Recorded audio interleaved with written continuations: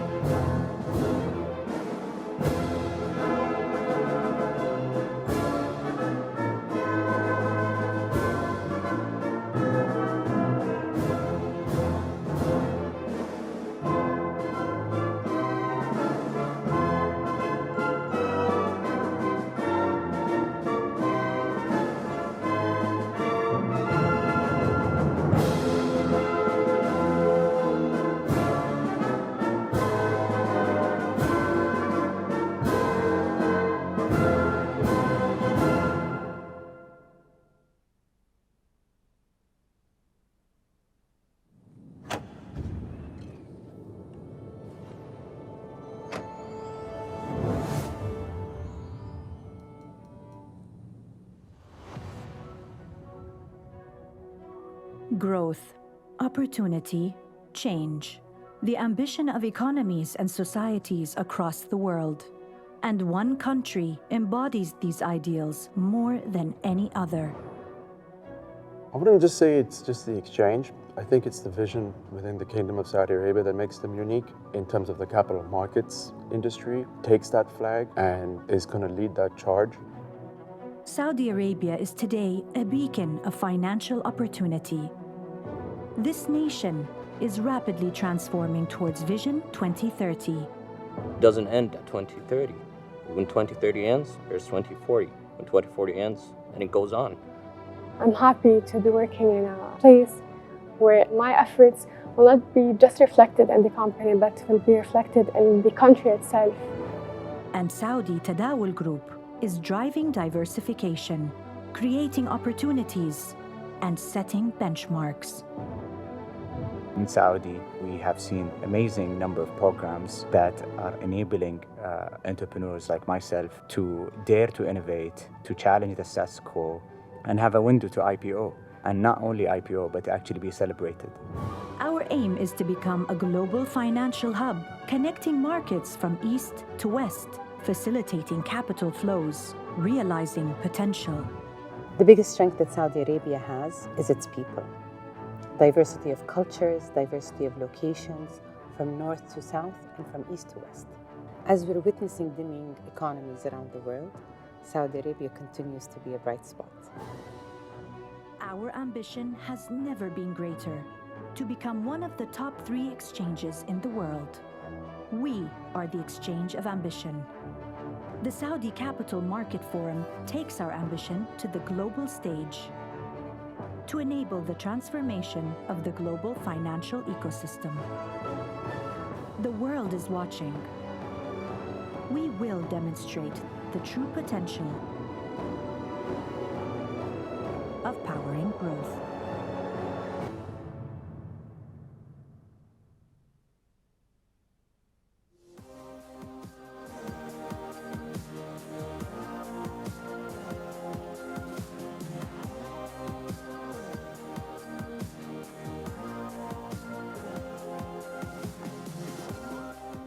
Assalamu alaikum wa rahmatullahi wa barakatuh. Good morning, Your Royal Highnesses, Your Excellencies, esteemed leaders from the world of business and finance, ladies and gentlemen. Hello and welcome to the Saudi Capital Market Forum 2024, held under the patronage of His Excellency Mohammed Al-Jadaan, Minister of Finance, Chairman of the Financial Sector Development Program Committee.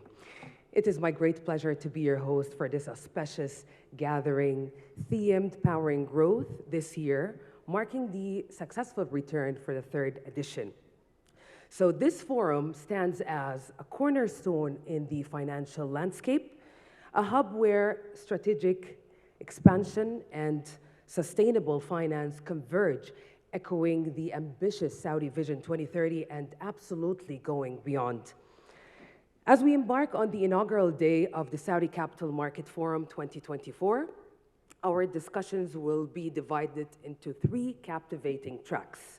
So the first track will unveil Saudi Arabia as the greatest success story of the 21st century. It's a narrative of pride and achievement. Transitioning to the second track, our focus shifts to exploring the vast and untapped opportunities and potentials that of the Saudi capital market, and also delving into avenues for growth, innovation, and sustainable development. Track 3 illuminates the cutting-edge innovations and disruptive technologies that are absolutely reshaping the way we envision the financial landscape.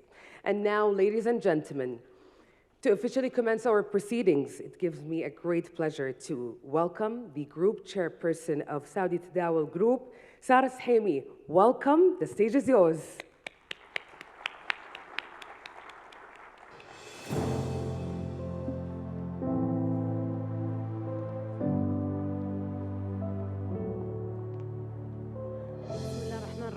Assalamu alaikum jami'an. Good morning, Your Highnesses, Your Excellencies, esteemed guests and participants. It's an honor to welcome you to the third edition of the Saudi Capital Market Forum under the patronage of His Excellency Mohammed Al-Jadaan, Minister of Finance and the Chairman of the Financial Sector Development Program Committee. Your Excellency, we are honored to have you here today, and I would like to express our sincere gratitude for your support of this event. We are thrilled to see so many familiar faces returning and equally delighted to welcome new global experts to our forum. This event stands as a pivotal platform for uniting global financial leaders and decision makers to chart the future course of capital markets worldwide. Our forum serves critical purpose, igniting inspirational dialogue, fostering impactful partnerships, and forging solutions to challenges faced by the global finance industry. Over the next 2 days, we will bring together a diverse group of more than 3,000 investors, listed companies, and financial sector leaders to delve into key challenges and opportunities across sustainability, innovation, and global investment flows. As we gather here today, I find myself reflecting on Saudi Arabia's remarkable journey under Vision 2030, and particularly that of the Saudi capital market. The development of the market infrastructure, the diverse products on offer, and the services provided by each of our subsidiaries are transforming the market into a bustling hub of opportunity. And I am immensely proud to be part of this journey. Together with so many of you sitting here today, we transformed many dreams into reality. And our dreams now are for an even bigger and brighter future. His Royal Highness Prince Mohammed bin Salman, Crown Prince, Prime Minister, aptly described our nation as the biggest success story of the 21st century. This is evident in our capital markets growth. Last year, the Saudi exchange reached a landmark of $3 trillion in market capitalization. Today, we rank as the 8th largest in the world by market cap, representing a milestone in our journey to become among the top leading global markets. This achievement is a testament to the robust listing activity we have witnessed, outperforming many emerging markets. In 2023, the MENA region, led by Saudi Arabia, was a bright spot during a globally quiet year for IPOs, with the kingdom dominating the region actively with 49 listings. The kingdom's unique position at the crossroads of continents and time zones facilitates a seamless flow of capital, distinguishing us from other emerging economies. The Saudi capital market serves as a vital hub, bridging East and West, and fostering cross-border collaboration. In fact, the number of qualified foreign investors in our market has increased by nearly 74 times since 2017, reaching almost 4,000 QFIs by end of last year, a growth rate unmatched by most emerging markets. On high liquidity, sophisticated infrastructure, and diverse investment opportunities have made the Saudi capital market the force it is today. These factors meant that last year, the portion of active emerging markets fund investing in the kingdom has more than doubled. As we look to the future, the Saudi capital market is set on becoming a top global market. At Saudi Tadawul Group, our strategic framework is centered on diversification, opening up our wealth possibilities beyond our growing equity market into debt, derivatives, commodities, and more. We are committed to enhancing our offerings and fostering increased international participation. The Saudi Capital Market Forum is a testament to both our belief and our story of what's more to come. The fact we have taken and continue to take action to translate that belief into reality. So to conclude, I am optimistic about the future, filled with growth, innovation, and successful collaborations. And I would like to extend heartfelt gratitude to our esteemed speakers for their presence over the next 2 days. I eagerly anticipate the wealth of knowledge and insights they will share, and I would like to thank our partners and sponsors whose support is invaluable in making this event a success. Thank you for being part of this journey, and I wish us all a fruitful and engaging forum. Thank you.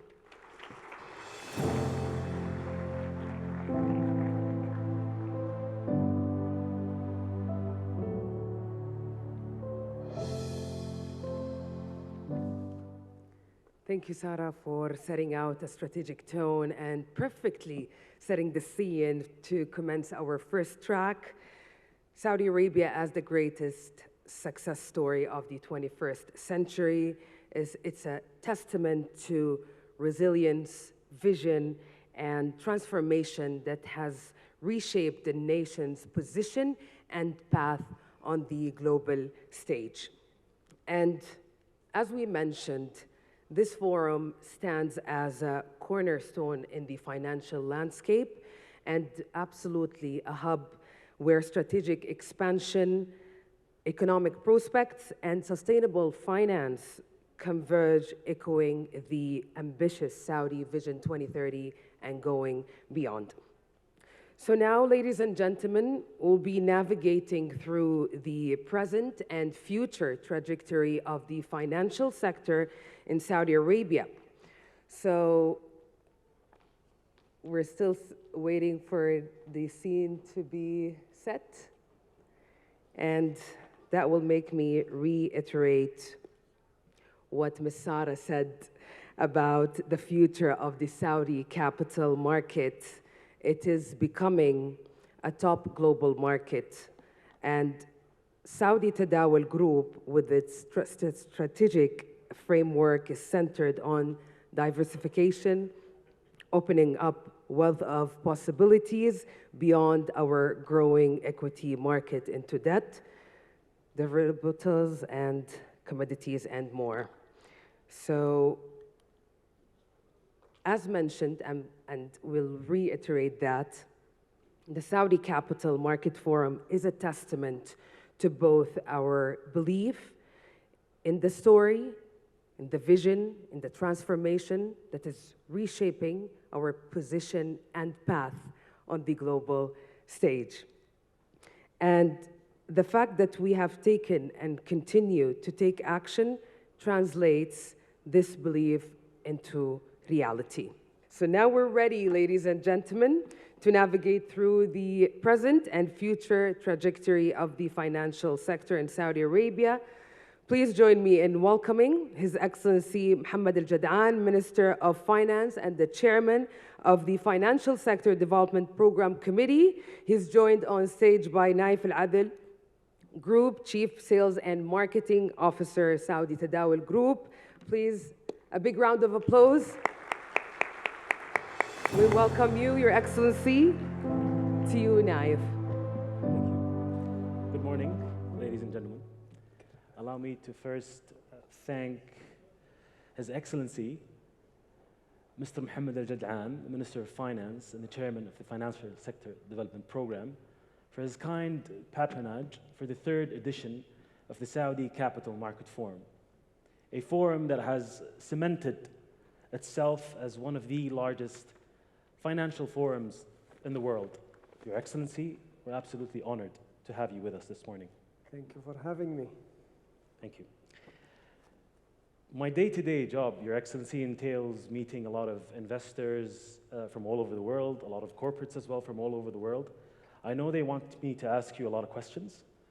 I'll try my very best to be a fair ambassador to these questions they want me to ask. Go easy on me.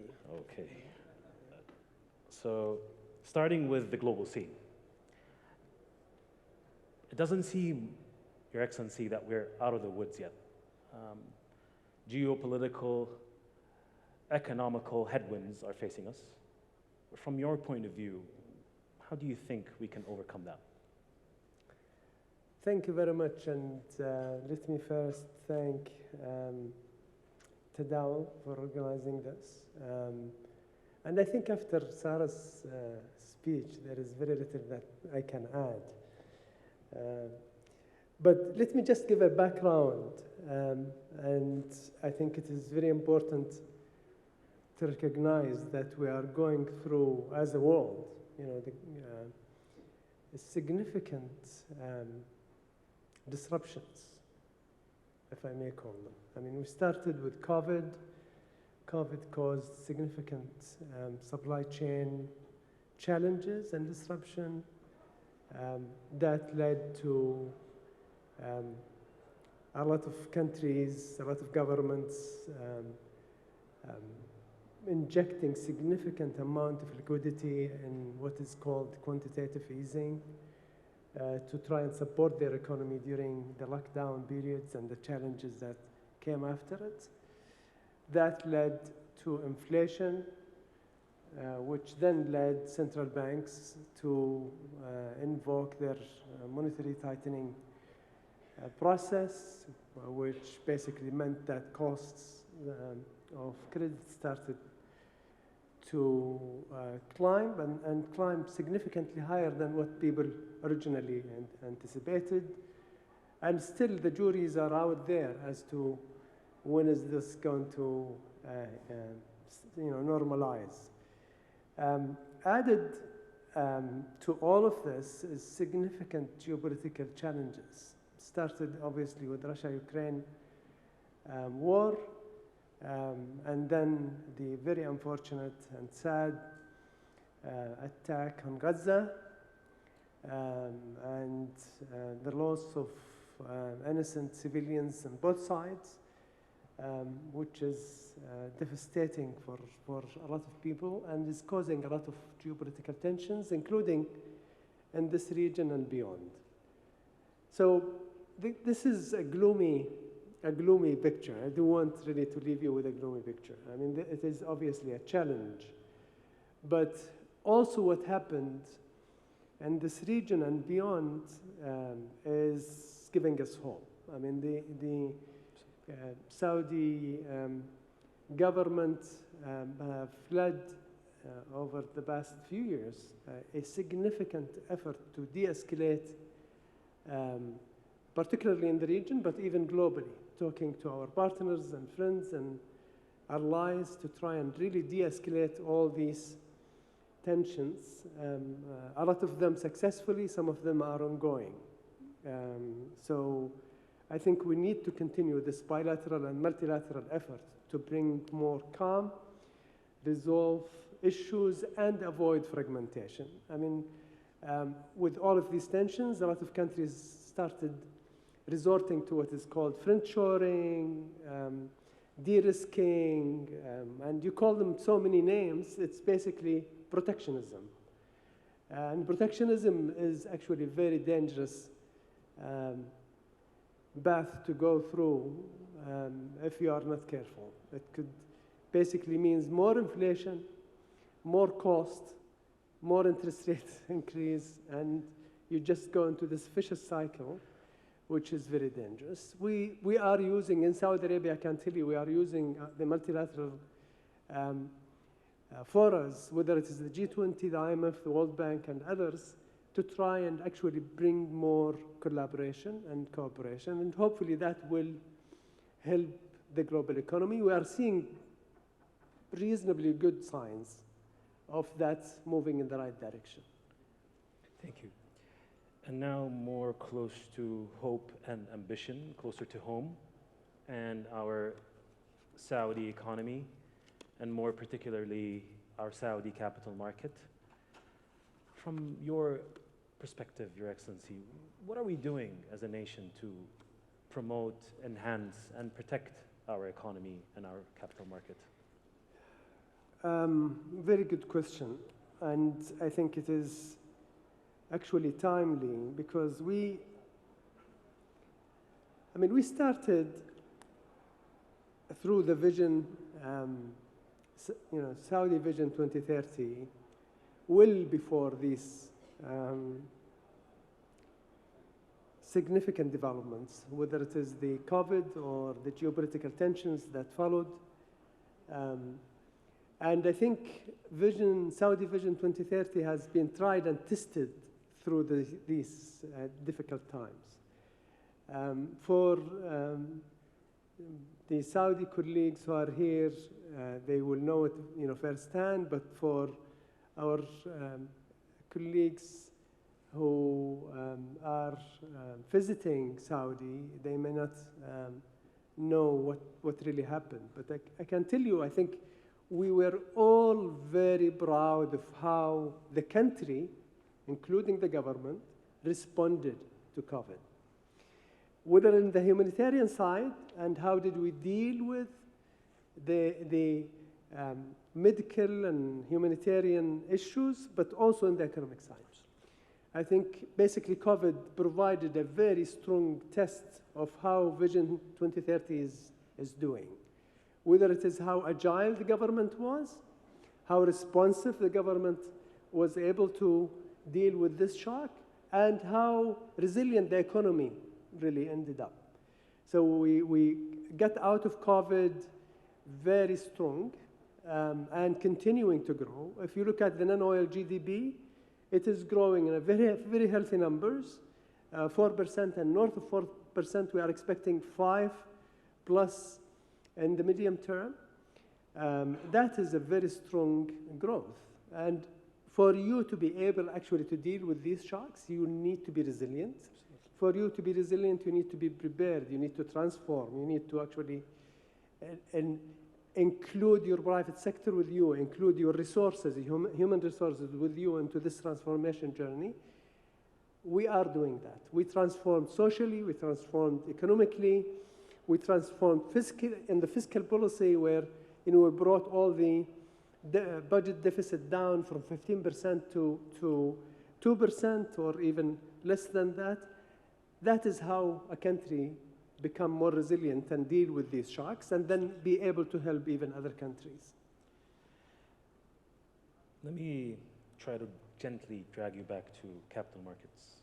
And I know that investors have appreciated and recognized the fantastic work we've done on the equity capital markets side. We've helped finance hundreds of companies, from both government-owned to privately owned companies. But it seems like it's time for debt, Your Excellency, or for debt capital markets to pick up. What needs to happen there? I agree, by the way. I totally agree. I mean, we have, as Sarah mentioned earlier, we have one of the strongest capital markets in the world. And it is largely driven by the equity side. And you can't ignore the debt side in the equation if you want a vibrant, healthy economy. And for the debt markets to flourish, you will need basically 3 elements to work together. First of all, you need a very strong regulatory framework to provide certainty, predictability for investors and issuers alike. And for that, I think His Excellency, I don't know where he is here, His Excellency Mohammed Al-Guwais is chairing a committee that is dedicated under the Financial Sector Development Program, dedicated actually to developing the debt capital market. So that's one. The second is making sure that you have an investor-friendly, issuer-friendly framework, not only just the regulatory framework, but framework, an ecosystem, which means you will need to make sure that you have robust advisory services, market participants who are able to provide services to issuers and investors at a reasonable pricing when it comes to what you can control within the government, i.e. trying to convince the Capital Market Authority to make the fees, etc., that is potentially may encourage investors and issuers to join more reasonable and more comparable, which they are. I mean, CMA even waived their fees on the debt side. And third, I think you need some of the basics like the yield curve. And for the yield curve to happen, you need the government, the sovereign yield curve, to be very clear in an extended period of time. And the government have actually done that, have worked over the last 5 years to make sure that there is a very clear yield curve over 1 year, 3 year, 5 year, and 10 year, and beyond that to 50 years, because it is the benchmark. Obviously, there are other enablers. We can talk about them, including the rating and the sovereign rating and how you strengthen the sovereign rating, how you make sure that you don't also crowd out, as government, you don't crowd out the private sector and other issuers who want to tap the market by your own issuance. Yeah. And maybe this is a question that will help segue towards the panel on the greatest story of the 21st century. Your Excellency, there's a lot of competition when it comes to capital attraction, investment attraction from every single economy in the world. What can we do as a nation for us to further enhance our competitive advantage in that front? I would like first to recognize my colleague, His Excellency Khalid Al-Faleh, who is with us here, the Minister of Investment. And this is possibly a question that will be directed to him, so I will not intrude into that area, because we will hear it, and I think he will be more clear, more elegant in explaining it than me. But I will just say that we as government recognize that we are competing in the global scene. We very clearly recognize that. And we very clearly know that investors have options, and we need to provide them with a value that will then entice them to come and invest in Saudi. What I can assure them is a few things. One is we have a very clear government alignment in terms of what needs to be done and how should we go about it. The government is very well aligned, and we talk to the private sector regularly, we talk to the investors regularly, we talk to other stakeholders in a very regular base to make sure that we are up to date in what are the expectations, up to date in what others are offering, and aligned internally in what needs to be done. So that I can assure them. Second, I can assure them that we have a very strong economy that have actually passed the test of multiple shocks over the last 7 years and has continuously, short of 2020, the COVID year, continuously has been growing in a very robust, strong way. Third, you have very strong rating level at A+, with actually an outlook that is either stable or positive. And you have a currency that is pegged to the dollar, so that is de-risking the currency exchange risk. His Excellency, I'm sure, will even talk more in details of how the government looks at this and how we want to make sure that we are attractive to investors who have multiple options around them in the region and globally. Fantastic. On regulations, I'll just touch on it very briefly. And a question that usually comes from investors is, are we moving at the right pace when it comes to regulatory reform in the country? Just a pace question. Yeah. I am an ex-lawyer, so I lived most of my life advising clients on their investments in Saudi, and then I'm also an ex-regulator. However, I have this tendency to be a rushing person. I need things to be done very quickly. And so if you ask me personally, I think we are not fast enough. So please, Mr. Al-Kuwais and even Tadawul, who have, as an exchange, their own regulatory requirements, you are not fast enough. But also for their defense and for the defense of government really at large, you need also predictability and stability. So changing too fast is also not good for the investors. But what has happened over the last 7 years is tremendous. Between 16 and now, the landscape, if you look at it in terms of the regulatory and legal, have changed significantly. 100%. Whether it is at the capital market specifically or at the financial sector as a wider scope, including the central bank, and now we have even the insurance and the insurance regulator, independent regulator, or at even the macro within the government, which I'm also sure His Excellency Khalid Falih will cover, the regulatory reforms that have happened at the macro level, which provides a lot more transparency, predictability that is needed. Absolutely. I know we've covered a lot, but we also are running out of time, unfortunately. Any final words for your audience, Your Excellency?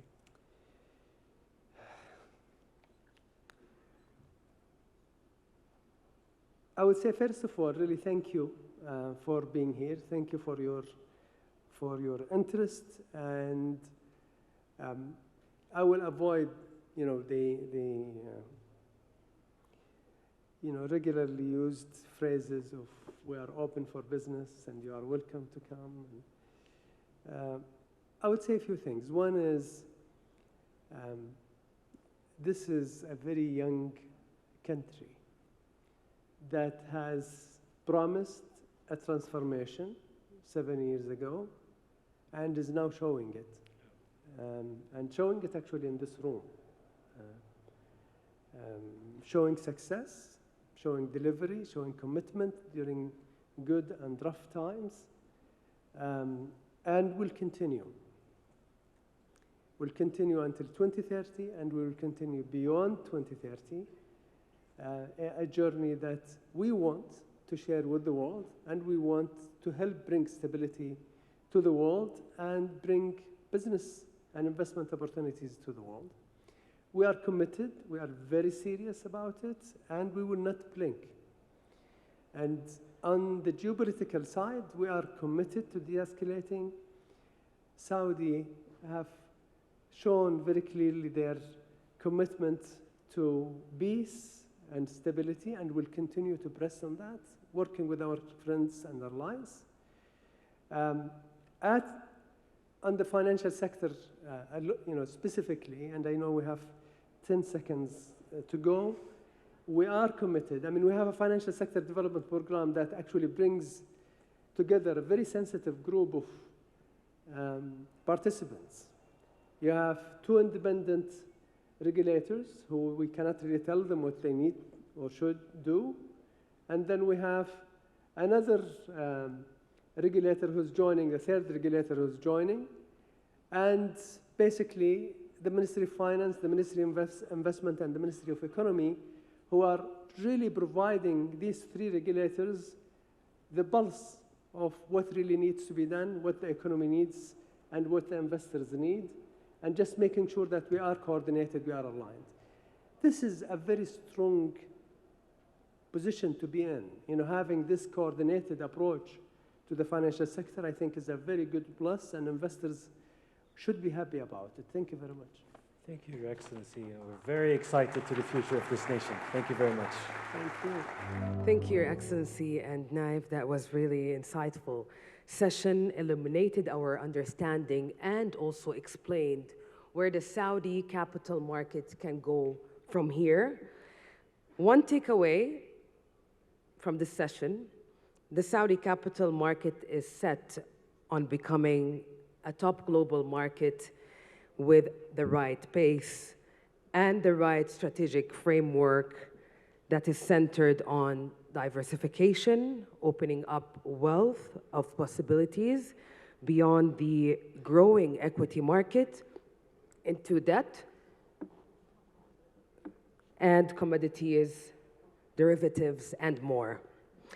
And next, ladies and gentlemen, we're gonna explore the narratives, strategies, and insights that are actually shaping what promises to be the most compelling success story of the 21st century.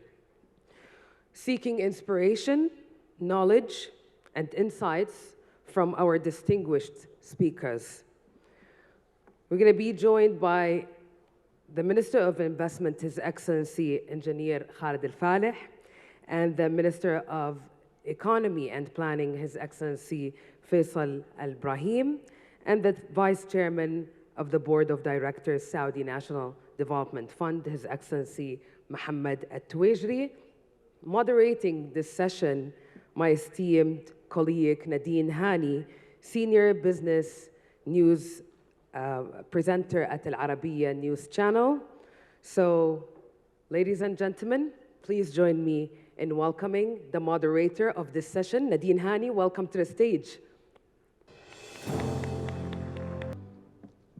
One thing to highlight, of course, Nadine, before passing the mic to you, that the Kingdom's unique position at the crossroads of continents and time zones facilitate absolutely seamless flow of the capital market in Saudi Arabia. To you, Nadine, the stage is yours. Thank you, Wiam. Your Royal Highnesses, Your Excellencies, ladies and gentlemen, distinguished guests, good morning. Welcome and thank you for joining us at the Saudi Capital Markets Forum 2024, which convenes this year under the theme Powering Growth, where capital growth connects. I'm Nadine Hani, as Wiam kindly mentioned. I present the business news on Al Arabiya and Al Arabiya Business these days. And it is such a pleasure to be here with you in Riyadh to moderate this session. This panel is titled Crafting the Greatest Success Story of the 21st Century. This is how the Crown Prince of Saudi Arabia described the massive social and economic change happening here in the kingdom during his famous TV interview last September. Thanks to its steadfast commitment and Vision 2030 policies implemented across a wide range of sectors, the kingdom is now able to record non-oil GDP growth of around 5%. It is laying the grounds for a dynamic society and economy that makes use of the kingdom's strategic location, as Wiam mentioned, between 3 continents to become a logistical and manufacturing hub, a tourism destination, a commercial, sports, and cultural center, and compete regionally and globally across a variety of sectors. So where does the kingdom stand today compared to the targets of Vision 2030? What is the cost of implementation and hence its financing requirements? We'll try to answer those questions with our esteemed lineup of speakers. I ask them to join me on stage. We have with us His Excellency Mr. Khalid Al-Faleh, Minister of Investment, and also His Excellency Mr. Faisal Al-Brahim, Minister of Economy and Planning, and His Excellency Mr. Khalid Al-Tuwajri, Deputy Chairman of the NDF. Welcome.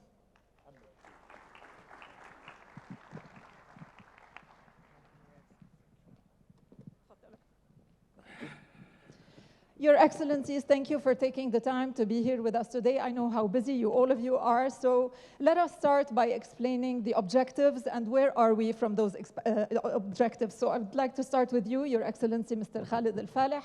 What are the kingdom's objectives when it comes to investments, and where are we from achieving those objectives? Thank you very much, Nadine, and it's a pleasure to be here. Let me congratulate Sarah and Khalid Hassan and Tadawul, and I'm sure the Capital Market Authority, as their regulator, has something to do with this fantastic organization and the great turnout to this very important forum.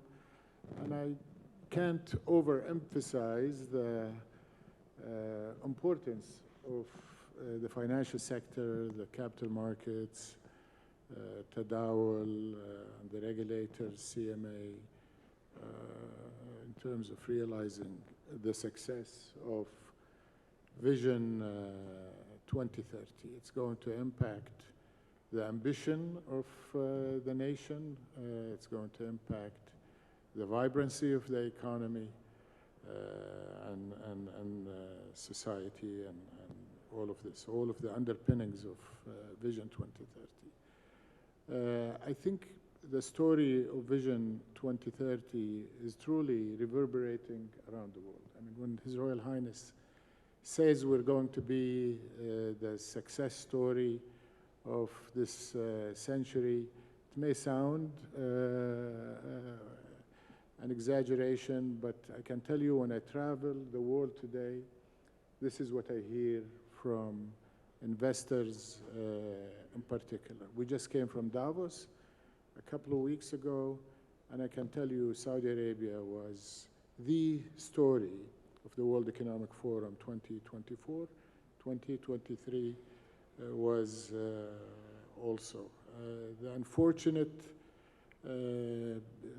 turbulence going on around the world, geopolitical, security, economic, that His Excellency Al-Jad'an spoke about in the beginning of his session, makes Saudi Arabia and the GCC at large, but Saudi Arabia in particular, stands out as a beacon of hope, as an island of stability, as a destination for global investor, whether they are companies that operate in their sectors, own assets, build projects, and stay with them for decades, or they're financial investors looking to get the proper risk-return trade-off in the Kingdom of Saudi Arabia.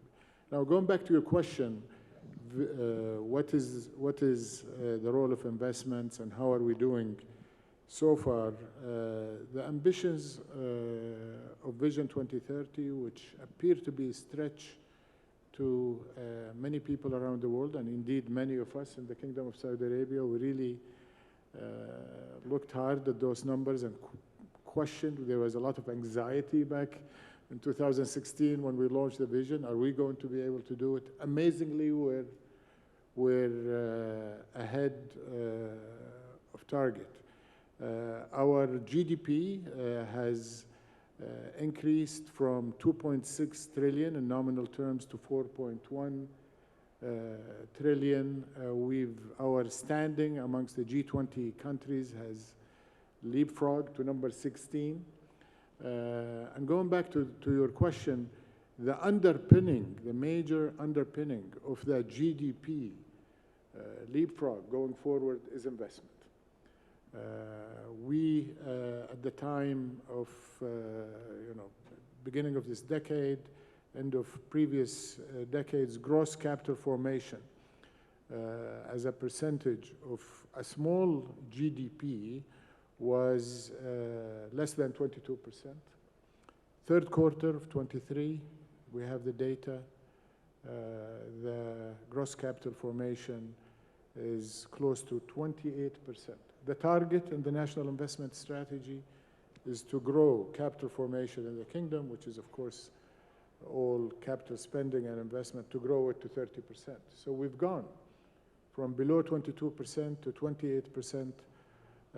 And the stretch target that we were worried as a Minister of Investment, are we going to be able to create that much capital in the economy, draw that much capital? We're actually ahead of target. The other encouraging part when you think of a global story is that FDI is also growing ahead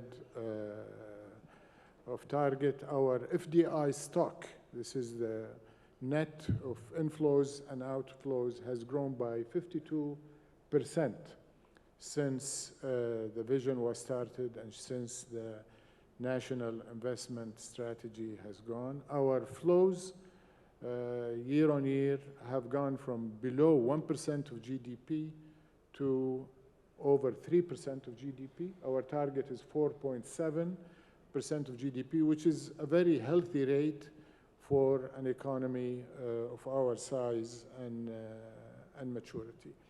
And the last thing I would mention is both domestic investment and international investment are seeking the right growth sectors. It's well known that the kingdom has been investing heavily in oil and gas, the sector I used to work in, and in industries associated and underpinned by the kingdom's amazing competitive position when it comes to fossil fuels and oil and gas. Petrochemicals, in particular, refineries, have been the main source of FDI.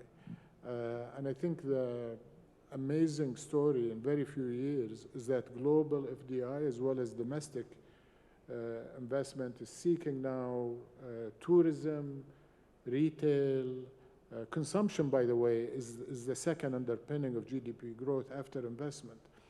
And this consumption, whether domestic or international, through the increase of number of travelers, is also providing a big pull for investments. All of this, what I just mentioned, is going to provide real assets available for the financial markets to securitize, to spin off, to create derivatives, to fund during building of these projects, both equity and credit, but then to create a vibrant capital market that the organizers of this conference are more than able to grow and take it from being 9, 10 today in terms of total capitalization to, as Sarah mentioned, the ambition of being one of the top 3. We will definitely discuss the role of the capital markets in helping achieve those targets. But when we talk about the economy and the components that are recording growth, we have to ask His Excellency Minister Al-Brahim about the non-oil GDP specifically. When we look at last year's figures, of course, the oil GDP had a sharp contraction as a result of the oil production cuts. But the non-oil GDP recorded a healthy growth of 4.6% in 2023. So could you shed some more light on how was that achieved? Sure. Thank you, Nadine. First of all, it's a great pleasure and honor to be here. I think, as His Excellency said, the capital markets and the wider financial sector are not only a sector in its own right that's contributing to the economy, it's also a sector that's enabling this growth. It's, as one of my colleagues says, the veins and the blood. It's fueling this transformation. And we've been very fortunate that this sector has been mature in terms of its institutionalization for a long time, and that led to output that is very competitive, I'd say, in terms of policies and regulations. And all the thanks go to our leadership, but also the leadership and the teams in these regulator institutions, but also on the public administration side and the private sector and the financial institution. And I think we're also more fortunate because now in a time of transformation, we can count on the sector and the capital markets to evolve more and be part of this transformation, enable it, and I believe that's why we're here today. Why we're seeing this growth? Of course, we had a record growth overall GDP in 2022 of 8.7 as the fastest G20 economy, but also underpinning that was growth of non-oil activities at 5.9%. And today we see non-oil activities growing at 4.6% according to the Statistics Authority's flash estimates. That's still healthy growth over the 5.9%. And I think the reason is, among many things, is commitment. If you look at this vision, 7 years strong, so many countries and so many institutions announce visions and transformation plans, but 2 or 3 years later, it just isn't still fresh. Today, the Vision 2030 is still top of mind. It's still our true north. And there's still the same commitment we saw in the first year. We're seeing it today. And on top of that, we're seeing delivery. Delivery that we're seeing in the economic activities that are driven by more sectors than ever before. We saw it in the beginning, pre-COVID, in financial services. Then we saw investments. Then more recently, in the last year, we saw tourism or exported services. In the first half, they grew at 135% year over year. In 2023, I think the first 3 quarters, we saw transport and storage grow at 9%. We saw hospitality and restaurants grow at 7.2%. We saw retail and wholesale grow at 6.8%. business and finance and finance, insurance, business services at 5.2%, and many more. These are significantly larger numbers than what we've seen before at a time of, I'd say, challenge in our tough neighborhood, like His Excellency, the Minister of Finance mentioned. So the beautiful thing is that we're seeing more and more activities coming from more sectors, which is telling us that this transformation, this diversification is working. And obviously, we want to see more. The job is still not done. And hopefully, with our partners in the capital markets and with the impact they will have on the overall economy by facilitating a lot of this growth and investment, we'll see even more results as we go.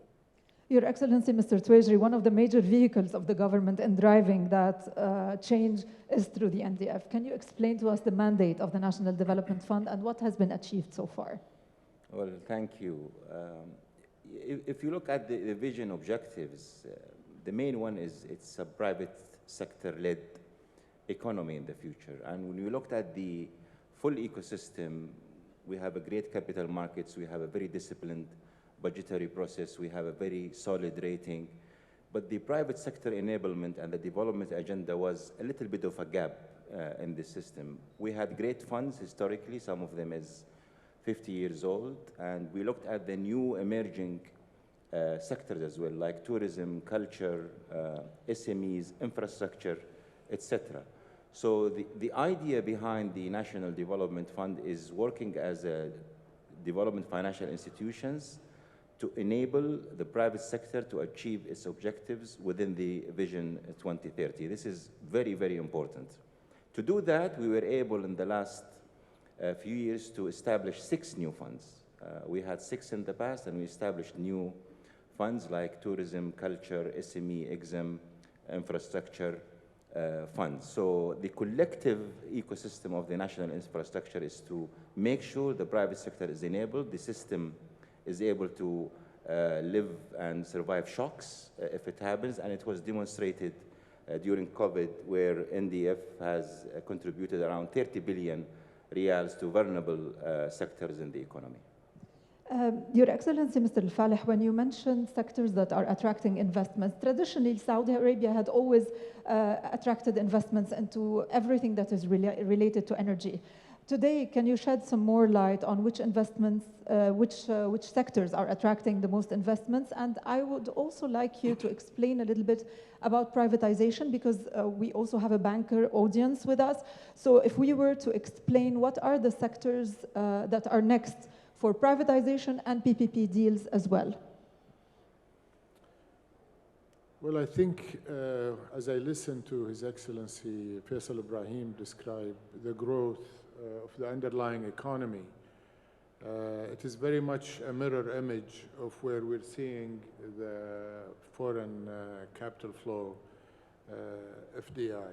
Manufacturing last year had about a third of the total FDI coming into as a flow, and it continues to lead in terms of FDI stock, and you see it around the kingdom that companies that are investing in our large and growing manufacturing sector, and being someone who came from industry, I believe that's a great precursor for sustainability and development of the economy. Manufacturing is not only targeting the domestic economy, but for the kingdom, manufacturing is an export play, and we are attracting at scale large manufacturing global champions to come to the kingdom and create a foundation for realizing one of the strengths and the objectives of Vision 2030, which is being a connector of 3 continents, not just logistically, not just in terms of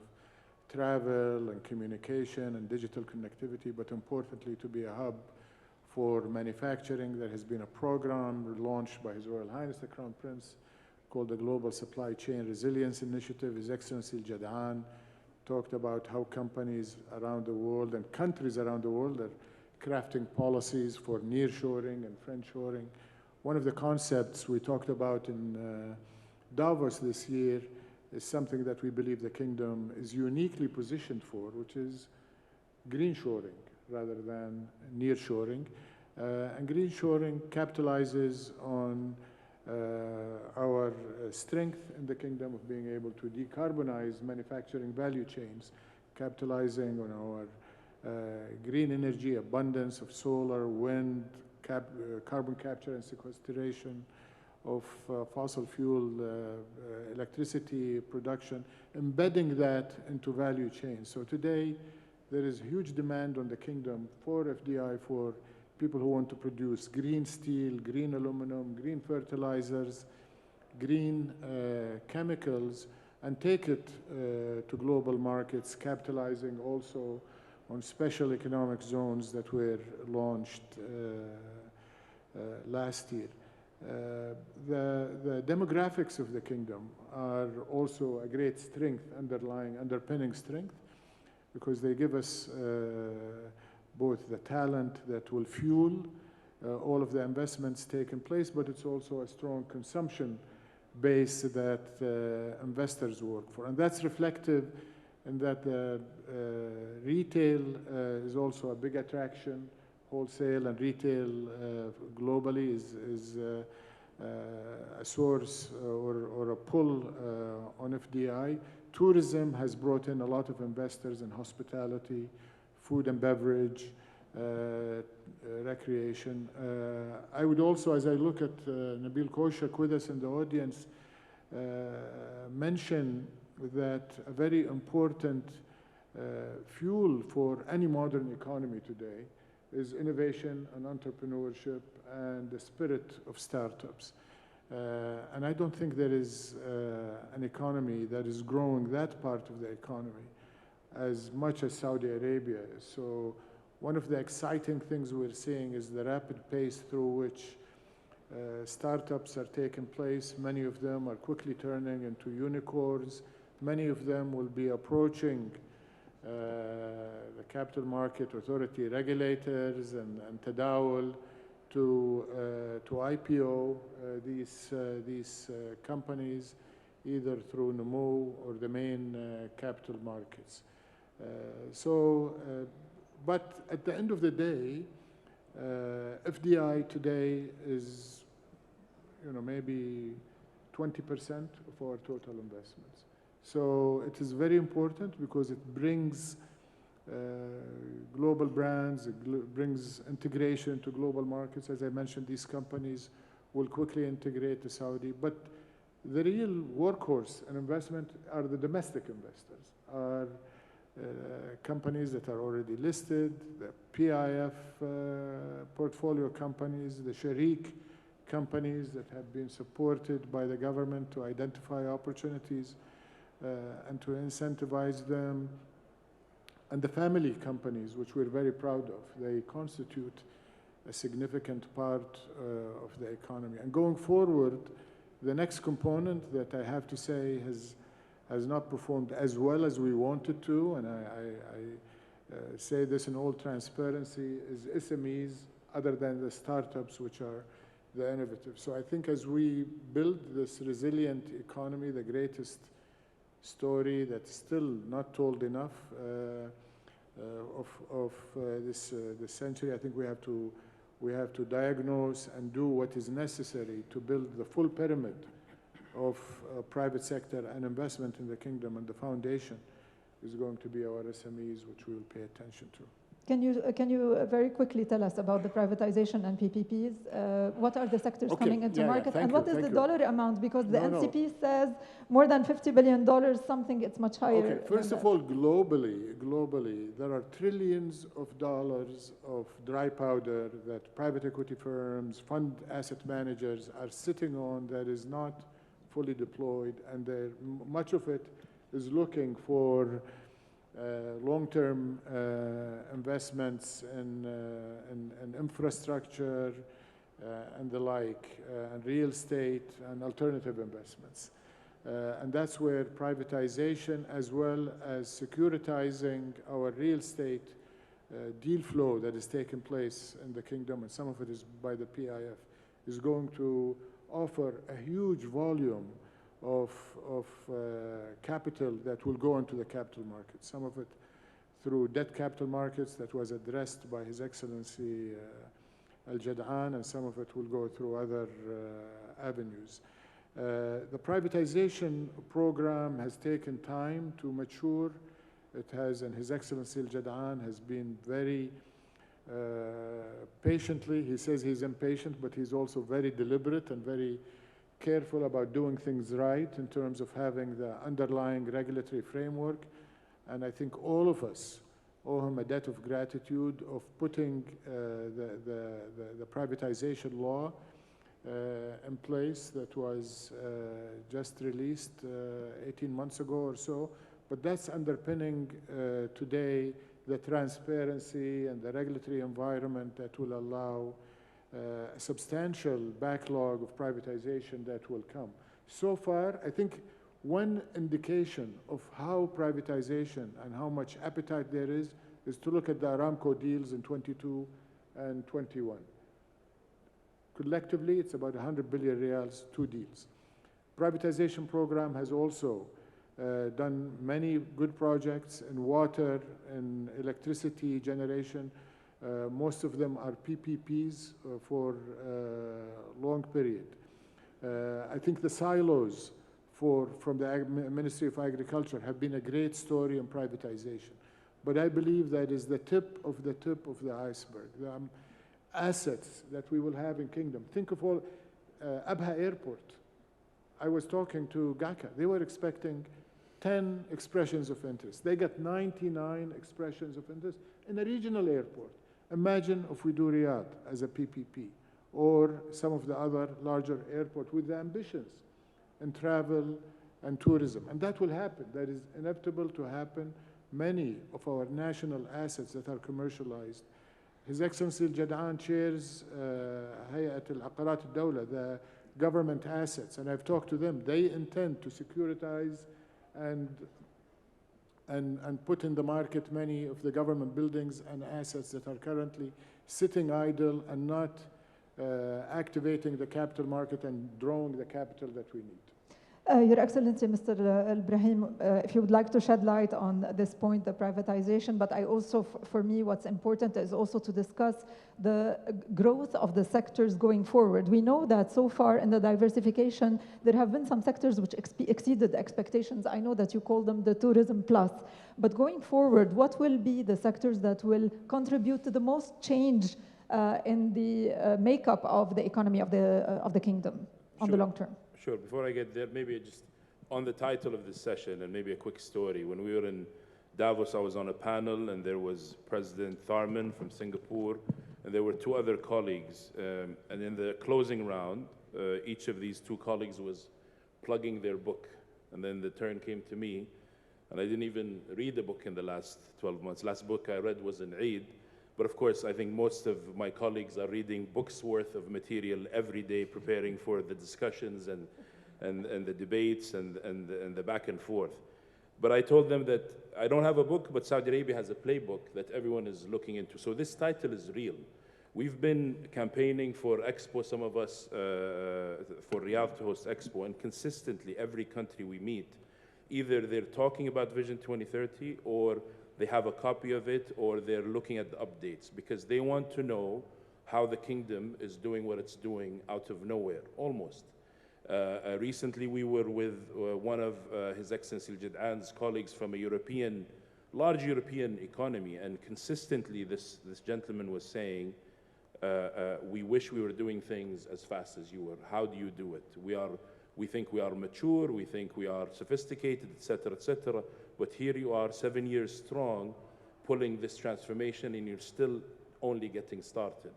That said, there's a lot of successes, but there's also a lot of challenges, a lot of things we didn't get right the first time that we're adamant to get right the second time, the third time. And His Excellency alluded to the kingdom and the strategies having a transparent performance culture that we have. So some sectors, obviously, we want to see all the sectors evolve and unlock their potential. We look at every sector and we say, what can this sector do to our story? What can this sector do to other sectors? What can it contribute to the economy? What do we need from this sector? And because of that, a lot of strategies evolved because we need a clear path of how these sectors will evolve. Last year alone, 30 strategies were launched between sectoral, cross-cutting, and regional. And that's not the number of strategies that we're reviewing on a continuous basis in the center of government, in the Strategic Management Committee, which is chaired by His Royal Highness. There's a lot of progress. Tourism, for example, achieved their targets, their 2030 targets, and upped them to 150 million visitors by 2030, and its contribution to the economy also has been increased. Logistics, we went up in 17 ranks a year ago or a year plus ago, and that has a huge impact on how we do business. So every strategy is succeeding in its KPIs. Some are having some challenges in their KPIs, and we're sitting together to see how we can unlock these constraints and figure out what are these challenges, but they're all moving forward. And some strategies are long lead ones that require more capability building, more long-term view, and more investment that we're adamant to make sure they contribute. Speaking of the sectors that we want to see more growth in, you mentioned Tourism Plus. We simplify it. We say it's Tourism Plus and Industry Plus. The reason we say this is because if you cut all the sectors in the kingdom, you'll see resource sectors. These are leading sectors. But the growth there is not that unlimited. You also have following sectors, or the sectors that are locally focused. Here also, we worry about people being drawn too much to the construction boom and the transformation boom and the economic boom that the kingdom is witnessing, but the reality is this is limited by how big the kingdom is and how big the local demand is, even if it will double or more over the next 10 years. What truly we focus on is the non-oil tradables, the sectors that are externally focused, and here it's goods and services. Services, we call it Tourism Plus for simplification, and we've talked about the numbers. This is tourism, culture, sports, entertainment, etc. The edge here is to have a user experience that is second to none, and that also offers a value that is very competitive regionally and globally. And this is by its own a sector and activity that didn't exist before, that we want to plug into the economic landscape, but also this serves as a soft infrastructure to attract talent and people and visitors who can help us with the other group, which is Industry Plus. Here we have mining, advanced manufacturing, logistics, and anything that helps us produce goods that are competitive and complex and that can survive and do well in the external markets. Mr. Twajri, you mentioned 6 new funds in addition to the 6 funds that were existing. What are the sectors today that you think require the most support from NDF, but that the government thinks that it will have the most impact going forward in changing the economy? So as a general rule, anything that's non-oil revenue driven, anything that improves our balance of payment, anything that creates jobs, is definitely something we will support. That's a general rule. We do, however, have a socio-economic discipline across the board to make sure we're targeted, we're long-term, and we're sustainable. So if you apply these 2 rules, then we will end up, at least from a developmental agenda, is to support everything that serves these objectives and the KPIs of sectorial strategies, etc. But to specifically answer your question, I think the SME sector is very close to our heart. It's a job creator, it's long-term, it's safety. If we want to be really an export-driven private sector economy, if we want to be really a car manufacturer, then we need to have a very, very strong SME sector. Hence, we created the SME bank. We make sure the other 11 funds have an SME element into it. Infrastructure is another thing. Again, if we want to grow and make sure that investors come here and make sure that tourism really flourish, infrastructure is key. His Excellency mentioned privatization. This is also supportive of the overall infrastructure system. And the new economies, like His Excellency Faisal tried to mention, is very important to diversify the economy. So in summary, the new economies in a very good discipline to make sure we achieve a private sector-led economy. Can you explain to us, when you say enabling the SME sector, how do you do that? And could you shed light also a little bit on the financials? How much firepower is there? Yes. What is the role that the financial markets can play in supporting this agenda? So historically, the SME did not have a very good funding in the system. Commercial banks were a little bit shy for many reasons, not only in the kingdom, but very few countries in the world really cracked that segment of the economy. So one, we wanted to fill the gap of what the commercial bank is doing, and we become the equity or the major participant in this sector. So this is one objective. Second, we want to really support everything that's taking place. So when we look at the PIF portfolio, for example, the Giga projects, this needs a massive SME behind them to operate in the future, to do the maintenance, et cetera, et cetera. So that's the philosophy behind SMEs. NDF in general is going to deploy around 600 billion in the economy. I would say at least 20% of that is going to the SME sector across the funds in the next 7 to 8 years. Your Excellency, Mr. Ibrahim, when you mentioned the national investment strategy today, how will you finance the objectives of that strategy, and what role can the capital markets play to finance that? So the national investment strategy that His Excellency talked about is composed of many, I'd say, segments or components. You have FDI, which is around 15 to 20% of that 12.3, 12.4 trillion real target. You have the private sector, PIF, and several other components. I think in the private sector, everything we're doing is designed to grow the private sector, so its contribution to the economy grows to 65%, but also have specific programs and initiatives like the National Incentives Committees and its work, but also Sharik, that's there to fuel more private sector growth and private sector investment. We also have FDI and the programs that His Excellency mentioned on attracting growth in FDI.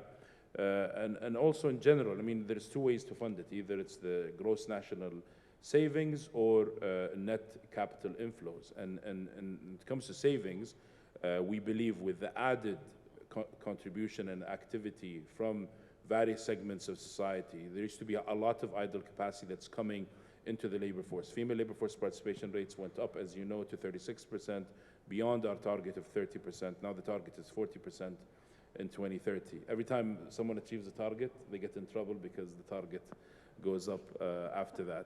But there's more activity in that. There's a different behavior. There's more financial literacy, which leads to more savings. And we think with this economic activity, more savings are going to be in the system, more liquidity and more indirect, I'd say, fuel for more investments to be made. You also have the surplus from the budget and the debt that's being issued that's either going to more capex or going to the National Development Fund to support selectively the projects that are of a certain priority. But then there comes the capital market, which has evolved significantly. In the equity side, I think in the last 10 years or less, it attracted 180 to 200 billion rials into the market. On the debt side today, it's around 4.1% of our GDP, and the target is to go to 18% by 2030. And they will play a significant role, the ECM and the DCM solutions that are available towards attracting capital to the projects that we need to see grow, and it's high quality capital, long-term capital that can help fuel this transformation further. Your Excellency, Mr. Faleh, let's end this session with you. Our time is up, but I would like to hear your thoughts on how the ECM and DCM can play a role in helping finance those massive ambitions. And I would also like you to shed light on the source of capital, local versus foreign, because so far there has been a heavy reliance on local capital. And of course, foreign is going to cost more. So at what point will you make that transition? Actually, direct offshore lending has been increasing quite fast, at 30% per annum over the last few years. I think cumulatively there is $200 billion of offshore lending to Saudi entities. This is non-sovereign. But that's not where we want to go. I think, as mentioned by His Excellency Jad'an, His Excellency Ibrahim just now, I think as we grow our economy, the debt capital markets creating enough. Today, I think less than 3% is the data I have, is the size of the private debt capital market, non-government, as a percent of GDP, and the average G20 is north of 50%. And obviously we have to crawl before we walk, before we run. So as mentioned, His Excellency Guwais is taking this on as his tasks, and he will get us to a decent percentage. I've talked to him about needing to have achievable but high ambition on our way of becoming.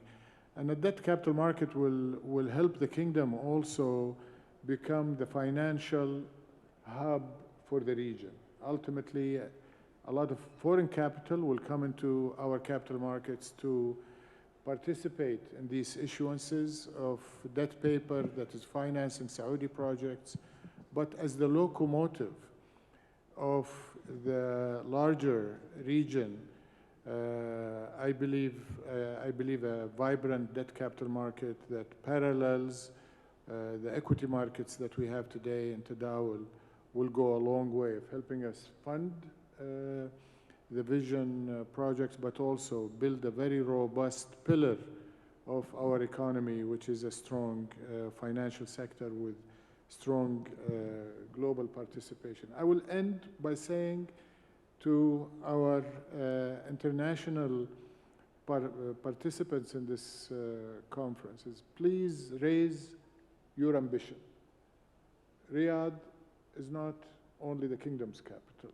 Riyadh is the Middle East capital. His Royal Highness, another statement he has said is the Middle East is going to be the new Europe. There is a renaissance that is going to follow the unfortunate turmoil and problems that we've had in the Middle East. And this country, with its leadership, this capital, with its vibrant financial sector that is already strong and going to get stronger, is going to play a big part of bringing global capital into the region. Our regional headquarter program, which we in the Ministry of Investment lead and participate in, has already exceeded the targets. We have north of 300 companies that are operating companies, some of them from the financial sector. But we want the financial sector to think of having their regional operations, managing what is happening in the region from Riyadh. And I believe the Financial Sector Development Program, chaired by His Excellency Al-Jad'an, our well-recognized regulators, CMA and Central Bank, will incubate this international financial center that is going to be the next part of this story of this century. We hope that the geopolitical situation helps us, and hope that Riyadh will reach its ambitions and the whole Middle East region as well. Your Excellencies, thank you very much for being here with us today, and for the audience, thank you for listening to us. I hope you found the session as interesting and informative as I did. Thank you.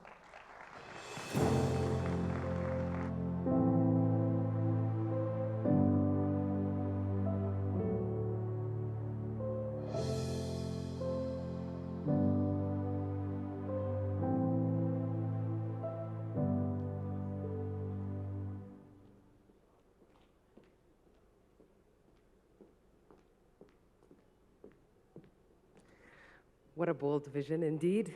Thank you, Your Excellencies and Nadine, for this fruitful conversation focusing on Saudi Arabia's exceptional paramount success story. It's just a testament to resilience, growth, vision, and the transformation that has reshaped the nation's position and path on the global stage.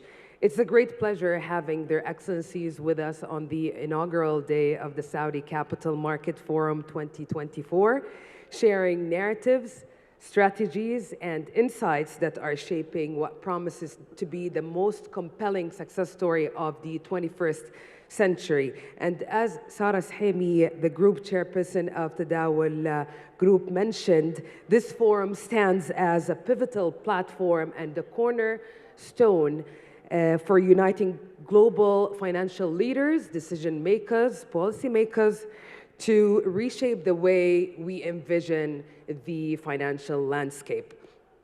And now, ladies and gentlemen, it would be incomplete without hearing from the man in charge of driving growth and the development in the Saudi capital market, His Excellency Mohammed Al-Guwais, Chairman of the Board of the Saudi Capital Market Authority. Welcome to the stage. He's joined also by Konstantin Kotsias, Bloomberg European Director. Please, a round of applause for His Excellency and the moderator of this session, Konstantin Kotsias, Bloomberg European Director. Great to see you again.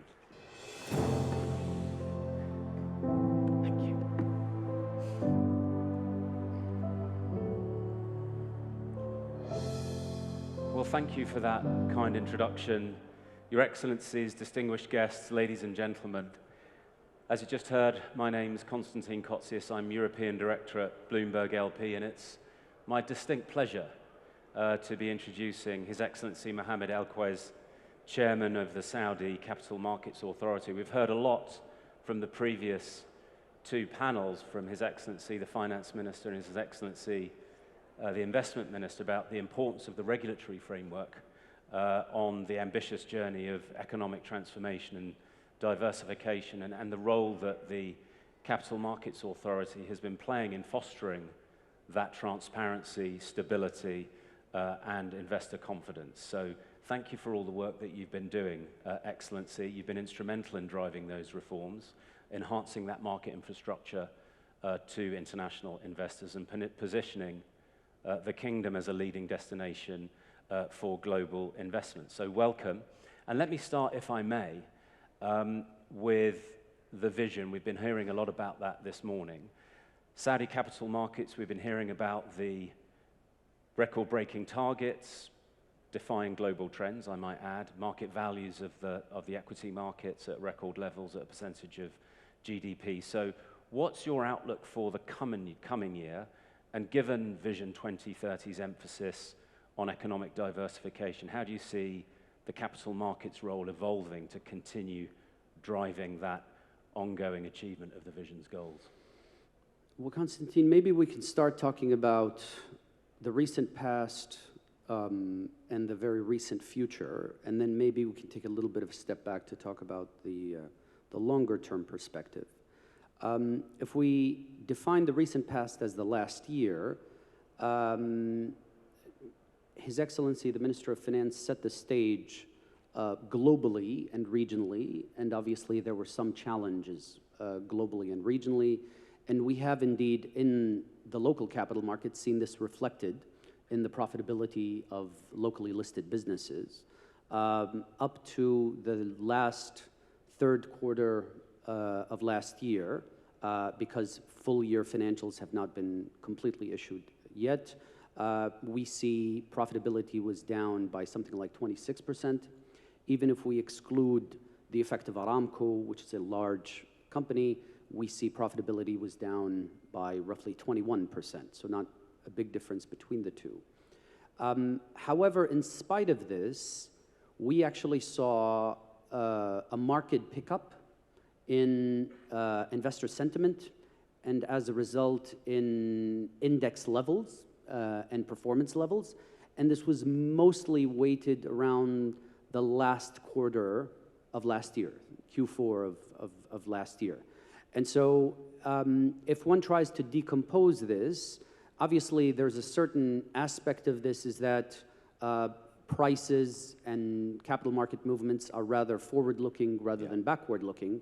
So this is a reflection, our belief, of two things. One is a global sentiment on possibly more dovish position in terms of interest rates and future interest rate positions.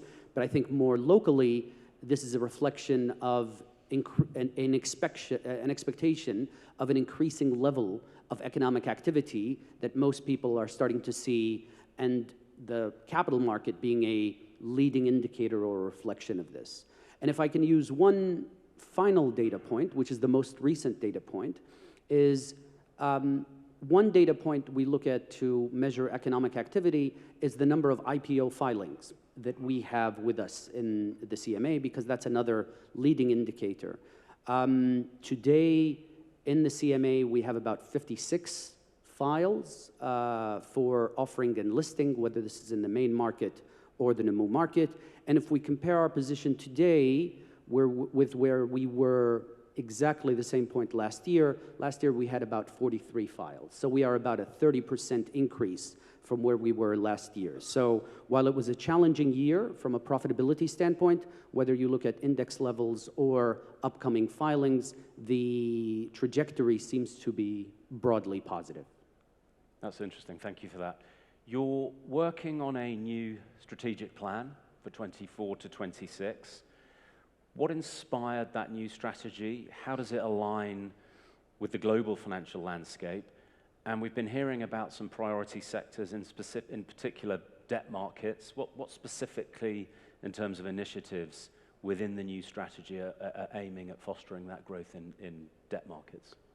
Well, Constantine, both the new strategy and what their excellencies mentioned on the financial sector development program, all of these essentially trace back to Vision 2030, about the aspirations of achieving Vision 2030 and the requirements which continuously are updated to achieve Vision 2030. So if we decompose the main objective from an economic standpoint of Vision 2030, it is mainly from an economic standpoint based on diversifying economic activity in Saudi Arabia from our historic reliance on hydrocarbons. Now, in order to do this, we need to build new sectors. And their excellencies in the previous two panels talked a lot about the new sectors that are being built, the new giga projects that are being built, et cetera. And all of these sectors and all of these activities require financing, and they require a significant amount of financing. And actually, the sum total of this financing, which was illustrated and reflected in the National Investment Strategy, is a grand total of roughly $3 trillion from now till 2030. Now, what does this mean for us in Saudi Arabia? This means that for the first time, Saudi Arabia is likely to transform from a net exporter of capital, because we need to remember that Saudi Arabia was the largest exporter of hydrocarbons, but our second biggest export in the last 50 years was capital. Yeah. We are now, for the first time, encountering the proposition of transforming from a net exporter of capital to a net importer of capital. And a net importer of capital requires a very different infrastructure, very different financial system than when you are a net exporter of capital. What does this need? This needs a capital market that is open to the world to be able to absorb all of this capital. That became a big pillar of our capital market development plans and indeed of our financial sector development plans. And in the last 5 to 6 years, we now have a capital market that has roughly 400 billion riyals of net foreign investment and continuing to grow. But reflecting forward in the coming period, it is a capital market that needs to be diversified across multiple channels and multiple vehicles and multiple instruments to absorb that capital, both local capital and international capital.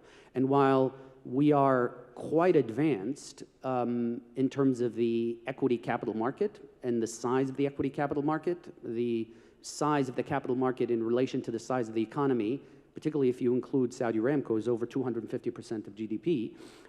However, the areas where we need to grow a lot more are, number one, in the debt capital market, and number two, in the asset management industry, which covers both the traditional asset classes as well as other alternative asset classes. And I think some of their excellencies, the ministers, talked about the importance of the debt capital market. And just to put it into magnitude, private sector, local debt capital market, local debt issuances, outstanding issuances by local issuers in order for us to achieve our investment requirements from different sources of financing, needs to grow from 4% of GDP, which is where it is today, to roughly 18% of GDP in 2030, in order for us to achieve these investment requirements. Now, this is in relation to the economy. We need to take into account the economy is growing as well through this period. So if we take it in absolute terms,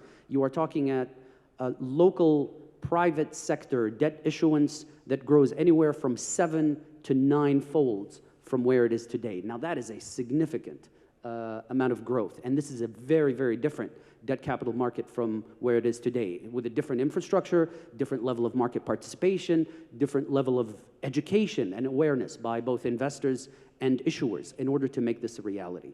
The second and last pillar that I would say is a significant growth area for the local capital market is the asset management industry. Now, the asset management industry is obviously more mature than the local debt capital market, but it is not yet as mature as the equity market, and the bigger growth areas there are the areas of alternatives. We are already growing significantly in some segments of alternatives. So, for example, in venture capital, last year we have become the largest market in the MENA region in terms of amount of venture capital raised. However, we think we have only scratched the surface, whether it is in terms of further growth in venture capital, private equity, real estate, and all other alternative asset classes, which are all requirements in order to translate the vision of 2030 into a reality and to provide the fuel for that vision. I think, well, thank you for that. I think there's a real opportunity there, and you're clearly on the way. And it's a nice segue in terms of the diversification point you were making, Excellency, around technology and innovation. I mean, we know it's an enormous pillar of Vision 2030, and we're hearing a lot about technological disruption in financial services and capital markets. How do you view the role of technology in shaping the future of capital markets? Well, I think the relationship is actually bilateral. So both technology shapes the capital markets, but equally importantly, the capital market shapes and finances technology and technology innovation. And I would say, if I can start with the latter,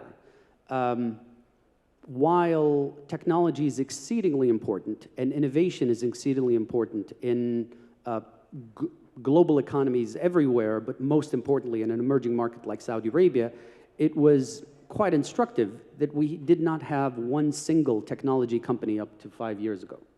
Today, one of the largest sectors in terms of the number of listings, in terms of the amount of capital raised, is the ICT sector broadly.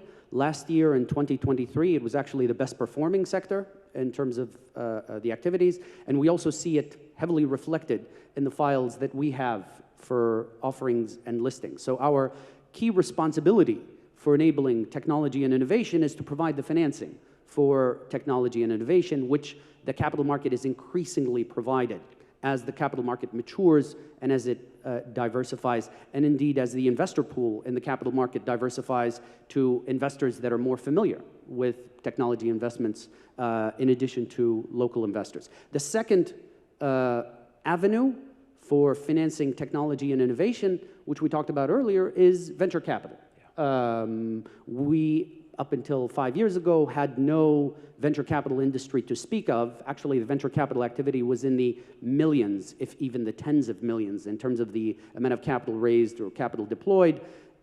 Last year, we crossed 1.7 billion in terms of capital deployed in venture capital, which made us the largest capital market in venture capital in the MENA region. And I think now most of our growth is now putting us in the league tables in terms of venture capital raised and venture capital deployed as far as global emerging markets, and hopefully among the highest in the world. And obviously the bulk of that venture capital is oriented towards ICT sector, technology innovation. Interestingly, the biggest sector in venture capital was fintech, or financial technology. And this leads to the last and final point, because on fintech, we are both a provider of financing via the capital market and other vehicles, but we are also a regulator of some aspects of financial technologies. And there, we have seen almost explosive growth in terms of the number of businesses, in terms of the diversity of opportunities, and that is attractive not only in its own right, because the growth in these fintechs is also creating investment and financing options for other businesses and SME businesses that didn't exist in the past. So now in some of the crowdfunding platforms, I can see businesses open the door and get financed within 20 seconds, whereas it would have taken them months, sometimes even years, particularly for smaller businesses to get financed. Yeah, no, it's fascinating to see that development. Let me move on in the time available to sustainability.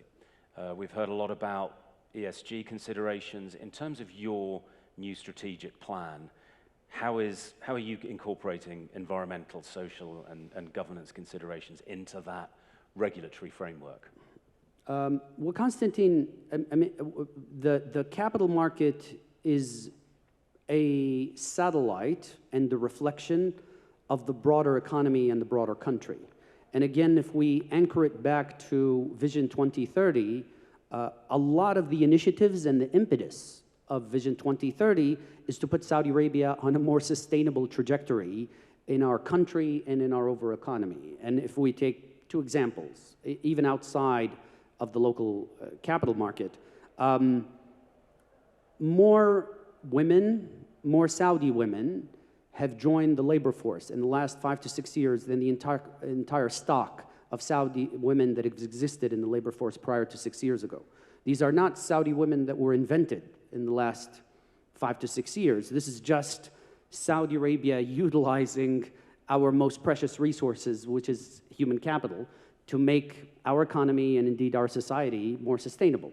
The same is true with the Saudi Green Initiative and the Middle East Green Initiative. Saudi Arabia has led the effort to intensify greening activities because we recognize that we are a desert climate. And if we do not lead the way in terms of sustainability, then we will be the main victim of this.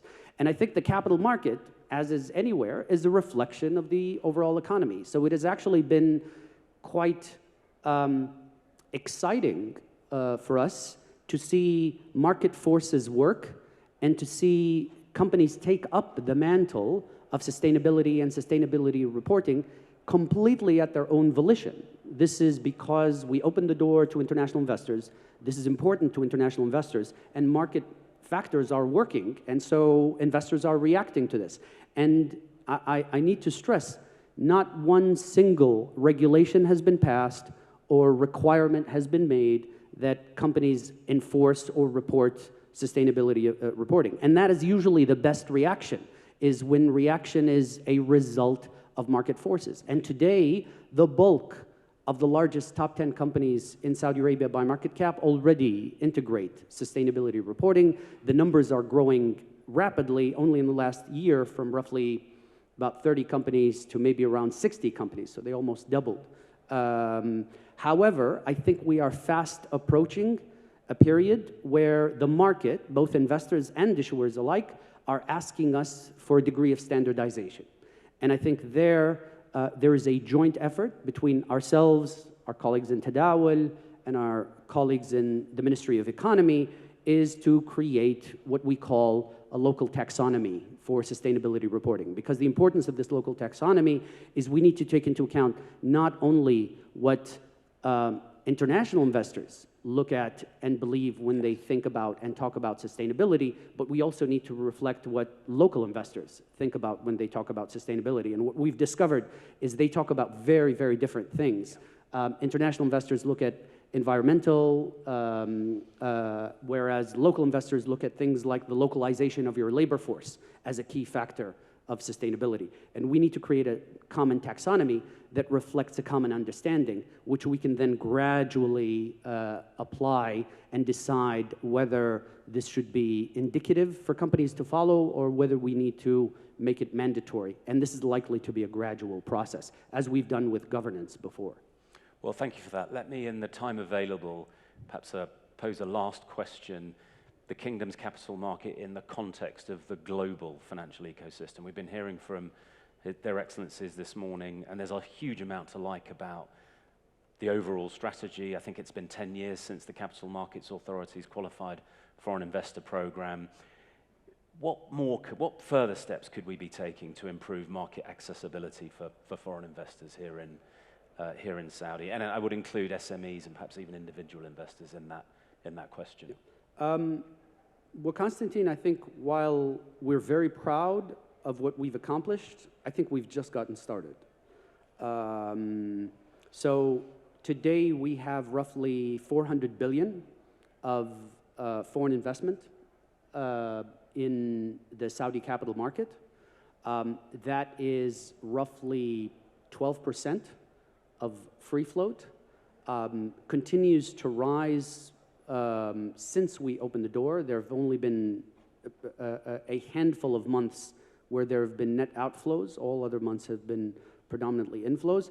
However, if we look at other market, and our weight on most global indices has doubled. When we were added to global indices, we were roughly about 2% of global indices, emerging market indices. Today, we are at close to 5% of global indices. However, we think the only way to go is up because we look at various indicators. One is as we add more companies to the local capital market, the weight and the size of the local capital market is likely to increase, and therefore that will result in more inflows. We are also aware that most international investors are more interested in the pipeline of IPOs than they are in secondary activities, so that drives activity. The second is free float. We recognize, while we said we are 12% of free float, we are still a much smaller percentage of the market cap. And the reason is Saudi Arabia has a significant amount of market cap that is not free float. So as that market cap that is outside of free float gradually moves into free float, that will create two things. One is more liquidity, which is a key requirement in the Saudi capital market, but it will also result in more investor activity. And then last, but certainly not least, and possibly most important, is the opening up of these new channels, whether it's the debt capital market or the asset management industry. And it is unsurprising that a lot of these newer channels don't even have a QFI regime tied to them. So if you want to invest in the local debt capital market, if you want to invest in local funds, you can be any sort of foreign investor. You do not necessarily have to be a QFI. And it is a reflection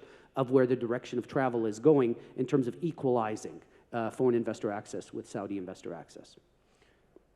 Well, thank you very much indeed for that, Excellency. I mean, I've been honored to be coming to the Kingdom for several years. I've been part of that journey. Thank you for your leadership. I think if you are an international investor, as Bloomberg is, and you get to see the interaction between regulators and central banks globally, I really do think you've got that balance between robust regulation and innovation right. Thank you for your leadership. Thank you for your engagement with the private sector. I think that's also really important in all the work you're doing. It's fantastic to be back, and thank you again for covering a lot of ground. Thank you very much, Constantine, and thank you to everyone for coming. Thank you. Welcome back, ladies and gentlemen. So now we're going to commence a series of insightful discussions with key entities, key officials for big entities from Aramco, Neom, and CAFT. Together, we're set to explore the limitless and boundless potentials and best practices as well in the realms of finance, innovation, and investment. So to start, please join me in welcoming Aramco Executive Vice President and Chief Financial Officer, Mr. Ziad Al-Marshad, moderating this session, Vonnie Queen, Bloomberg First Word Anchor. Welcome, both of you. The stage is yours, and I pass the mic to Vonnie.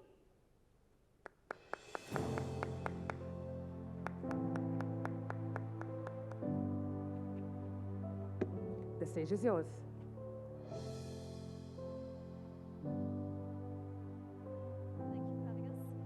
Thank you to Ziad Al-Marshad as well for joining us for this interview. Excited to get going. So Ziad, the official position right now of Aramco is that it's up to the government to decide on any share sale, whether there is going to be another stake sold. Reports, including from Bloomberg, suggest that there might be a $20 billion share sale. Can you comment on that? Are you prepared if the special shareholder wants to go ahead with this? Well, I mean, I can't comment on the decision because it's not our decision, since it would be a sale of existing government shares. In terms of being ready, we're always ready. I mean, it would be a marketed offer, and we're always ready to market this. We're always on non-deal roadshows anyway, and so it wouldn't be a big deal. If you were to do it on an international exchange, there would need to be some more transparency. Are you ready for that? Assuming this happens at some point, even if not immediately. Well, again, the location of such listing would be up to the government, so that would be a better question for the owner of these shares. Absolutely. Are there internal preparations ongoing? Internal preparations in terms of what? In terms of getting any information ready that you might need to have out there were this to go ahead pretty imminently. I mean, no, but we're at a time when we're closing 2023. We're getting ready to report on our annual results. So I wouldn't say that's preparation for anything of that sort, but we're busy closing the year right now. Okay. Let's talk a little bit about the dividend and the special dividend. Obviously, production is down a little bit. Prices aren't really moving. We're in a bit of a $10 range right now, not even, a little bit less than that. What is the outlook for the dividend? So we have a couple of components to dividends. We have a base dividend that is targeted to be sustainable and progressive, which means it increases over the years. We upped it by 4% last year from $75 billion to $78 billion. We'll make a decision now what we want to do with the base dividend this year after the discussions and decision by the board. That provides comfort to investors on the downside, because we've demonstrated since the IPO that we were able to deliver on the sustainable part, including through the pandemic. And we demonstrated that our ability to increase that last year to $78 billion. We also introduced a component that shares the upside, which is a performance-linked dividend. The board decided to combine the performance of years 22 and 23 because of the stellar performance in 22. That resulted in additional payments in 2023, Q3 and Q4 of about a little less than $20 billion. We are now done with the years 22, 23 with the performance, so we will be announcing early March with our results how much the performance-linked dividend amounts to, and that will be distributed over 4 quarters of 2024. So overall, comfort on the downside, sharing the upside, and a massive increase in dividends. Should we or investors anticipate a multiple percentage point increase when we hear from you in the next couple of weeks? Nice try of asking, but we'll announce it with the results on March 10th. Well, you look happy, so that might be a signal.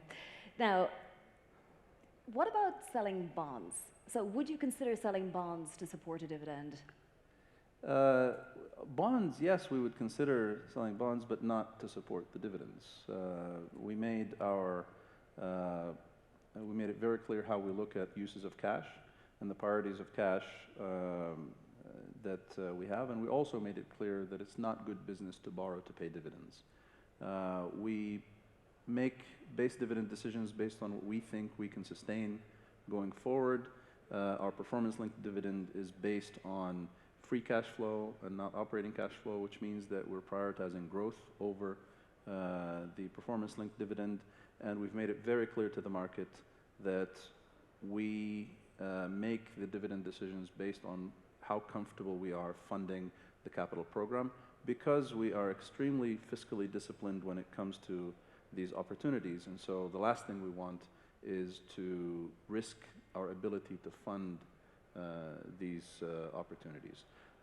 In terms of bonds, yes, we've been active in the past. There was a period of inactivity because the markets were not stable. Now the markets are becoming more stable, so you can expect us to be active in the bond market.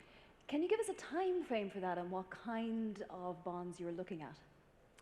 So we're always prioritizing longer term over short term.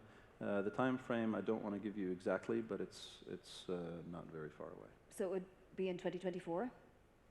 Likely. Because Finance Minister Jadan this morning talked about the importance of the yield curve and building it out in Saudi Arabia, particularly right now with equity capital markets already pretty hefty.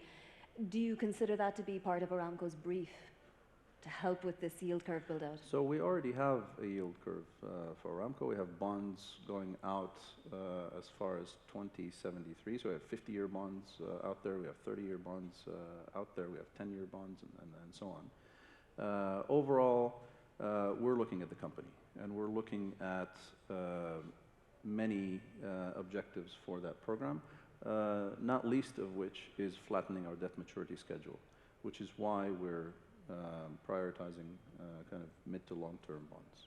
When you say mid to long term, are you talking 10 to 30 years, 10 to 20 years, 20 to beyond?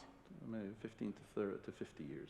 15 to 50 years? Yeah, sorry, our long term, not the normal long term. Okay, 15 to 50 years. And what kind of offering would you say would be, a good first batch, a good amount? I'll leave that to when we actually announce, but if you've seen our balance sheet at the end of the third quarter, it's not, we don't have an imminent use for cash. What we're trying to do is optimize our capital structure. Overall, we're in a significant net cash position. What we're trying to do is get to a more optimum capital structure, which means considerable more debt, but we look at this over the cycle and not just year by year. Speaking of cash, you now don't need to increase costs on producing another 1 million barrels a day, right? The MSC is now not going ahead immediately with its increase of 1 million barrels. What do you do with that cash that you now don't have to spend?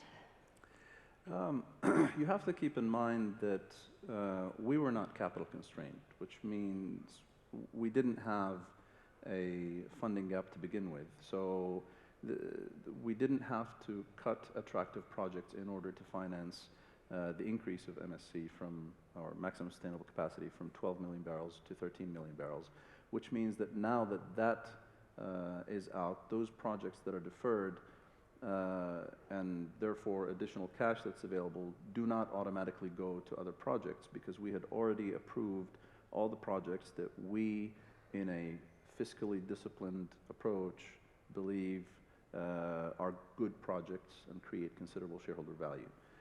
So that to the extent that additional opportunities come to create considerable shareholder value, we'll certainly pursue those. But it's not like we've cut projects in order to pursue MSC 13 and therefore we're going to recommission this project. That's not the case. And I have to point out to you that these projects that are getting deferred are the projects that have not been commissioned yet. We are in an industry that takes 5 to 7 years to implement these projects, so the spending profile on these projects was mostly in the outer years. So not much in 2024 and maybe a little bit in 2025. Most of the spending was 26 and 27. Okay, but as you say, your long term is different from everybody else's, right? So 26 and 27 is just around the corner for you guys. You may not have been capital constrained, of course, but now you're less unconstrained, if you like. So you do have extra. Does that go back to the government for the moment until you need it? So we were very clear on our uses of cash and the priorities, and those stay the exact same. So first and foremost, we take care of sustaining capex, and then we take care of the base dividend, which is now, which was increased last year from $75 billion to $78 billion. We then go for growth opportunities, which, like I said, we're not capital constrained. And then comes additional distributions in the form of performance-linked dividend and deleveraging. But we've done a lot of deleveraging over the past few years, some significant deleveraging. So we don't expect to do much of that. So it goes back in the bank? Well, I mean, the fourth priority that I mentioned is performance-linked dividends, and those have a clear formula. So I'll let you do the math. Okay. Excellent. Jafurah, it's one of the crown jewels, apparently, of your portfolio right now. Does that come online later this year? Are you looking forward to that new project? And you know, perhaps some of this free cash could be placed there. So we are extremely excited about Jafurah. Jafurah is the cornerstone of our gas growth. Jafurah is unconventional gas. It comes gradually fully on stream by 2030. Jafurah is interesting because it had, earlier when it came in, we challenged this project internally because we said, we want you to bring this cost down to Henry Hub. And then, or else we're going to pull the plug. And so you know, Henry Hub is literally at $1.56 right now. Yeah. And so the team went back, brought it down to Henry Hub, and then we came in and we said, well, Henry Hub had dropped. And this was a couple of years ago. And so the team went back and dropped the cost again. And then we said, well, you can't use fresh water. You have to use seawater because we're in Saudi Arabia and water is extremely valuable. So we slapped on a very hefty water cost. And the team, again, met that challenge. But the most exciting part about Jafurah is it comes with a lot of liquids, associated liquids. So there's about 650,000 barrels of liquids that are coming in with it. If you combine that with the rest of the gas program, the liquids coming, associated liquids from the gas program is about 1 million barrels. And then the gas mostly is used in Kingdom to displace liquid burning, which frees up another 1 million barrels per day. That's 2.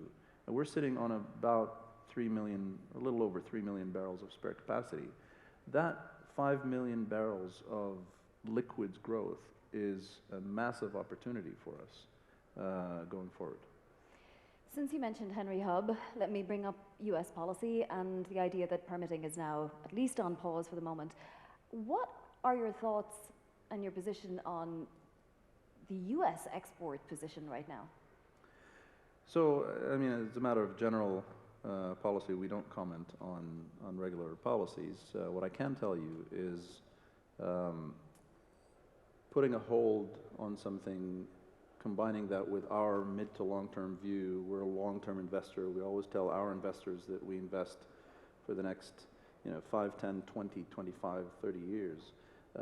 And so when you look at it from that time frame, the significance drops completely.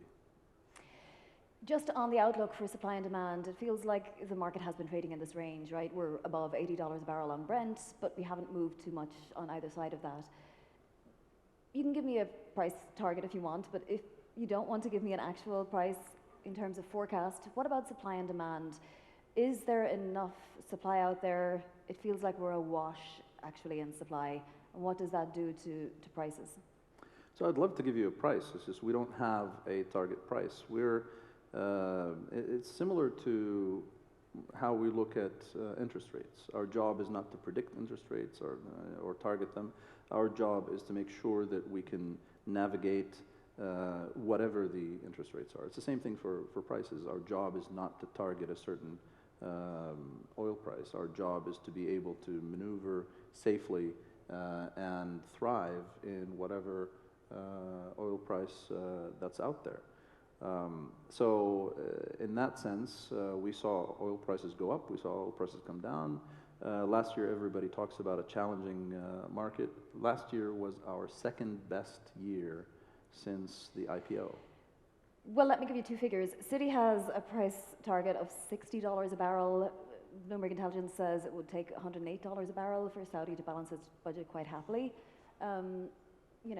Obviously your preference would be for the higher one, but how are you prepared for the lower one? Well, I don't run the Saudi budget, so what we have is $60 is well above our costs. We have a lifting cost of $3 a barrel. In fact, we started focusing very closely at it because in the past 4 years it has increased from $2.8 a barrel to $3.1 a barrel. I know it's insignificant, but to us it's a trend that we monitor. That is way far. The margins are huge for us to worry about this. So are we prepared for different ranges of oil prices? Yes, we are. And you asked earlier about supply and demand. We think today there is sufficient supply. We think demand has recovered. Last year, the estimates are that demand was at an all-time high, and this year there's considerable growth by all forecasters. The world today is still depending on very little capacity. There's about 3.5%, actually 3% of world production that is in spare, and that is extremely dangerous to continue this into the mid to long term. If you recall, the problems that were had with gas is because gas didn't have any spare capacity. Oil is always a lot more stable, much less fluctuations because there is spare capacity. Well, the world is now down to 3% spare capacity. Let me get this right. Are you saying we're at dangerous levels of spare capacity? What I am saying is natural decline is, call it 6%. On 103 million barrels, that's over 6 million barrels per day of capacity that is lost every year that has to be replaced. So that is a Saudi Arabia every 2 years. And if it's a Saudi Arabia every 2 years, we have to ask, where is this coming from? It may not happen, the problem may not happen this year, next year, but if there isn't significant investment in supply, it'll eventually be there. We'll get there. We've run out of time. We ran out of time a couple of minutes ago, so I would like to thank everybody for their patience and also for this wonderful conversation. Thank you very much, Ziad Al-Murshid. Thank you for having me. Ladies and gentlemen, now it's with great anticipation and enthusiasm that I introduce Dr. Manar Al-Munif, Chief Investment Officer for Neom, a global opportunity with a bold vision to redefine livability, sustainability, and going beyond. Welcome, Dr. Manar.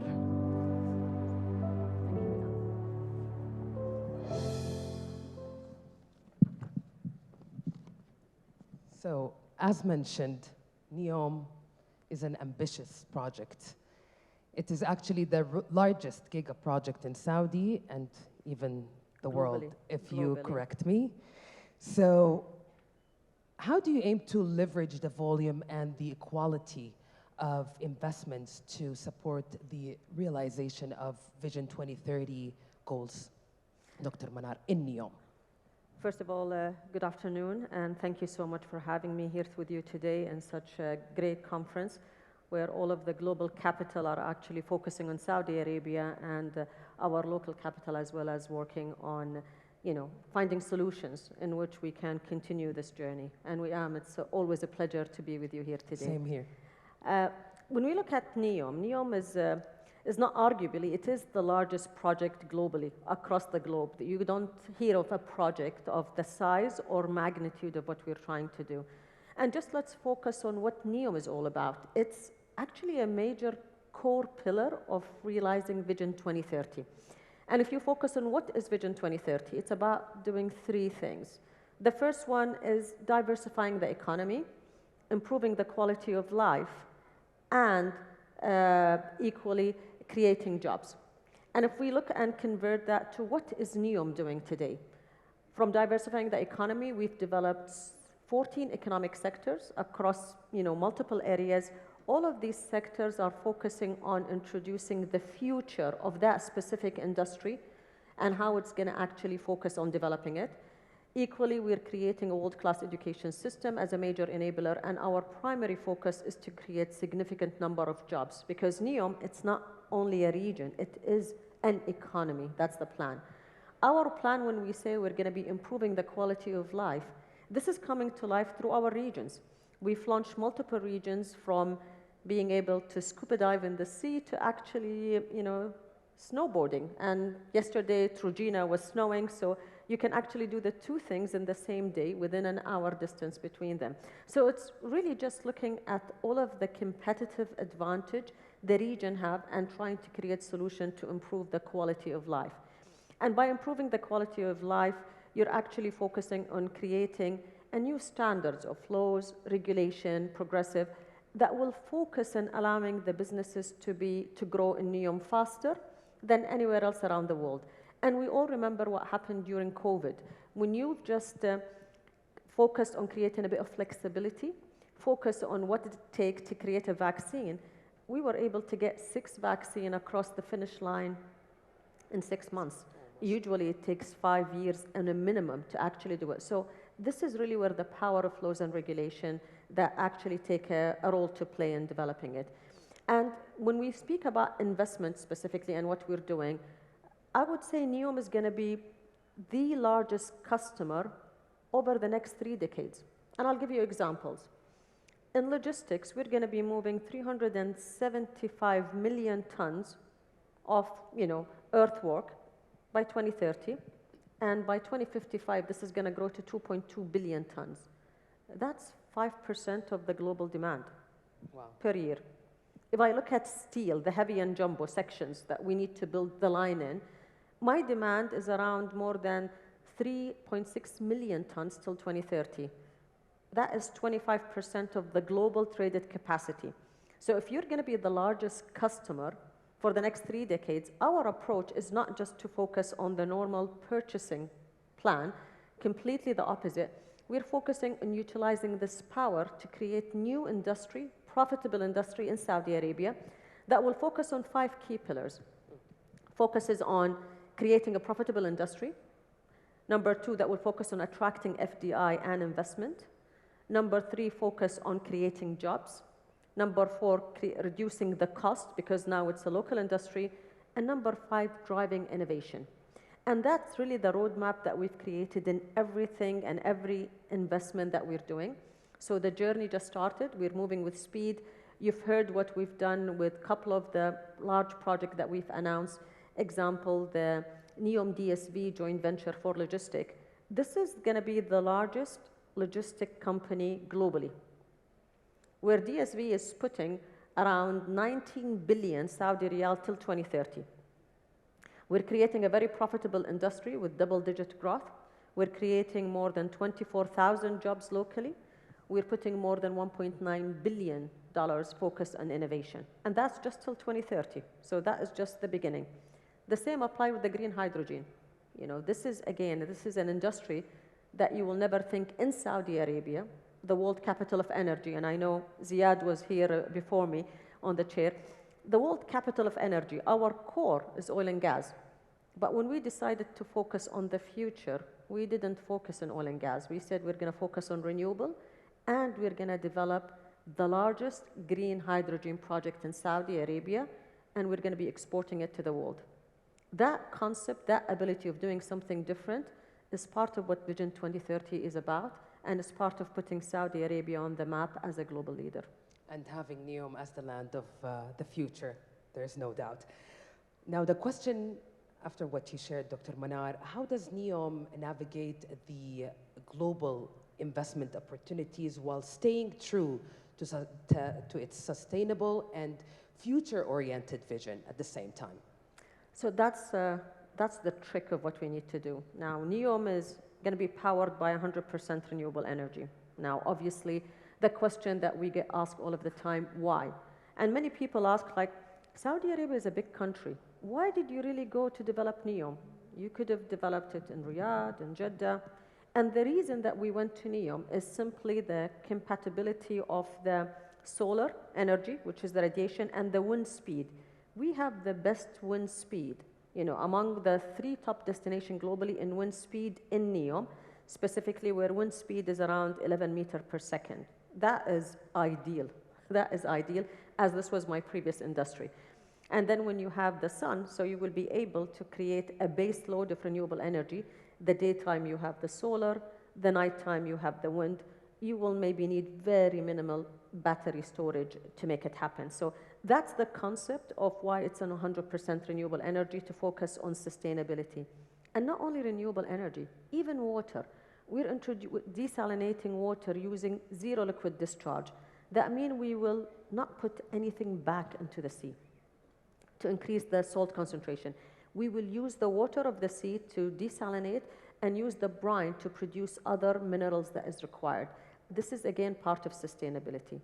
And when you speak about ESG, which is the primary focus of sustainability, frankly honest, the Fortune 500 around the world have just barely scratched the surface. So, how are you compliant with ESG? When you have a strategy that focuses on ESG, and primarily the strategy we're going to focus on sustainability, introducing renewable energy in our plants to make sure we're introducing more efficient ways, like putting the lights at night off, automatic movement, printers, and so on. These are more about the E part of how are we implementing sustainability. Then there is the E part, which is the environmental. Then the S part, which is about the social practices of what we're trying to do. And everyone around the world, surprisingly, during COVID, just increased in their ESG ranking because they interpreted the S part about creating employment opportunities for women. But it's not only about that. Yeah. That's where you see the spike that happened. It's primarily about creating the right quality of life, which is what Vision 2030 is speaking about. To everyone. Exactly. Equality. That's the name of the game. Now, the G part is the area that is missing globally, because the ability for you today, there is no standardized ESG taxonomy or standards or anything. In Neom, what we're saying to the globe that we will use Neom platform as a new destination to be able to create together ESG taxonomy, ESG standard, ESG ranking and evaluation. We'll work with our partners. We're doing the E, so you're going to come to an environment 100% renewable energy. We're coming to an environment where the social infrastructure is focusing on people and bringing time back to people. That's the whole concept of the line. And on the G, let's work together to create this platform, test, validate, and then export it globally. Well, it seems like after hearing what you shared, Dr. Manar, sustainable investment takes off, and does it pay off as well? No, it does pay off a lot, because simply if you look at the use cases around the world, companies have improved significantly their profitability by implementing ESG, at least the E part and the S. Number one, if you look at, there are, without mentioning the trademarks, but actually by implementing energy efficient infrastructure, you will be able to save a minimum of 15 to 20% in your OPEX, which actually implies a lot of saving. Secondly, when you think about the employment, creating more flexible systems that allow mothers, ladies, other people to work, create remote working, it improved productivity significantly. Everyone thought during COVID, productivity is going to go down. But actually, it's the other way around. It went up. And that just tells you what does ESG means. Now, the governance part is an area that we need to work about it. But if I look at what we're doing at Neom, today it's all about ESG. It's all about sustainability. You can track our progress on a daily basis. You can go into Google Maps and see exactly how many trucks, how many people are working on the ground to make this dream a reality. So I don't think so it's drawing back. It's going to pay off, and significantly. Interesting. And there is no doubt Neom is offering a global opportunity to redefine sustainability, livability, and going beyond that. Now, the question is, how do you select and nurture your strategic partners? Like, what do you actually evaluate in potential partners? So when you speak to a partner, you need to make sure you're compatible. You need to find someone that share your vision, someone that share your same goals, aspirations, beliefs.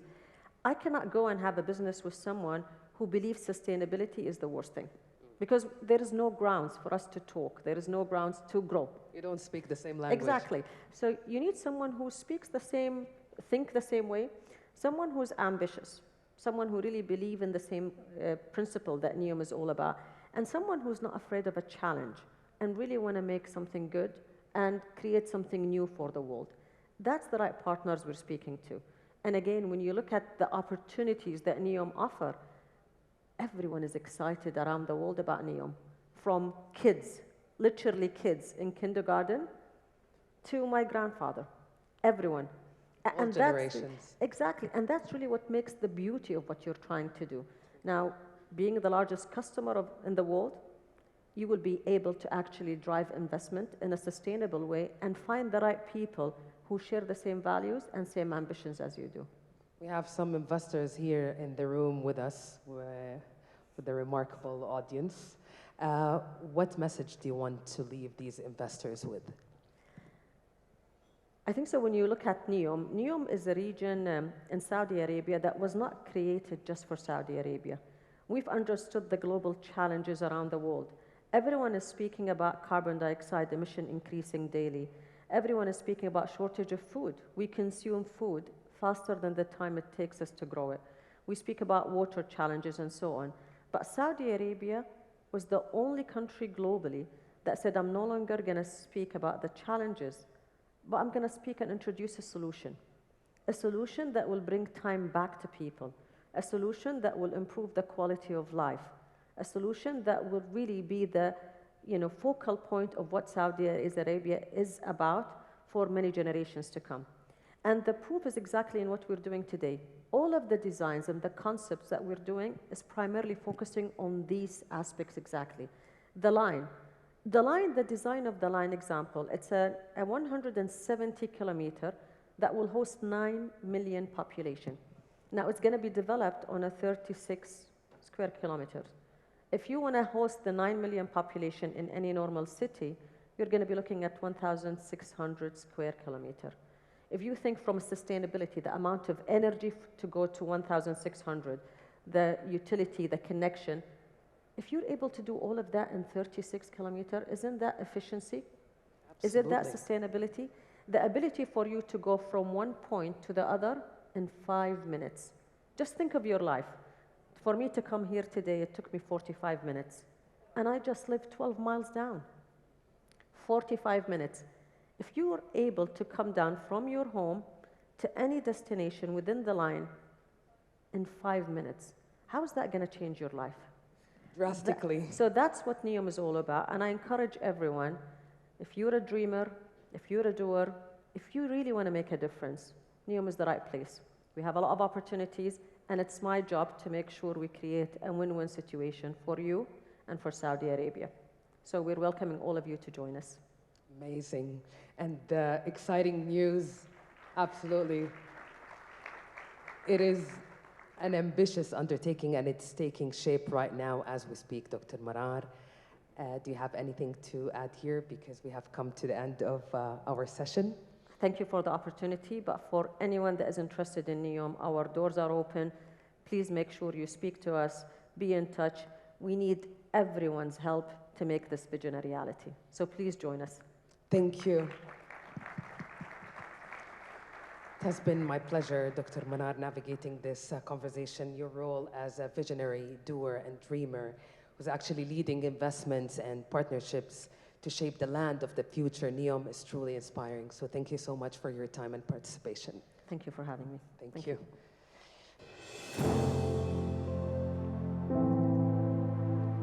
Okay, ladies and gentlemen, I will now hand over to my esteemed colleague, Nadine Hani, for an insightful discussion with CAF Chief Executive Officer, Mr. Gautam Sashital. Welcome to the stage. I pass the mic to you, Nadine. Please, big round of applause. Thank you. Thank you to Biam, and good afternoon, and welcome to this session, which focuses on the King Abdullah Financial District. We will discuss the center's role in helping realize the Vision 2030 programs, reflect on what has been done, and outline its future plans. Please join me in welcoming Mr. Gautam Sashital, the CEO of King Abdullah Financial District, who will tell us more. Good afternoon. Thank you for joining us. Good afternoon, Nadine. It's good to be here, and it's good to see everyone here at CAF. Exactly. And this must be very important for you. So let's start by explaining to our audience what is the vision of CAF. Excellent. Before I start with the vision of CAF, let's look at urbanization. So today, 50% of the world's population lives in urban centers, and that will go up to about 70% by the year 2050. Now, urbanization comes with its disadvantages. You're talking about inefficient use of resources, infrastructure issues, transportation, degradation of climate, et cetera, et cetera. There's a huge amount of issues that come with it. And there's a reason why I'm telling you this. The second thing that I would say is talk a bit about sustainability. Now, everyone's talking about the journey towards where we are today to the last COP28, for example, was You know, you had the Brundtland Commission in '87 first talk about sustainable development. That's very relevant to urban centers. And then you had the Paris Climate Accord in 2015, and you had the UN Global Compact and the SDGs in 2010. And now, of course, in COP28 in the UAE recently, the conversation was around climate change and for it not to go above 1.5 degrees centigrade. Where does CAFT play in all of this? So CAFT is not only a business district, not only a financial district, but it is an urban center, a city within a city. So really what we're looking at doing is transforming the way people live and work. And we'll talk a bit more about that. So we're talking about smart, sustainable, everything we do has sustainability at its core. It's about urban transformation. We cannot discuss that without going back to Vision 2030, because the vision programs, I would say CAFT is at the intersection of many of those programs. One of them is the quality of life. One of them is the development of the financial sector. So could you explain to us, how does CAFT support Vision 2030? So you've just touched on everything that I wanted to say. Say, for example, primarily we are a business district. We could have anywhere between 50 to 80,000 people living in this district. So what we're doing is really bringing in the FDI, supporting the various initiatives of Vision 2030 to actually transform Saudi Arabia and its business ecosystem.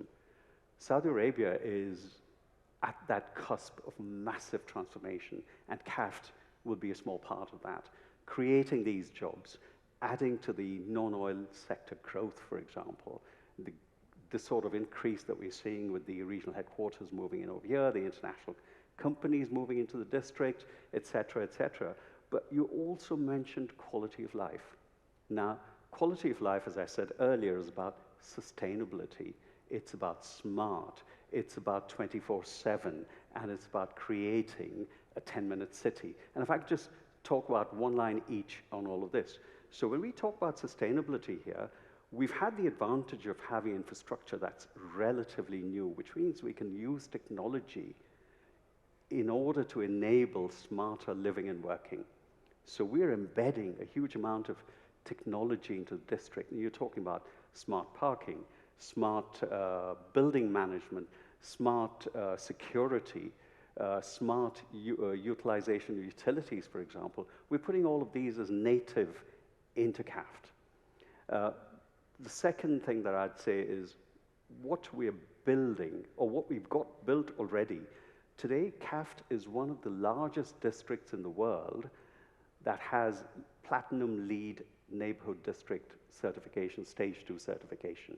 That is a huge... Could you explain what that is? Of course. Now, why is CAFT seen as so sustainable? Because we have infrastructure built as native to the district, the way the master plan was designed, for example. We have two district cooling plants that supply cooling to the entire district. We have a very efficient automated waste collection system. But we're adding on to all of these things. We're actually creating, wastewater recycling, grey water usage, et cetera, to make everything sustainable. But more importantly, as we build for the future, we're actually what we call sustainability by design. We will embed sustainability, whether it's technology, whether it's in the material we use, whether it's how we build. All of that will be built into what CAFT does going forward. Now, this is very important, the sustainability part, but also we need to focus on it being a financial center. So, so this happens sometimes on air and you cannot joke about it, so now we can, actually. So basically, when we talk about CAFT, we have to talk about it as a financial center. Having said that, it's been around for some time, but it was acquired by PIF. So my question is, what were the changes that happened since the acquisition by PIF of CAFT? I think we've seen the transformation over the last few years. PIF acquired this project in 2018 and set up CAFT, the Development and Management Company. And since then, you've seen that entire district has been transformed. It's not a construction site anymore. Today, we have about 12,000 people working here already. And that'll go up substantially over the next 12 to 18 months. For example, today we have 117 fit-outs happening within towers. So it gives you an idea of what is happening. Our office space, over 80% of that office space is occupied. Now, all of this happens because PIF is our shareholder. We have the capability, the capital strength to match it, but we also have PIF's ecosystem that we feed on, creating a lot of public-private partnerships, for example. So PIF helps us in several ways to make this the defining district for the region, indeed globally as well. When you talk about your tenants today, you talked about 80% occupancy. Could you explain to us what are the sectors that are represented among your tenant base right now, and what are the sectors that you want to attract next? So first of all, I wouldn't say we're 80% occupied, but we've leased a lot of our space. Okay. And so in the next 12 to 18 months, you'll see a lot of these spaces being filled, the occupants coming. Now, you mentioned that we're a financial district. Yes, we have the financial powerhouses as part of our ecosystem. So you've got the banks, you've got PIF, you've got Capital Market Authority that'll come, Tadawul Real Estate is here. So we've got that core, but in addition to that, we're a very diverse business district. So we have all sectors, legal firms, consultancy firms. We have regional headquarters like Pfizer, Deloitte, EY, and so on that will be coming. So it's going to be that business ecosystem that feeds on itself. As someone described to me last week, he said, I came into CAFT and I sat down in a coffee shop and I conducted all my meetings in CAFT. So imagine a scenario when the metro opens, you come in from the airport into CAFT, you can do all of your business over here, you don't need to leave this district. When will that happen, by the way? It'll happen. It'll happen. Okay. I have 2 points here from what you just mentioned. You mentioned the headquarters moving into CAFT. We know that there is the regional headquarters program here in Riyadh, and it was applicable from the beginning of 2024. Have you seen an impact? Can you tell us a little bit more about companies setting up their headquarters here in CAFT? Absolutely. There is a huge positive impact of that, and several companies have already set up over here. I'll give you one example. Pfizer, for instance, the pharma company, is already here, and there's several like Pfizer who are already here in this district. But I have to de-emphasize a bit of the office-only scenario, because we talked about urban transformation. What we want to do is to create a 10-minute city. What does a 10-minute city mean? It means you can work here, you can live here, you can eat here, you can be entertained here, you can do all your shopping here. So what we're doing is everything that you need within this city is available within 10 minutes of your work or home. I work here, I live here. I've been living here for the last 2 years, and I've seen the transformation myself. Just let us elaborate on that. So are you actively looking for some sectors to be represented? Because when you say that you want to service the companies that are setting up here in CAFT. So are you actively looking at other sectors to be present here as well in CAFT? Absolutely, and one of the advantages we have here at CAFT, which a lot of business districts or financial districts don't have, is the ownership. We own a majority of the real estate here, which allows us to zone, which allows us to choose what sectors, where they go, and so on. So that is very active in any leasing that we do, actually. The same thing applies to retail, for instance. We can zone it, we can distribute it, and we get the right mix at different price points, for instance. That's what we're doing. And what are your priorities right now among all those sectors?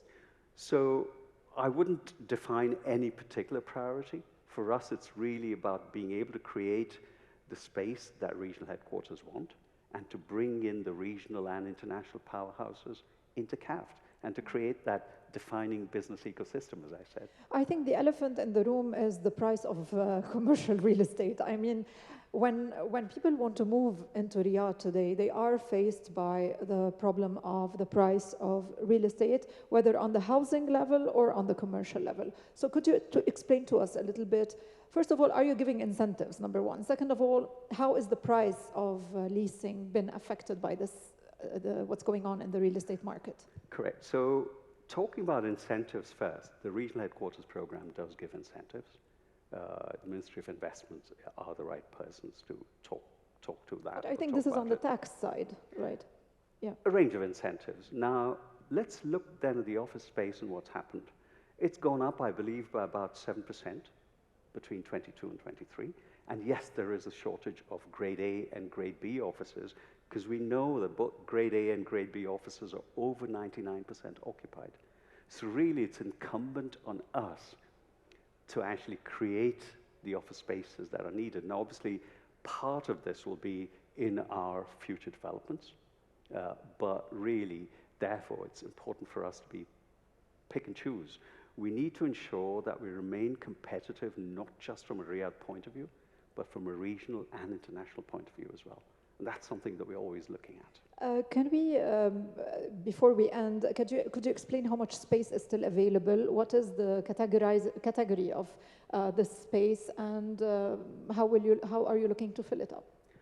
So, a majority of our office space is talked for, but we still have a fair amount that we've left for the right kind of company. Let's look at residential spaces. We'll have about 1,000 apartments, give or take, in a few months. What we have is 98% occupied, and we've got a huge wait list. So really, it's for us to actually complete the renovation, the refurbishment of these apartments to make them world-class. So that is a good problem to have. If you look at retail, there's a massive momentum, and we've already leased over 50% of our space. And all of these, as our retail spaces become available, we've got a huge pipeline for that. Let's talk about hospitality. Riyadh has a shortage of hotel rooms. So we've got 3 hotels under advanced stages of fit-out. So imagine that scenario I talked about earlier, where an international traveler comes into the airport, takes the metro station, takes the metro, comes to the metro station here, does their business here. We also want them to live here rather than to have to go out somewhere else and brave the traffic. On that note, we're going to end this session. Thank you very much for your time with us, Mr. Gautam Sashital, the CEO of King Abdullah Financial District. Thank you very much, Nadine.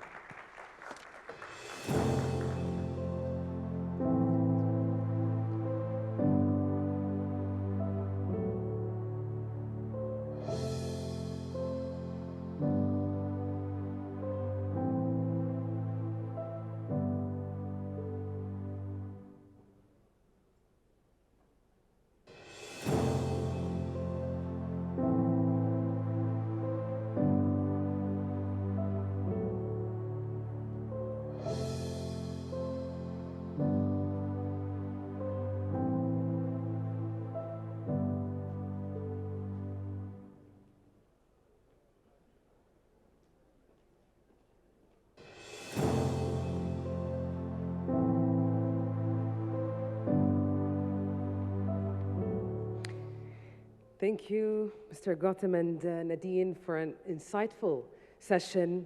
The CAFT project indeed embodies a transformative initiative that is not only reshaping the cityscape, but also setting a dynamic pace for growth, innovation, and sustainable living in the region, and this is what quality of life is all about. Next, ladies and gentlemen, we will delve into the second track, unleashing the immense and boundless, limitless potentials of the Saudi capital market.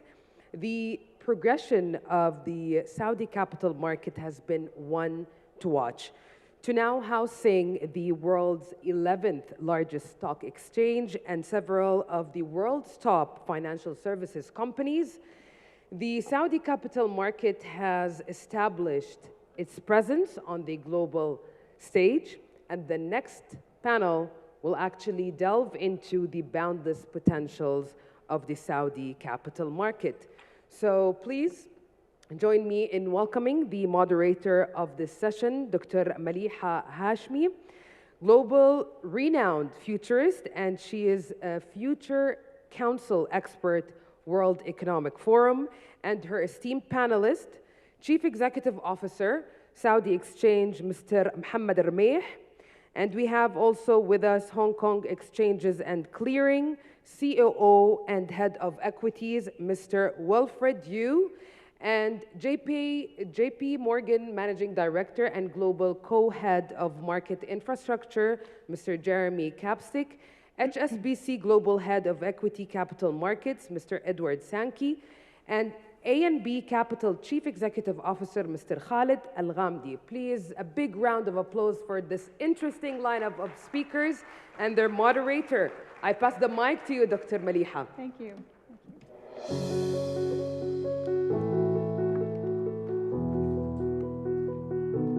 Bismillah ar-Rahman ar-Rahim. Assalamu alaikum and warm greetings to all the amazing speakers and guests from across the globe. It's a privilege and honor to welcome you all today to an extremely interesting session on unleashing the potential of the Saudi capital markets. What an interesting and exciting time to be here today to be a part of the Saudi Arabian Vision 2030 story, a time of growth, innovation, and transformation. In this interconnected world, the Saudi capital markets are not just a regional treasure, but a global asset open and ripe for opportunities, transformation, and growth and innovation. It's just a very exciting time, and I get super excited about this topic. What's even more exciting is that we have a group of some of the best panelists that I could think of, and I got lucky to have them. So thank you for joining me today on the session as we commence this session. I will start with the one and only, the Saudi Exchange CEO, Mr. Rumeh. Welcome, Mr. Rumeh. It's a pleasure to have you today. You know, it's such an exciting time. Vision 2030 is here, and Saudi has changed dramatically over the past decade, and we're seeing the growth, and it's going at light speed. And with this ambitious vision in mind, how does the Saudi market, the capital market, function as the engine for this ongoing growth, and from a regional leader to a global one? Please. Thank you, Dr. Maliha. But allow me first to welcome this amazing crowd, our clients, our partners, our guests. I hope you enjoy this 2 days event. I know we're in a tough situation because they're the only panel left before lunch, so we'll try to make it as light as possible. And back to your question. So the people who have been with us before the Vision 2030 knows the big difference that the vision had on the Saudi capital market. I mean, when it first got revealed, one of the main pillars is a thriving economy. So it would make sense that it will impact the Saudi capital market. And that's what happened back in 2018 when the government established the financial sector development program. And one of the main goals is to develop the Saudi capital market, because in an economy, you want to be more sustainable, rely more on the private sector, and less reliant on the oil revenue. You need to grow the private sector. And as the private sector need to grow, they need to get capital through issuance of equity and debt. And here where the Saudi capital market can help. And those are the three main areas. First one is through providing a platform where they can issue their instruments. And the financial sector development program does not work in isolation from other programs. Everything that has been changed, and I've heard more than 700 business reforms and regulatory changes took place to encourage investments in Saudi, to ease doing business in Saudi, and that definitely reflect on the Saudi capital market directly or indirectly. But for us, we want to help the private sector, whether you are established business or a promising startup, using the capital market to finance your growth, which will fuel the economic growth and also encourage innovation. In the past 3 years, we did more than 120 listings across all the markets. And we've helped finance more than $100 billion. And please remember this number because I'll get back to it in a minute. Another area that we're serving the economy is through attracting foreign investments.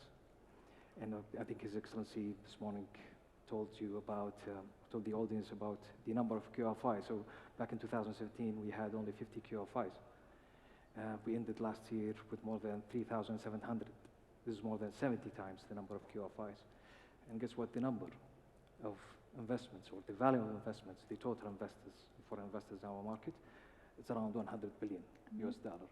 So I'm not implying that this exact amount helped financing the listings, but it is essential to get fresh capital from international investors to invest in our market, because it will help in liquidity, even for the listings, the debt market, and in many ways. And also to validate if we are doing the right things. And we've been getting the feedback, enhancing our infrastructure. And this is the third area that I want to talk about is the Saudi exchange. So we want to be at par with the leading exchanges globally. And we've done a few years ago, we changed our trading system to state-of-the-art, extreme. And now we're doing an enhancement in a very ambitious and very complex program, which is the post-trade development program. This year we'll be ending phase 2, and after that will enable us to offer more sophisticated product and services to our clients, and also to enable the market participant to offer more services to their client as well. And that will have an impact on the derivatives market, for example, but definitely will have better impact on managing liquidity within the capital market or within the financial sector in general, and also will enhance the clearing and settlement. So all the three areas will help the Saudi economy through the Saudi capital market to transform from becoming a regional leader to a global one. Amazing, beautifully said. I love the enablement, you know, the growth element and providing the platform. Thank you for that. Mr. Jeremy Capstick, welcome. It's nice to have you here today. Hope you're not too jet lagged. How has the Saudi Tadawul Group increased the kingdom's presence internationally via the capital markets? And what can it do to further expand that influence? Thank you very much indeed for having me at this terrific conference today. I think there's a few points around the international presence that Tadawul Group has provided globally. And the first one is Saudi Arabia and Tadawul Group got the fundamentals absolutely right.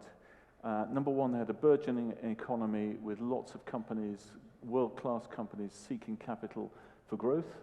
They provided the connectivity to people with the capital wanting to invest it, put it at risk, and the provision of those services, infrastructure, so listing, the trading, the clearing, importantly, the settlement and the data.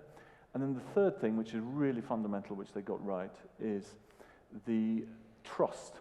Investors need trust. So it's working with the regulators, the government, and it's the legal framework, the governance, and the clearing, and the post-trade, and the trust in that, which gives investors the confidence to trade and to come. And the truth and the proof is in the pudding, which investors have come to the Saudi capital markets, and it is one of the most important markets. And so the milestones it has achieved in a relatively short time have been impressive. It's the dominant Middle Eastern exchange. It's opened up to international investors. It's got some of the largest companies by market cap in the world, and it ranks in the top 10 exchanges in the world by market cap. So the question is, how does it go from there? And I think the expansion onto the international scene will be further through the diversification and expansion of product suite, and I think we'll be discussing some of these later, but into derivatives, the debt capital markets, commodities, and I think given the basis and the fundamentals and the strong pipeline, I think there's a very positive future to further enhance that expansion to be increasingly important on the global stage, particularly through the increased use of collateral, which is another theme I think we'll come to. Great, thank you. I love the theme I'm hearing is the growth theme and the enablement and the providing that sort of red carpet sort of atmosphere for people to invest in. Mr. Khalid Al-Hamdi, pleasure to have you today. Thank you. Hope you're doing well. So, question for you. How has the success of Saudi's equity capital markets translated into the success for the national economy? And what can be done to enhance that further? Great. First of all, thank you very much for giving me the opportunity to be here today. I'm extremely privileged. Our national economy has undergone and continues to undergo significant change since the introduction of the National Transformation Program, and so has our equity market. For example, and thanks primarily to Saudi Aramco, our market capitalization has increased from $450 billion at the end of 2015 to $3 trillion as at the end of 2023. We are now the 11th largest stock market in the world, according to the World Federation of Exchanges, up 10 positions from our ranking at the end of 2015. There are some dynamics that are worth noting just for the sake of context. For example, companies raised a total of $21 billion between 2016 to 2023, excluding, of course, Aramco, and this is equivalent to what was raised in the 8-year period prior to NTP. But what's really interesting is that the average size of IPOs post-NTP has increased to $450 million from $367 million, indicating an enhancement in the quality and profitability of the companies currently coming to market. Here's the important part, and I really think we need to pay careful attention to this. Although the amount of funds raised over the two 8-year periods are nearly the same, at around $21 to $22 billion, the use of these proceeds have been very different. Between 2008 and 2015, 53% of the funds raised through IPOs were reinvested back into the companies, while 47% went back to the selling shareholders. Conversely, between 2016 and 2023, only 15% of the funds raised were reinvested back into companies, and a very significant 85% were pocketed by selling shareholders. Now, there's absolutely nothing wrong with that, and in some situations where the company is well capitalized, it's probably recommended. The point that I'm trying to make here is that ideally, proceeds should be used for expanding business lines, creating jobs, developing infrastructure, driving growth, generating tax revenues, maximizing shareholder value, etc., all of which have an impact and help, all of which have an impact on the national economy and help the kingdom achieve its aspirations. Ultimately, I believe that an incentivization framework should be developed to encourage companies coming to market to retain IPO proceeds and invest them into growth opportunities. Let me just underline this with one final example, if I may. The Neom market has been around since 2017. Total offerings of 61, total direct listings of 28. 77% of the funds raised through the Neom market were basically cash outs by the company's shareholders, while the remaining 23% of proceeds were reinjected back into the company. I do not think that the Neom market should be used as a cash dispenser for SME shareholders, but rather as a venue to allow these smaller companies to grow. As the Neom market name suggests, Neom, growth.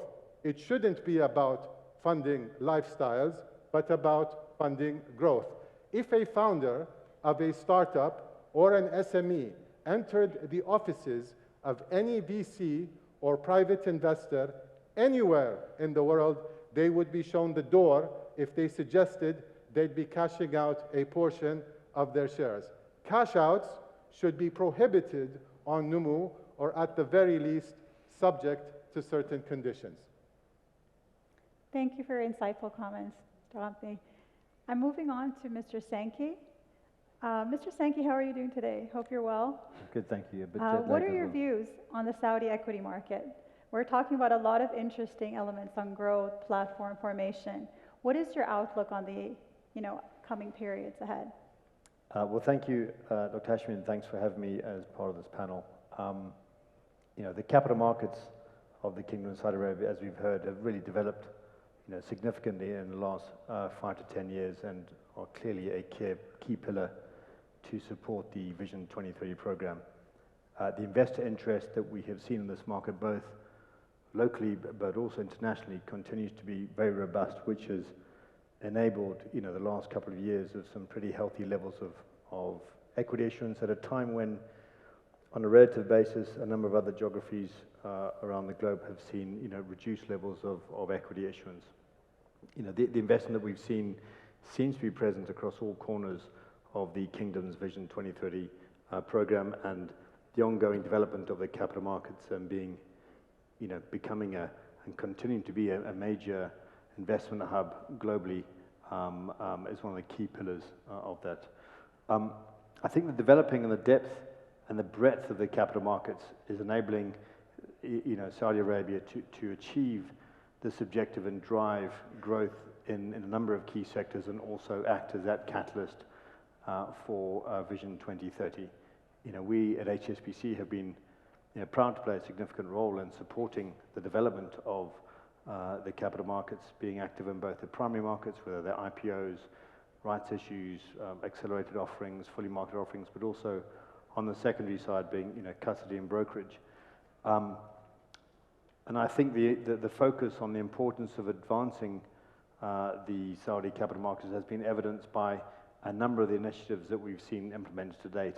These not only build on the local market depth and creating a pathway for companies to list, but they also focus on opening up the capital markets for non-domestic issuers. Seeing the support that was there for Americana, for example, in their IPO, which was the first dual listing between Saudi Arabia and the UAE, and the development of a potential, DR framework, to enable dual listings of companies in Saudi, particularly those coming from Asia, I think is a really good example. So, we've seen an increased level of dialogue between, neighboring countries in the GCC, international markets, particularly those in Asia, in areas of cooperation, including, that building of a pathway for cross-border listings, either via DRs or through exchange connectivity. And those are becoming a key focus, and I think they will become a common feature over time, and I think will continue to grow the local markets. In terms of current conditions, the last year we saw a decrease in terms of IPO activity compared to the high levels that we saw in 22. We had 7 listings versus 17 in 2022. But saying that, we expect the momentum to really rebound through the course of this year. We've seen a couple of IPOs launch over the last month, and there's a growing pipeline expected to come, post the Ramadan period. So, I think that the progress that has been made in developing its framework and policies for capital markets in Saudi Arabia, I think we'll all agree that there's significant upside, still to come, through 2024 and beyond. But I think our feeling is that, this year and next year should be a busier market than we maybe had last year. Agreed. Thank you. Mr. Wilford Yu, welcome. What is your outlook on the capital markets, of complete global outlook for 2024? And how do you think it will impact the flow between Asia and the Middle East? And what role will Hong Kong play in all of this? Thank you for having me here. It's my real pleasure here. Again, I'm a returnee, a visitor here in Riyadh, and I have to say, every time when I'm coming back, it always pleasantly surprised me with all the changes that's going on, and once again, testifying the fast pace of the economic transformation that's happening here, and that's fantastic news. I think those questions are a fantastic question. We know that at the current moment, still we are at in a world where there's generally, I would say, unstable growth or uneven growth. You can see in global economies, and you are seeing also a relatively high interest rate environment in the US dollar related regime. I think those are still likely going to be permeate through quite a bit for this year from a market environment perspective, which means that for equities market, the investors likely going to remain selective, right? But having said that, if we turn around and look at where the growth of the economy is going to be coming from, right? We're pleasantly finding that Asia, for example, alongside with MENA, alongside with South America, that is likely going to account over 70% of the GDP growth for 2024, and that trajectory is only increasing into next year. So, and if you look at the resource balancings and the kind of investment horizon, there are plenty of rooms of complementary relationship that is there. And if you look at trade, trade already is happening, right? A lot and accelerating for Asia with MENA, with South America, and that trade is just booming. On the other hand, capital market formations and the linkages are tremendous opportunities for us to work on. And that's why Mohammed and I, probably we talk on a very frequent basis about the cooperation and collaborations that we can help together, right? Work together. And Hong Kong is a very established international financial center. And at HKEX here, we have full suite of all the products that are tradable, cash equities, derivatives, fixed income, currencies, OTC derivatives. And also with our very successful Connect program, they were able to bridge liquidity between mainland China and global capital and have very healthy interactions through the Hong Kong capabilities. And I think that offering is really unique as putting HKEX and Hong Kong as that super connector for capital and opportunities to be meeting. And that's the critical point. No matter how the world change, sometimes it will go through the cycles of up and down like that, right? But at the end of the day, capital want to invest in great opportunities. And our job as a trading venue, right, is actually to allow as much of those to happen as possible, providing a safe and resilient infrastructure, providing product diversifications benefits to all the investors, participants, and partners of ours.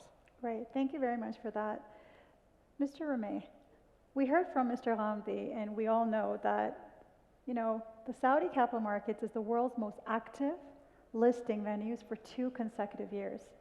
What strategies do you have in mind, does the Saudi Exchange have in mind, to implement and maintain this momentum for 2024 and beyond? Certainly.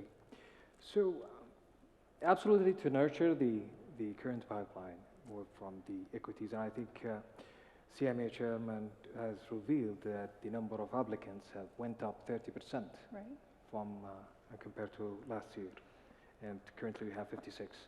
And if you compare the January, February of this year to last year, we're up 50%.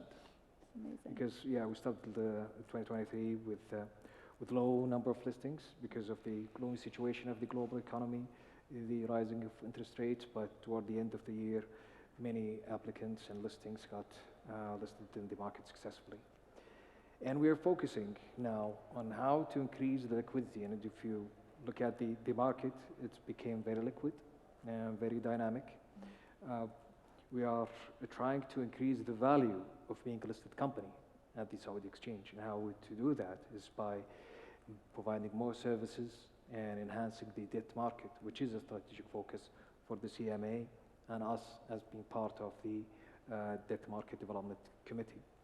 And if a company can have access to high liquid, low cost, that means we'll bring more companies because it is the best way for you to grow and to maintain your business.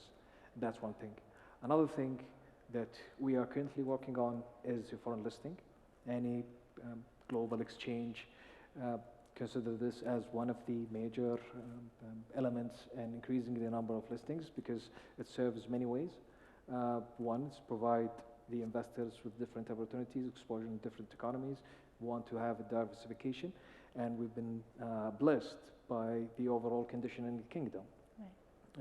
Being very liquid with good index performance have attracted many companies regionally and internationally. And what we need to do is work on the DR. We are at the final stages of finalizing the DR framework, and we already have agreement with leading exchanges. Been visiting Hong Kong, and they've been visiting us. We started with the ETF.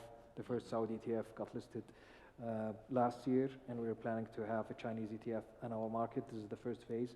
And then we'll gradually be allowing foreign companies under certain conditions that could serve the companies and investors and the Saudi economy. And as we monitor how that is playing out in our market, we will increase the number of foreign listings. And also to provide more opportunities and vehicles for companies wishing to list. For example, in Neom we have direct listing. The main market, not yet, but it is on the table. We want to put a framework in place that could serve the interest of the companies and their new investors. Another thing that we're looking at, but don't expect in the near future, which is SPACs. SPACs are amazing vehicles, but it has a lot of drawbacks, and we've been lucky to see the full cycle, the boom and busts of SPACs globally, and gave us opportunity to monitor it closely. This is a very efficient vehicle, but maybe will not be ready this year, maybe in a couple of years or even more. So there are many things that we are currently working on with the regulator and the market participant to increase the number of listings, but we're happy what we have to do, what we have now. If you look at the applicants, they are from different sectors. This is exactly what we need, not to be concentrated in a certain sector. Yes. The oversubscription numbers are amazing, encouraging more companies to look at the main market and the parallel market as well.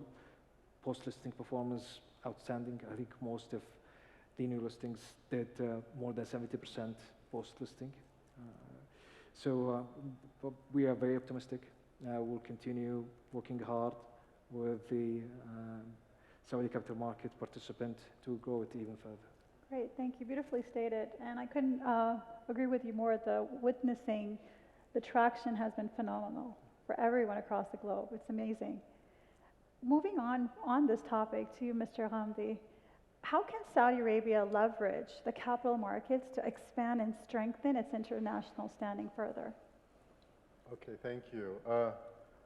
Saudi Arabia has become increasingly more effective in reaching out to the international community, whether it be via the sports, entertainment, or tourism industries.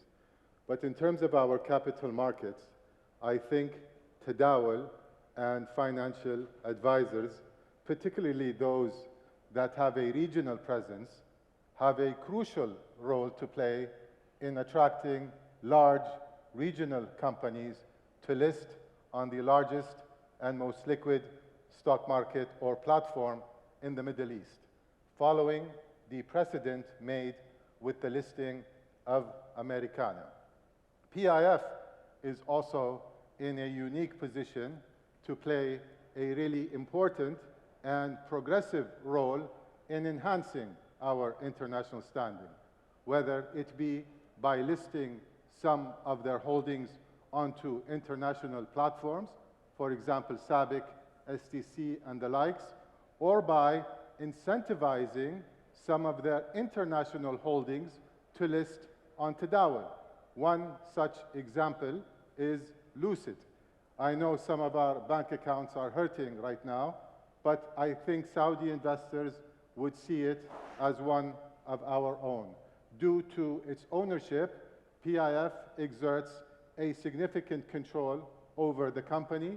We have an assembly plant for Lucid in Jeddah. It just makes sense. It would set a precedent of an American company listing in Saudi and would potentially set the stage for others to follow. Great, thank you so much for that. Mr. Senki, as a result of this continued focus on growth and development in Saudi Arabia, how do you see the Saudi equity market evolving in the future? Well, I think the answer to that probably comes in a couple of parts.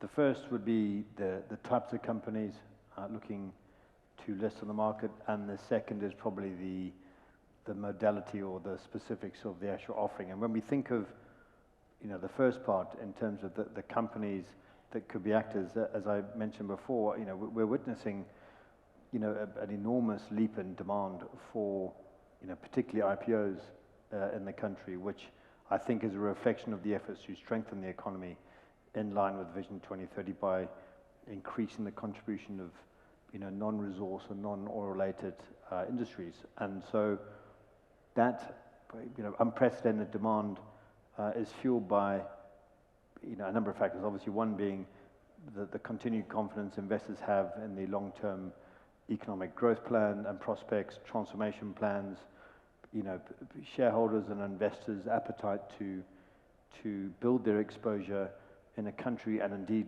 a region that is growing ever more in terms of its importance on a global scale.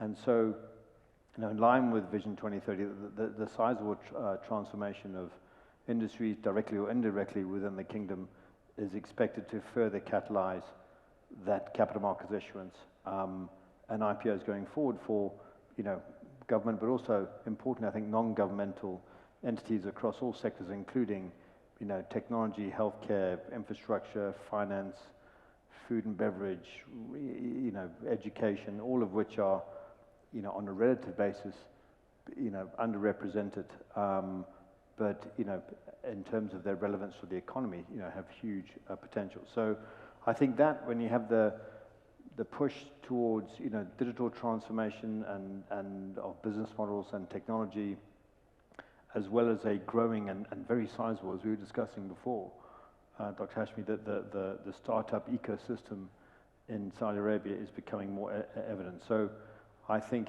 we're getting closer to reaching, in a number of those companies, a critical mass which will lead them to list. So the second part, in terms of the structure of those offerings and the modalities, when we look beyond IPOs, there's a growing focus on the abilities for shareholders to monetize and access the markets through accelerated offerings and fully marketed offerings. There's currently a framework under consultation, underscoring, the importance of that as a tool which will continue to deepen what is already a pretty deep and liquid market. In addition, there's going to be a focus on new areas. We've talked a number of times on this panel already about cross-border listings, which I agree with my esteemed panelists, I think is a really exciting development. So when we look at the initiatives and the recent initiatives to support that growing activity whilst appealing to international investors, the exchange last year launched those 4 new indices, a real significant step. And, when we look at how those are based and the criteria, I think that we're going to see continued investor demand for that. And then secondly, the CMA in the last year approving those rules to boost foreign investment in securities by reducing things like disclosure differences. Follow-on offerings, as I've mentioned, is key. And I think finally, the development of an inbound DR framework, which is currently being reviewed, I think is going to be a really key catalyst to attract those international listings. But I think there are so many aspects which make it such an exciting, probably one of the most exciting markets globally at the moment. Thank you for that. We're a bit pressed on time. We're having such an engaging discussion. I don't want to stop, but I'll leave it for 3 questions. But if I may request the esteemed speakers to keep it to 1 minute, I have just 3 questions I'd like to ask. Mr. Wilford, with you, is that last year we saw some major milestones in collaboration between the Saudi Tadawul Group and the Hong Kong Exchange. There was a MOU signing, I believe, as well. So what was the strategic rationale behind that? Just very quickly, I think the flows between our region and also Middle East is an important one that we want to focus on. And that's great rationale behind that logic and that interest. And when there's demand, what we're looking to do is try to serve that purpose, right? And therefore, in our efforts, no matter in the recognition of the Saudi exchange being a recognized exchange for us, therefore there's facilitations of primary and secondary listing possibilities being one key area that we looked at. And there are many other areas across, from product developments areas, from trading mechanism, and obviously, at HAEX we invest a lot in technologies, and how technologies is likely going to be changing our trading environment, trading world, and there will be a great deal of work that we will be working on together. Great, thank you for that. Mr. Jeremy, just a 1-minute question for you. In what ways can Saudi Tadawul Group help increase the assets under custody for the kingdom? Thank you. I think 1 minute on assets under custody is, of course, you've got the natural growth, and I agree with all my panelists, of the economy and the increase in value of the investments there. I think the other thing is the provision of new products, which we're talking about, ETFs, mutual funds, the expansion of the investment sector, the long-term life insurance, and I think if you fuel that, then the assets under custody will increase. And the other key point is the markets in the world who have the largest assets under custody manage not just their domestic markets, but global international markets. So that openness to giving people access to global markets will increase the amount via the expansion of those services. And if I may, just 3 more points on, I think, the tremendous excitement in the market and the expansion or unleashing the potential of the capital markets are threefold. Is one, we've talked a lot about the success of the equities, but the expansion of the debt market is something which is very much at the forefront of investors' mind and the regulator and the government. And investors want access to that. I like the way Tadawul is expanding through access of the international CSDs and eligibility of collateral for that, which will make the markets more efficient. The second thing is in equity derivatives, so the provision of single stock options and futures. And then the final thing is the commodities market, and the commodities is what we talk about a lot. You would think the natural home of commodities would indeed be Saudi Arabia, and I think there's a big future. And one thing I'm very excited about is not just the organic growth that we've seen in the other products, but is the inorganic expansion that Tadawul recently has announced the acquisition of about 30% in the Dubai Mercantile Exchange. And I think the expansion throughout the region and into these new products will fuel further growth and unleash more potential for the markets. Great, thank you for that. Final question to you, Mr. Mohammed Ramey. We're proud of you. We're proud of Saudi Arabia's growth. We're proud of Vision 2030 story. Now, how can Saudi Exchange further leverage its strategic positioning as a global center, building the capital flows between the East and West? So we are blessed with our leadership. We have a vision. We have a young nation that is highly educated, highly skilled, full of energy and enthusiasm, and a land that is full of natural resources and minerals, and also rich in history and culture. When it comes to our geographical location, we are in a perfect situation where we can connect the East and West. If you look at the West, you have the largest capital markets in the US, and you have few in Europe. And then you go to Far East, you have Hong Kong, Shanghai, and the others. But if you look at our time zone, there is no leading international financial center. And Saudi Arabia is the perfect, I would say, candidate to hold that torch. And if you see the development that we've talked about, the plans, I think we can connect the East and West, building on the growing equity market. And I agree there are things that we are focusing on, like the debt market as well, which will complement our product. We have a thriving debt market and early signs of activity. We have a derivatives market that's starting to shape up. We are working on the market data so we can offer the local and international investors with a full suite of market information products. And we have agreements with Hong Kong, and we've been visiting and doing business with Shanghai, Shenzhen, with Tokyo, Singapore, and in the region we have with Qatar, Bahrain, Abu Dhabi, and Jordan, and in Europe we have with the SIX.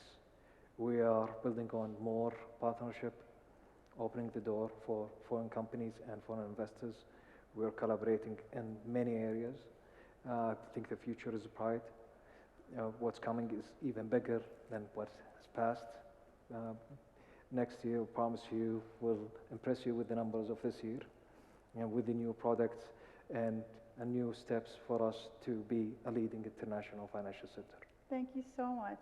Beautifully said. Nice way to end this session. And with this, we conclude this session. And all I can say in sum from all this engaging discussion is that the future of the Saudi capital markets is very bright. Thank you.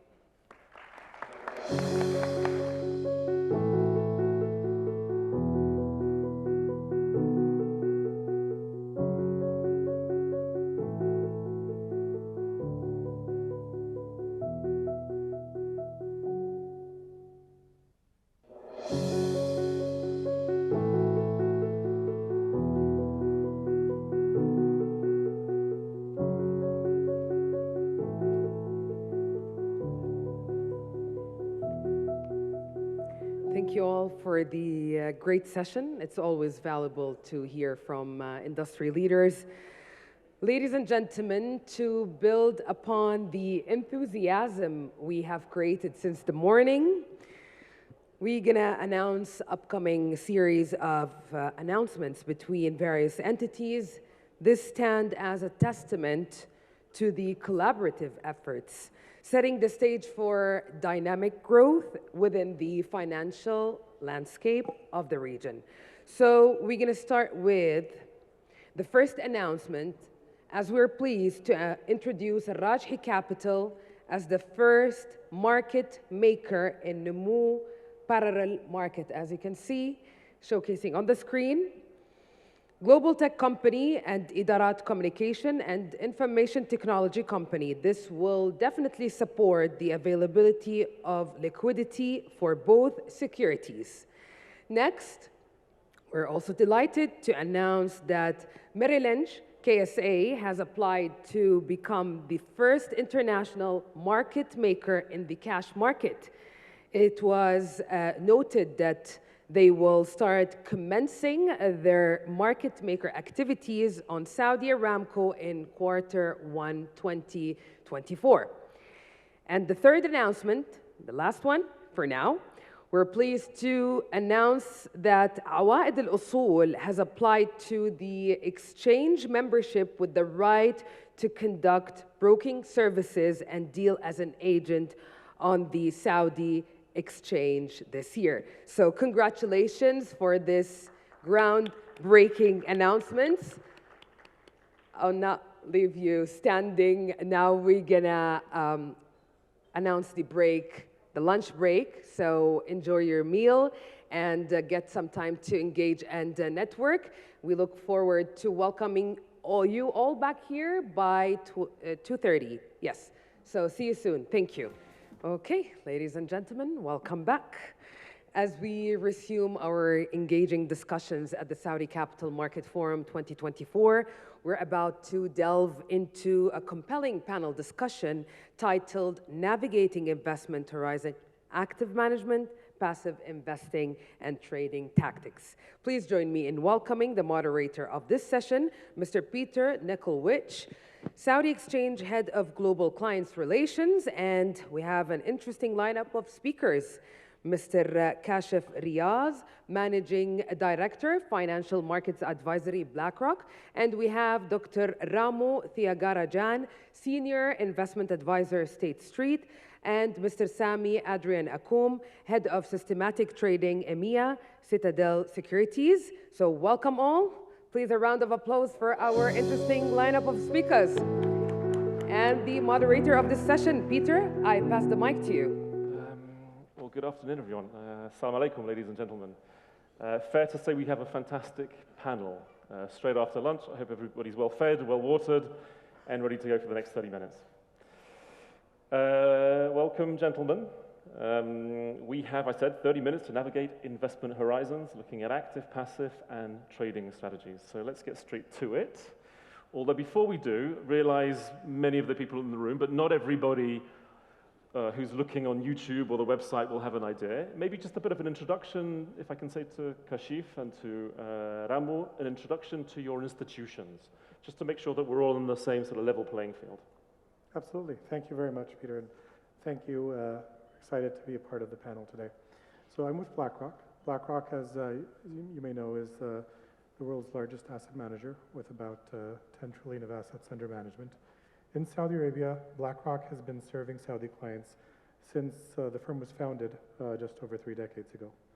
We started our local presence in 2018. We're licensed by the CMA in 2019 and have a growing local presence and range of activities in the kingdom. And that spans alternatives and both equity and fixed income markets. For example, in 2021, we led a consortium in partnership with Hassana to help Aramco partially sell the Aramco gas pipelines. I spend a lot of my time with National Development Fund on the establishment of a new national infrastructure fund on an advisory assignment.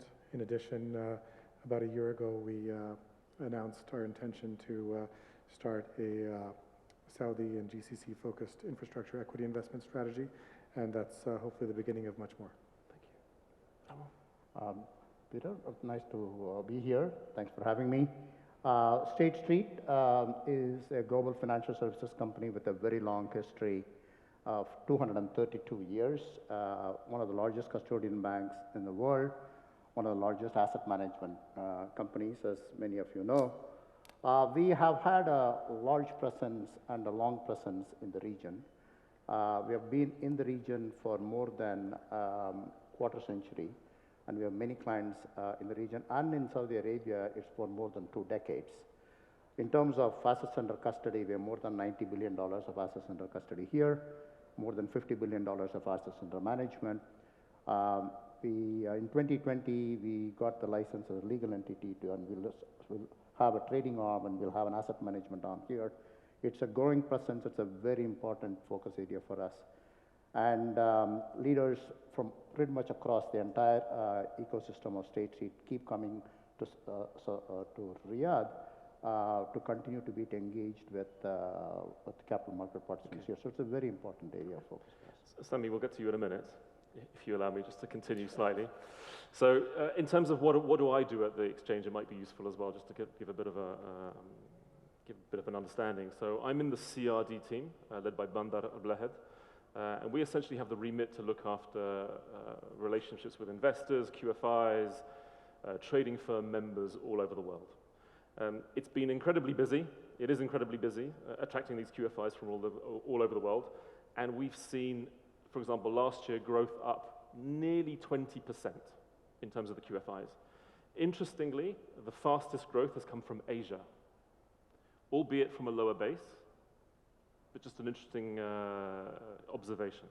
But there is one data point that keeps sticking out to me when it comes to institutional investors, and that, I mean, it was something that was published in a fantastic country report by one of our members and gold sponsors. I'm not sure if I'm allowed to mention the name, so I won't, but ahead of the New York conference that we did with them last year, and their research showed that roughly 40% of GEMS funds, global emerging markets funds, are still zero-weighted Saudi. 40% of GEMS funds are still zero-weighted Saudi.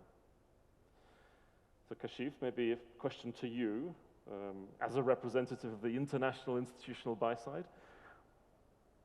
Can I get your perspective on the market and any kind of potential evolution? Yeah, absolutely. So I think it's important to keep in mind that the Saudi equity market has grown rapidly over the last several years. And it's often surprising to people when they look at index composition and find that Saudi Arabia is currently the 6th largest emerging markets equity index constituent and is likely to grow and stabilize at the number 5 position, just behind very populous and very large economies, China, India, and then the semi-emerging markets of Taiwan and Korea, which have been long-standing members of that investment universe. So when the emerging markets equity investor looks at their investment universe, Saudi Arabia is increasingly important, but all of that has happened in the last 5 years or so. And so that introduction to a new market and the gradual pickup of flows, participation in the market, familiarization with both market structure and the investment universe in terms of companies is happening real time. And I think we can expect that to really be a driver of foreign portfolio inflows into Saudi Arabia in coming years. Okay. Well, I mean, I think to add to what Kashif just said, right, I think that given the inclusion of Saudi Arabia in many of the indices, we got in the fixed income indices, we got the diversified MBIC index that was done in 2019. That was very important for capital flows. And of course, it's been part of the MSCI Emerging Market Index. And as the growth plans of the country get more legs, and as you see more engagement in the market by institutional investors, then it's going to have a tailwind to this, and we should expect to see a lot more engagement. Right. Okay. And sticking with you, Rama, because I know you've recently released a research report. in partnership with the exchange entitled Stock Selection Strategies in the KSA Market, which I believe there will be a QR code at the end or even during, which people can put their phones up. There you go. And you can get a copy of that report that Aramco produced. But maybe if you could share some of the research findings from that report, particularly around the market characteristics. Sure. It was a very exciting project to work with the Tadawul Saudi Group, and we hope that it will be one of many that we'll do. As Kashif sort of mentioned at the beginning, we have seen a few different things in terms of the market characteristics in looking at the data over a number of years. One, of course, the market cap, right? It's gone from anywhere from $2 trillion in Saudi Riyal to 11. And the performance has been quite strong since from 2020 onwards relative to the index. As the growth plans for the kingdom has evolved in terms of their engagement, as we heard about in the morning, the leadership across different sectors has also changed. Technology and healthcare has become the primary leaders in the marketplace. And the other thing that's happened is after 2020, we have seen a lot more cross-sectional dispersion in the return pattern in the marketplace. To some extent, that's driven by as we know, some companies being up 300, 400% in the marketplace in the last couple of years. And finally, one of the things that we have noticed is that in terms of the trading pattern, most of it is from the non-institutional side, whereas the ownership is predominantly institutional. That means the participation in the marketplace has actually started to become a little bit more democratized, as you can, if that's a word. That's what has led to a different pattern of price discovery over time. Okay, thank you. Sami, your role is a little bit different on the panel, right? So for those of you less aware, Citadel Securities, not Citadel the asset manager, correct me if I'm wrong, Sam. That's right. Are one of the world's leading systematic trading firms, and you provide liquidity to over 80 markets. Is that roughly right? Now 120. 120, there you go. So at that point, I think probably, Sami, over to you for an introduction to Citadel Securities and what you do in markets, for markets, in partnership with markets. That's right. Marhabat kullan. My name is Sami Adrian Akoum. I'm head of systematic trading, EMEA. I mean, it's funny to say this because it used to be EU as of a couple of years ago, but it's kind of expanded to EMEA very quickly in the last couple of years. As Peter mentioned, Citadel Securities is a world-leading next-generation liquidity provider and market maker. We are active in more than 120 exchanges, 50 countries. We are the #1 retail liquidity market maker in the US. We are very active in Europe and Asia, so it is in equities, fixed income options. Our strategies and market-making abilities are being deployed across a various number of technologies for the last 20 years. And obviously, the Middle East is a growing region. I mean, it's funny, I've been coming here for the last couple of years, originally as to trying to find out more about the market and then build relationship, business partners, and then there's some people in this room that we can call friends at this point because we've been coming here for a couple of years. So Citadel Securities has a big mandate in terms of democratizing market access, increasing transparency, giving the ability for most of the market participants to transact in the most efficient way, reducing frictions. When we start trading in a new market, there's obviously fundamental that we look at. What is the ecosystems? Why do we think this is a good market to invest? What is the technology of that market? And I think Saudi is gathering a lot of these characteristics. Technology is very similar to what we've experienced in other markets. The market itself, the market structure is very unique. And I think, that was mentioned a little bit before, but like there's a great amount of dispersions. The volume is really spread across a lot of tickers, and we speak a lot about IPOs. So when we come here every year, and like it's very striking every time we have meetings with, equity research analysts, having different conferences about macro. The key striking point is really, IPO is really a keyword in Saudi, and sometime coming from a more European background, this is sometimes a word that we've almost forgotten. I think, the most notable IPO in the last couple of years has probably been Porsche, which has done a lot of noise, but here it's kind of like almost a monthly thing. You know, so for the retail participants, there's always, you know, what's the next big thing? What's the next IPO that we're going to be able to participate in? It's really refreshing to be here and see, you know, that very young generation that's really willing to understand the capital markets, put some of the investment, some of the money in understanding what are driving these markets overall. So as a firm, you know, we're trying to like make that easy for people for different backgrounds. So it is asset managers on my side, so it is you know, retail participants, so it is passive investment managers, to be co-living together in that big exchange with different ambitions. I was going to say something, because there are a number of exchanges markets here in the room and are probably watching online. What are the kind of things that you look for before you decide to enter a market? I mean, you touched on it briefly, but anything else that would be worth sharing? But also, what are potential kind of blockers or deal breakers why you wouldn't enter a particular market?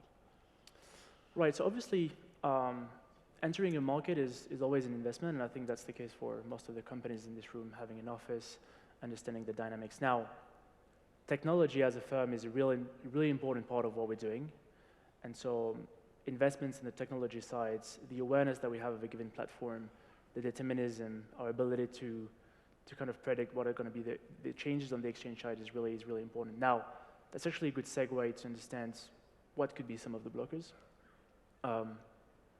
You know, I think everyone in this room, we look for, and I guess in any investment manager overall, are looking for stability, predictability, determinism. And so what's striking in when I came here for the first time 3 years ago, you know, Saudi was something new at the time, I guess, for myself personally, but what struck me the most was when you speak to the different actors in the economy, like there's a very clear vision about where the country is going. A lot of different counterparts in the market, so it is from an exchange standpoint, so it is from an investment manager standpoint, regulators are very aligned towards Vision 2030, and that gives us comfort as a firm to commit capital and resources in that market because we see long-term potential and benefits of being present as an actor in that market. Okay. And deal breakers, challenges, anything you'd like to highlight? Deal breakers. You know, I think the exchange has seen a lot of different evolution over the 3 years in terms of what the liquidity is like. Now, there's great challenges for the country in general. There's great challenges that the exchange itself has to, you know, to help the government and the kingdom with to make sure that we are, many actors, including the exchange, sustaining the growth that the kingdom wants and kind of fulfilling the ambition of the different parties. Reducing friction, reducing trading costs for all the participants is key to this. How can we reduce the spreads? And obviously, trading costs has many different dimensions. This is a key concern for the retail. Market impact is a key concern for those investment managers that want to, you know, start getting exposure as part of their MSCI broad exposure in the market. And everything that the exchange can do in terms of innovation, understanding the needs of the different investors to reduce the trading cost, increase determinism, will basically help the market to kind of scale to the new highs. I mean, Saudi is trading a lot, especially in 2024. I think, you know, someone was mentioning to me that yesterday, Sunday, there was a peak at $2.4 billion, which is a huge number for a Sunday. It's been a good start to the year. Yeah, exactly. It's been a great start. It's been a great exciting time for the venues. And I guess like what's going to be needed to get the different participants in this room to get to, you know, 3 billion, 5 billion, 10 billion. I think there's a lot of room for growth, and this is not one of the markets that we're looking at and we're saying, well, you know, in 2 or 3 years, this might be capped because of some fundamentals. The fundamentals are here, and we're just going to grab it and just like make ourselves ready and provide the market with the liquidity that it needs.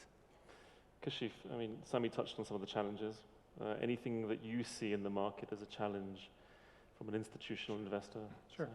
I think the challenges are all, it's essentially continuing the path of evolution that we've seen over the last few years, and that is more liquidity, more market participants, more float.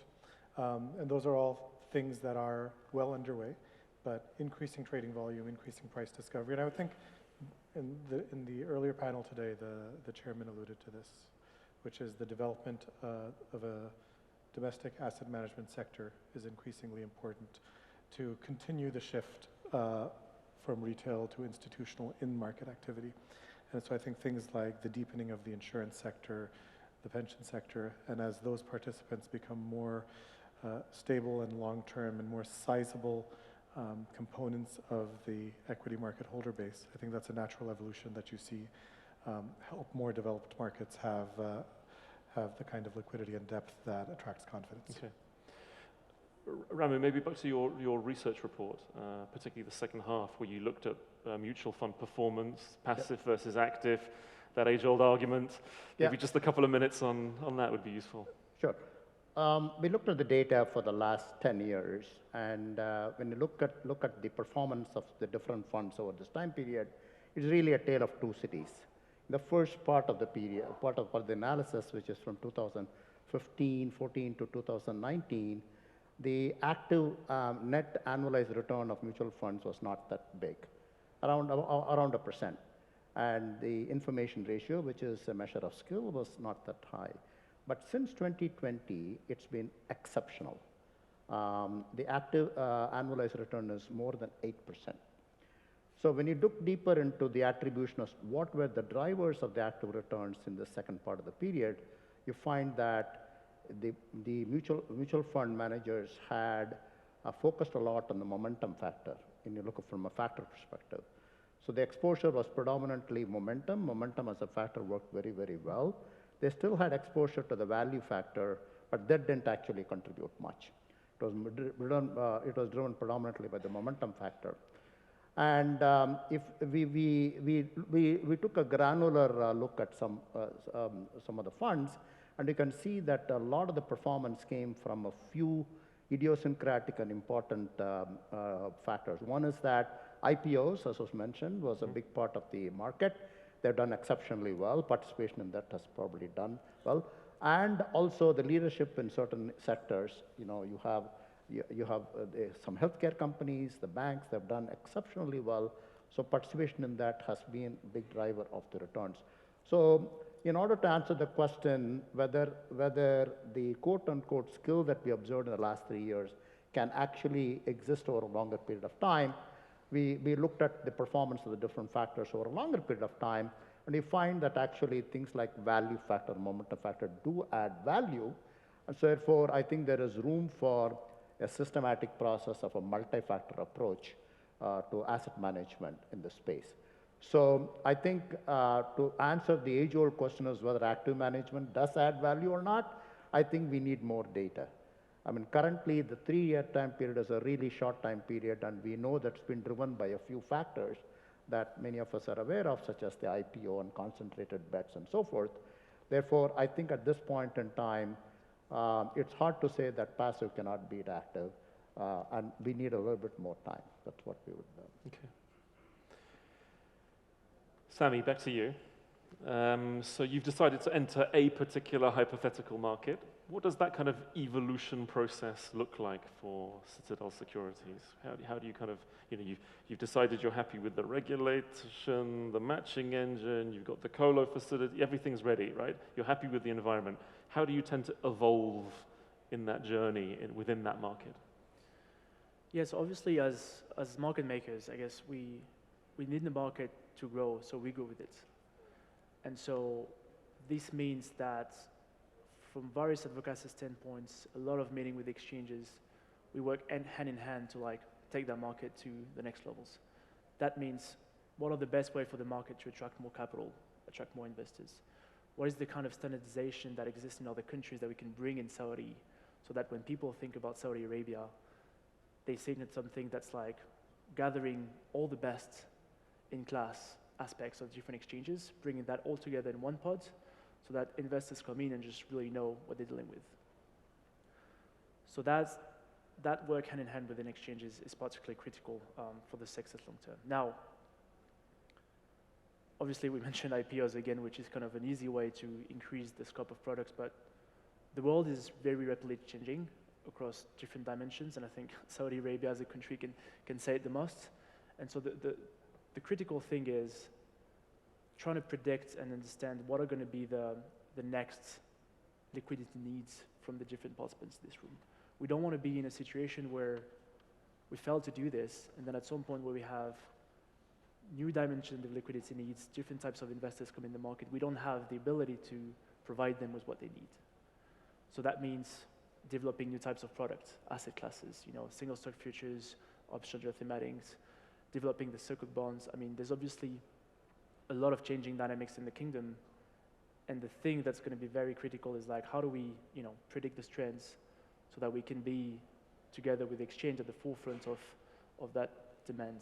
From an investor point of view, I guess, for more like a selfish point of view, having a broad set of universe in terms of trading in instruments is critical in the sense that that gives us more ability to hedge, transport the duration of certain trades to different time horizons. Can I just jump in? I remember a mentor that I had back in London used to say that exchanges are like supermarkets, right? Sooner or later, you're going to need more than one product on the shelf. Is that what you're kind of... No, that's typically right. And I think, like at some point, there's a self-fulfilling process that's happening. The more instrument you give to the markets, the more likely it becomes for a retail investor to be kind of like having some amount of involvement in the market and feels like, oh, this stock is doing an IPO, that I actually know this company because, my brother works there or my sister works there. And there's this kind of like, they can relate better. And as they gain more access and initial access to these products, they become more sophisticated. They start learning about the dynamics of the market, and then they kind of look around and say, what is else for that? What's out there for me to trade now? And so the more diversified the trading universe is, so it is on the equity side, so it is on the Sukuk side, single stock futures, options, etc., the more likely the exchange will get to be touching and affecting, really the mind of the consumers in some way. They will relate. That was a little bit about the future from Sami. Kashif, what does the future look like for BlackRock in the kingdom? Sure. I think that when we look forward, what you can feel quite confident about is a growing financial sector. You can see the evolution that the equity market has seen in recent years hopefully be replicated across the debt capital markets, money markets, and a range of alternatives where the investment needs of the country, both in the public and private sector, are such that the capital markets globally will be an important source of financing those. And as an asset manager, developing the products to serve those needs and to meet the needs of Saudi investors is a key part of our planned evolution. So as I mentioned at the outset, a domestic and regionally focused infrastructure equity fund is something that we have talked about over the last year, and we can see that to be the beginning of a broader local presence. Okay, so maybe final question to you, Damo, if I can. Right, where will this market be in 1, 2, 3, 5, 10 years from now? Your crystal ball. Well, the two-word answer is very promising future, right? I do think that there are two lenses that we look at. One is the economic lens. This is an economy which is a young economy. The median age is 29. The demographic dividend is very, very strong and promising. And you've got the kingdom, which is very focused on development and growth, as we heard from the Excellency ministers this morning. But as it was very well put by the chairman of the Capital Markets Authority, this economy is also going to need to be a net importer of capital, an exporter of capital. And there's a dependence on oil, as we well know. So diversification is part of it. Of course, access to the capital markets, as the exchange has been doing. We have seen already many of the indices incorporate Saudi Arabia into the country, and we have seen price discovery come a long way. We are really excited and looking forward to being part of this growth and development from an asset management perspective, from the custodial perspective, and from a risk perspective. Many of these are offerings that are needed for proper functioning of capital markets and price discovery. So I think it's very, very promising from that perspective, and we look forward to being part of that. 3 seconds to go. So gentlemen, thank you very much. And ladies and gentlemen, shukran. Well, that was a forward-looking session. Absolutely, it's crucial to pinpoint future avenues for growth, innovation, sustainable development, expansion, and investment prospects. Thank you all for this thought-provoking session. Next, ladies and gentlemen, we will look into the next big thing, the dynamic realm of the financial markets. Experts will explore the potential impact and opportunities arising from derivatives trading within Saudi Arabia.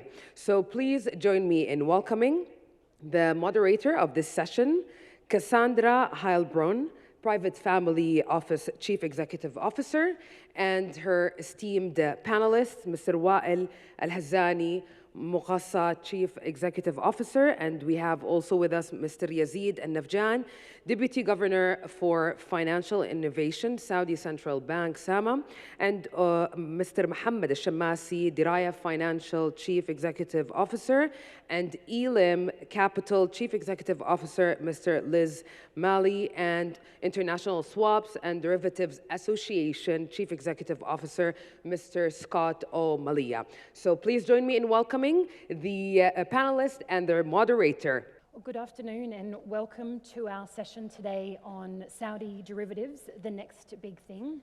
I am Cassandra Heilbronn, a former lawyer and now working here in Saudi for a private family office. And I am joined by 5 experts in the field of derivatives today, Wael, Yazid, Mohammed, Les, and Scott, who will all be speaking to different elements today, whether it be the upcoming changes to derivatives here in Saudi, education for the market, assisting clients who may be looking to start trading in derivatives, and we're also going to be hearing about netting and OTC. We'll also have the opportunity to discuss market development, risk mitigation, and of course education, before concluding with some practical comments and suggestions for you all. Now, when talking about derivatives, it would be absolutely impossible to put a figure on the scale of that market worldwide. It's clearly in the trillions of dollars. And the upcoming changes to Saudi's derivatives market will definitely boost our economy and help us achieve and progress a number of the Vision 2030 goals. So, Wael, if we start with you, you're the CEO of Muqassa. Welcome here today. So please tell us more about your role and the intended future of the Saudi derivatives market and Muqassa's role in ensuring growth but competitiveness as well. Thank you very much. Good afternoon. Jazakumullah bil khair jami'an. Maybe I'll take this opportunity to congratulate my colleague in his very recent promotion to be Governor Deputy for Financial Innovation. Thank you. All wish for success in your Thank you so journey. much, Ryan. So talking about derivatives, maybe it's very important to talk about the intention of Tadawul Group to advance the capital market. And here, Tadawul and all of its subsidiaries, including Muqassa and the exchange, working very hard to advance our capital market. And introducing new products and services will not only elevate the maturity of our market, but also will introduce wider range of, I would say, investment goals and risk appetite. For the derivatives, mainly if we talk about derivatives, I think derivatives started in 2020 when we and the exchange introduced the first instruments listed, which is the index future. And in 2022, also we introduced the single stock futures on 10 stocks with 4 maturities. And very recent, last November, we also introduced the third instruments in the derivatives market, which is the single stock options. And here maybe I'll talk more about the single stock because it's the most recent instrument in the derivatives market. So we have standard single stock options with 4 maturities, and we selected among the most liquid and largest listed stocks in the Saudi exchange, namely SABIC, Al-Rajhi, Aramco, and STC. And if you follow announcement yesterday, we introduced the 5th one, which is a single stock option on SNB Bank. And this has given us commitment of Tadawul Exchange and Muqassa to introduce more product and service on the derivatives side. We offered in the single stock options both cash settled contracts and also physically settled contract in IDA with American style options. All of these contracts are cleared in Muqassa. And the second part of our continuous effort to develop the market, I think we'll talk about three main streams that we are working with the exchange and IDA parallelly to enhance the market, I would say, structure. The first one is to continue offering more product and service on the derivatives market. And the most recent one is the stock options that we listed yesterday, and we will continue to list more instruments in the near future. The second one is to enhance the microstructure of the derivatives market, and here we'll talk about two examples. We will be introducing more market makers. Today we have one market maker on index future, and we are with the exchange working to introduce more market makers because they're very critical to the successful of the derivatives market. And soon, inshallah, we will announce market maker for other financial instruments and derivatives market. Also, in the microstructure development, we'll also introduce this year, inshallah, the covered call options, which is also, there is a big demand from the market to introduce it, and we are respond to this, and we will introduce it, inshallah, this year as part of enhancing the microstructure. That is the second path in the development. The third one, we and the exchange, along with our regional partners, we are evaluating trading and clearing opportunities on the regional markets, and this is in line with our ambition at Tadawul to become a financial regional hub. And soon, inshallah, we'll announce a cooperation with regional markets. Wonderful. And so moving on to netting, and some may say, interestingly, pardon me, Saudi is currently the only G20 jurisdiction, pardon me, not considered a netting-friendly jurisdiction. And Yazid, first of all, congratulations on being appointed Deputy Governor. Most welcome to have you here today. And we spoke about earlier the recent changes to Saudi's netting framework. So could you please tell us about these and also SAMA's role, and perhaps assist our delegates in understanding the underlying incentives or catalysts in embarking on this, what was no doubt a very big development project? It is indeed. Thank you so much. First of all, thank you for having us. Masakum Allah bil khair jami'an.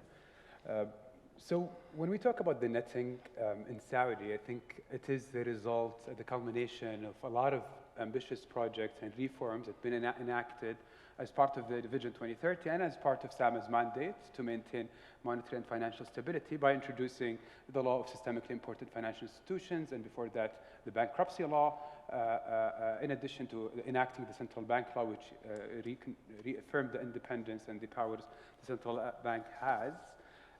When we thought about the netting, obviously it is something that we've been working on for a while. The main incentives for us to introduce the netting regulation is and developing the netting framework for the Saudi market, in our case, entities under SAMA, banks, financing companies, and also in coordination with our colleagues in different, so it's mainly CMA and also in the future Insurance Authority, is to enhance the financial stability and the resilience of the financial sector, right? By, especially in times of market stress and God forbid, counterparty default, right? Our banks and our system is becoming more and more interconnected with international markets. So this made it a need for the market to do so. And allowing the netting of bilateral exposure and collateral this framework would enhance and allow the banks to reduce and mitigate credit risk, operational risk, liquidity risks faced by market participants, and as well as the overall systemic risk posed by the large and interconnected derivative positions locally. I mean, you've said trillions in dollars and riyals. And also, a netting framework will align Saudi with international best practice, and it was designed based on international best practice. And our focus on international practices, and that was obviously a focus for us, for our colleagues at Maqassa and relevant entities, is to ensure that the attractiveness of the Saudi financial sector remains and enhanced. Enhanced better facilitation and integration with international markets. The netting framework supports also development and diversification of the local derivative markets, and enables more efficient pricing, hedging, and risk management of financial transactions, which overall supports financial stability and, in the medium to long-term, economic growth. And when the timing of the project has also been influenced by, as I said earlier, a lot of reforms that have been happening in the market. I think the opening of Tadawul Stock Exchange to foreign investors increased the interconnectedness. The opening of Maqasa as a key entity to allow this, as a clearinghouse, that's his main point, is reducing market risk, right? And maintaining market stability and financial stability. So, and with the innovation and introduction of new derivative products that we're seeing, this, I think, it's becoming more and more of a need. And while we are probably the last G20 country to introduce netting, but on the other hand, we're cup half full kind of institution. So the way we think about it is we've learned from the lessons. We've worked closely with Maqasa, we've worked with our friends at ISDA to ensure that our framework is perfect on the get-go, because you cannot afford to make mistakes, and you cannot afford, we've seen practices regionally and internationally where the netting framework had some gaps that impacted legal certainty, which defeated the purpose of having this netting framework. So what we expect from the, and also our Saudi banks have large exposures in the netting, and we'll talk a little bit as we go in the discussion, but the netting framework will allow us to ask the banks to reshore a lot of this transaction that is sitting offshore now, i.e. moving from the traditional model of having special purpose vehicles offshore to benefit from the netting, to moving it onshore and further concentrate liquidity in this market and enable without impacting financial stability. Perfect. And you did mention Scott and his role at ISDA, and I know that you've both been working together ahead of these changes. So Scott, if you could briefly discuss for us the impact you consider these changes will have, particularly in not only Saudis, but the Gulf's market in this area. Well, it's very important, and I congratulate the Deputy Governor for their work to complete or nearly complete the regulations. And the Deputy Governor did lay out the compelling argument. Netting means you're able to net down your position between the two largest, between the counterparties, which reduces your overall exposure. This is critical in the event of a bankruptcy. Nobody ever hopes we have a bankruptcy, but in the event, we're talking, has been articulated all morning, it's going to be trillions of dollars of new investment and new exposure. And to make sure that those positions are netted efficiently to reduce that counterparty exposure is critically important. So important that, in fact, global regulators, capital regulators, central banks recognize a capital advantage and will convey a capital advantage to counterparties outside of Saudi Arabia when they trade with Saudi entities. And that's a huge investment to driving investment in this country. One, it resolves bankruptcy question. Two, it provides advantageous capital treatment for your counterparties. So that will bring more liquidity to this market. It's a safer market. To the point, ISDA will support, once we see the final regulations, we will draft a netting opinion, and this netting opinion will be recognized by other jurisdictions around the world. We're very pleased and congratulate Sama on being completely transparent and inclusive in the draft rules. We'll take the final rules and draft a final opinion that will be used in other jurisdictions going forward, not only for netting, but also collateral, which is a step that we have accelerated. Normally, we wouldn't do both netting and collateral, and this is the exchange of collateral. But this is such an important jurisdiction. Our members have demanded it, and so we're accelerating that process to facilitate opening up this market. Wonderful. If you allow me to, I think because this is critical for Maqasa, I think the effort done by Central Bank and the Capital Market Authority on the netting arrangement is very critical for Maqasa operation, and also will play a significant role in the financial stability and integrity of the current and future clearing business. So the netting by itself, as we know, it will reduce the capital requirements, and therefore the cost of funding will be decreased for intermediaries. Therefore, having a legally binding netting arrangement is very critical for the successful of the derivatives market. That's it, that's it. And I do want to speak more about OTCs, but perhaps if we move to Mohammed, just to talk about, I guess, some market development. And you're on the trading side rather, at Dabaya Financial. You have the Saudi-based clients currently trading throughout Europe and USA, and no doubt all looking forward to start trading here in Saudi in the derivatives market. So could you please tell us about how the traders will facilitate in making the derivatives market here in Saudi operate to its full potential? First of all, thank you for the invitation to participate in this panel, and congratulations to my dear friend Yazid in his appointment. And it's a great day to see this forum growing year after year. So this is the third version of this forum, and I see an increasing interest by international participants to attend and participate compared to the first version, which was a pure local version. Talking about derivatives market, we participated in the earliest version of developing the derivatives market in the kingdom by working with Tadawul and developing the plain vanilla futures market. Then this grew into other versions, including options and single stock options most recently.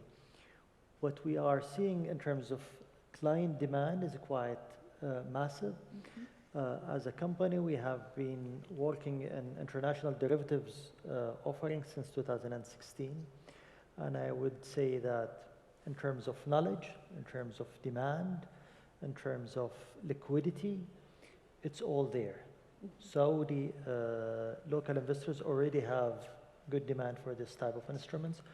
What we are looking to achieve here is really to bridge that gap between what international markets are offering in terms of liquidity, in terms of depth of these instruments, and bring that into our local markets. So I think the introduction, as Wael rightly mentioned, of a new market makers that will help facilitate into that direction, and the widespread of the instruments that can be developed, not only for stocks that we have right now, and increasing this to include a larger pool of assets will definitely help into that direction and growing that side.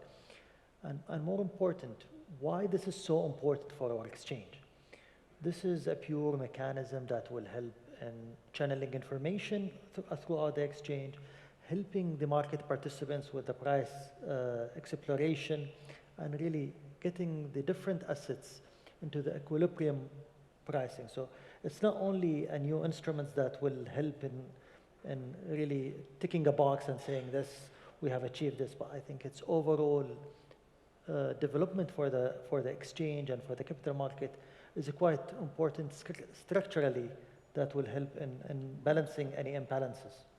Perfect. And then alongside of that, there's certainly been some reception by the retail investors to the launching of the single stocks option recently. So Mohammed, what do you expect, do you expect the retail investors to actively trade in derivatives, or will it largely be institutions? I think for the, if we look at derivatives markets in isolation of what's happening in Tadawul. So local institutions has been really trading derivatives on other asset classes for quite some time. So when it comes to interest rates, when it comes to FX and other hedging instruments that has been used really by banks and offered by banks, institutional investors for the past, I would say, 20 plus years. What we are trying to achieve here is really to move that market from pure institutional offering into more of a larger availability of these hedging instruments, trading instruments, into a wider base of investors, including the retail investors. Diraya has been doing this successfully in international markets, and we have no doubt that this will be a very successful offering in the local market. Perfect. And Les, you're joining us here from Dubai, so welcome to Saudi. And a previous role of yours was with the Gold and Commodities Exchange out of Dubai, and you're now with Elam Capital. Based on your experience, what are the key indicators which will assist in confirming that the introduction of derivatives here in Saudi has been a success? Thank you for the question, Cassandra, and thank you for the invitation to attend today. When will derivatives be a success? What indicators do we have? I guess when we don't have a panel devoted just to talking about derivatives, right? It's not a flippant answer, it's that derivatives should be commonplace. They should be every day within the portfolio of contracts that we use and enjoy. Yeah, I mean, in my previous role in Dubai, I was running the exchange and the clearinghouse for the largest derivatives exchange in the Middle East. And we looked at lots of success criteria, whether that be, you know, bid offer, liquidity, etc.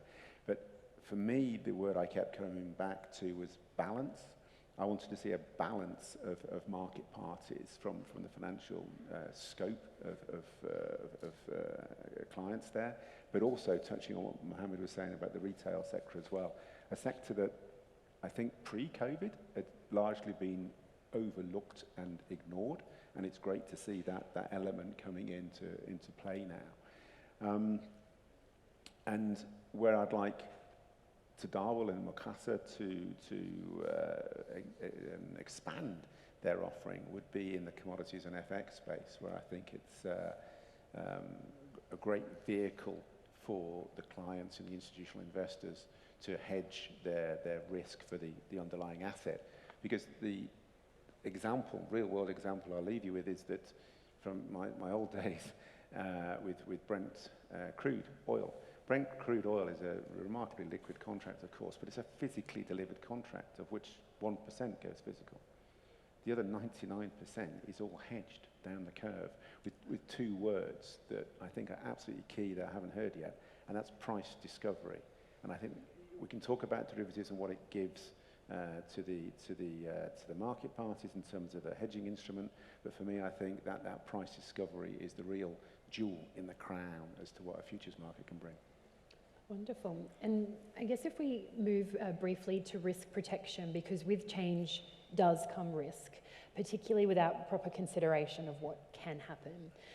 I believe all of you here today will want to reduce risks and mitigate them to the extent possible, particularly when there are known risks. And Yazid, if I start with you, and given the growth of the client-linked derivatives activities here in Saudi and the market, what are the main issues that the regulators are paying close attention to, but more importantly, have they taken any preemptive steps or actions to mitigate these known risks with the products and activities? That's a very timely and relevant question.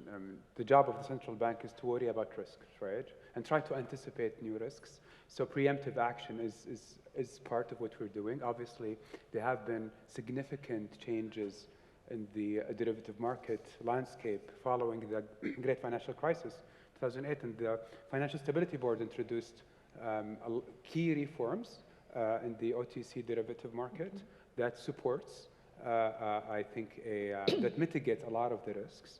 And I think from Sama's point, we do have different aspects. So we've implemented different tools to mitigate these risks. So when you look at the legal and regulatory framework, there are several rules and guidelines were issued that to control and to manage this risk appropriately by the banks, specifically given their systemic importance.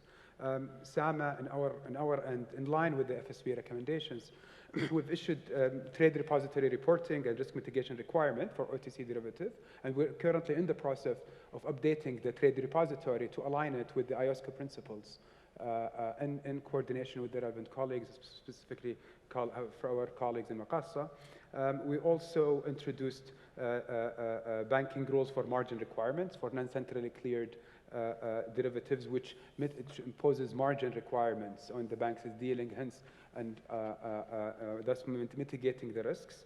And we've also, and as I said earlier, the 2018 bankruptcy law anticipated the introduction of a netting framework by exempting certain financial transactions from the bankruptcy procedures and deferring it to the competent authority, in this case, the central bank. And that's the legal basis by which we've issued, or we're in the process of issuing the netting regulations, which we expect to be issued I mean, very soon we've done the public consultation, we've done consultation with stakeholders, including ISDA, including Maqasa, colleagues in CMA. We're in the final process, just reflecting a couple of comments. Great. Hopefully in the next month or two, just fulfilling some legal requirements to be able to issue it. But that tells you that it's been in the mind of the regulators and the legislators for some time. And also, we've recently done, or we're in the process of completing from a supervisory point of view, we're in the process of finalizing an inspection program that targets clients' interest rate derivatives. So we look into banks' practices in selling interest rate linked derivatives to their clients. And the point of it is to ensure that the client, so to ensure that the derivatives being sold and marketed does serve the client interest and address their needs without exposing them to undue risks. And what we expect, and we've seen maybe some areas for improvement when it comes to suitability assessment, and as a result of this inspection, number one, we will have a better idea on the status quo. So who has a non-linear interest rate product in their books, and versus who doesn't, but also it will lead to a better understanding on how can you streamline suitability assessment in a matter that serves the client's need, which is mainly hedging, as opposed to, I mean, we believe that clients, non-financial clients are not in the business of making bets on interest rate direction. So you need to make sure that it is suitable when you sell it. Also, I mean, very quickly, in terms of market infrastructure, and I mean, it talked a lot about how the infrastructure was enhanced and introduced and aligned with international standards and to mitigate the risks. The founding of Maqasa by itself is a great achievement in that front. And also we're in the process and we're working closely on implementing the reforms related and the FSB reforms related to mandating central clearing for certain derivative positions. We're doing this cost-benefit assessment. What we expect is that at the very least, we will start with interest rate swaps, given that more than 90% of derivative trading in Saudi is for interest rate swap and primarily for hedging purposes. So it makes sense to centrally clear it. And I think we're in the final process in this work. And then we will move into discussions on even the platform trading, which is one more recommendation of the FSB. And also what we've been doing, and that's the final point, with our colleagues in ISDA and Maqasa, a lot of market awareness. And we've recently had a discussion with the banks, with the entirety of the banks, where we've talked about netting, what to expect. We've also aligned it with international practice, and we've looked into the practice and how to implement it. So I know we're tight in time. No, that's good. It's fantastic. And as we've all said, risk mitigation is key, particularly with such a new market here in the region. But Scott, I'd be interested to hear from you if there was one point you could recommend or suggest in terms of taking risk mitigation steps for us here in Saudi. What would it be from ISDA's perspective?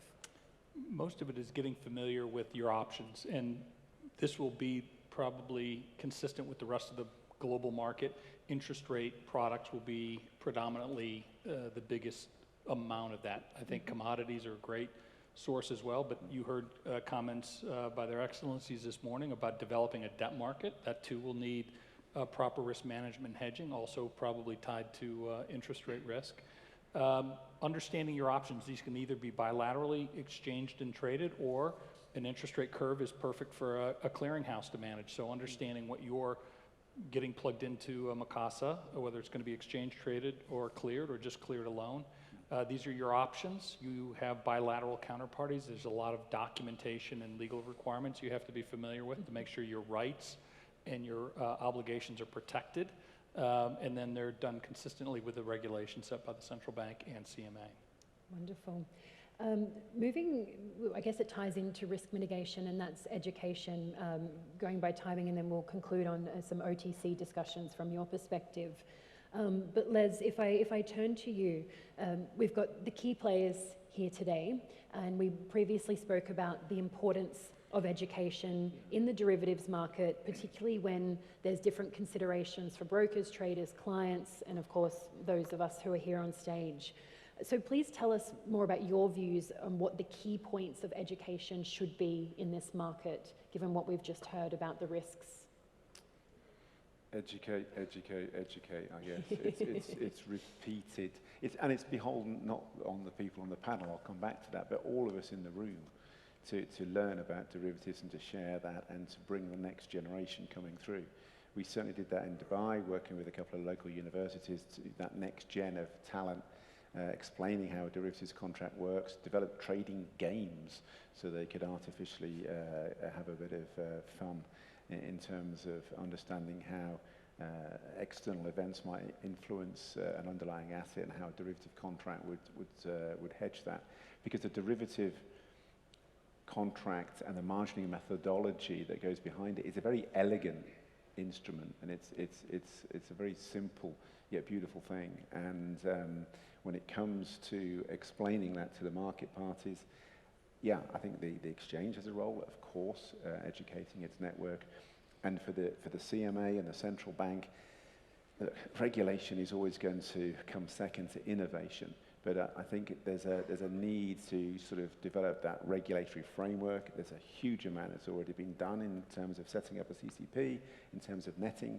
But it's that repetitive nature of reinforcing what a derivative contract is, and to keep the education going for the entire community, because yeah, that's where the market is inevitably going to go, and we all need to be a part of it. Wonderful. And Mohammed, your Saudi-based clients will no doubt be looking to come into this market, but we also have some delegates here who would be providing similar advice to their clients. So what would the key points be that you consider the clients should take into account before entering this market? From what we have seen, there is a fair large number of clients who really use this as a speculation tool, and I think this may cause a lot of financial distress for many of these investors, and we have seen that many people really venture into that sort of trading activity without really building the necessary understanding how to navigate this. The regulators here built a very solid basis for customer suitability, and they are very strict with us on really making sure that clients do understand what they are signing up for. Having said that, we still see a high level of turnover in terms of clients placing orders, losing their money, and using this for speculative activities. As we are moving now this into the local market, and I think over time we will see a much more activity happening on that segment of the market. We think that a continuous education process, publishing a regulatory framework designated for derivatives trading will be quite important to identify the roles, responsibilities, and obligations of each party on that process. Wonderful, thank you for that. And we'd mentioned OTCs. Yeah. Would love to hear from you about what's happening. On the OTC, I think one of the core ambition of Muqassa is to extend its offering of product and services in both, I would say, side, on the exchange traded instruments and also on the OTC. And if we talk about OTC, Muqassa in 2022 started the first clearing of repo transactions for the first time, and this is also make Muqassa as a pioneer of clearing what they call it double wide agreements, which is Sharia form of a traditional repo agreements. And this is the first product Muqassa cleared in 2022. As my colleague Yazid mentioned, Muqassa and very soon will introduce the first clearing of OTC derivatives instruments, and we will start with the interest rate swaps. We will provide clearing to those contracts, which is plain vanilla, fixed and floating, settled in Saudi riyals. And we are only pending regulatory approval, which we expect in hopefully in near future. We completed all the readiness with our participants, and we will be offering the service. As part of the service, actually, we will be providing to our members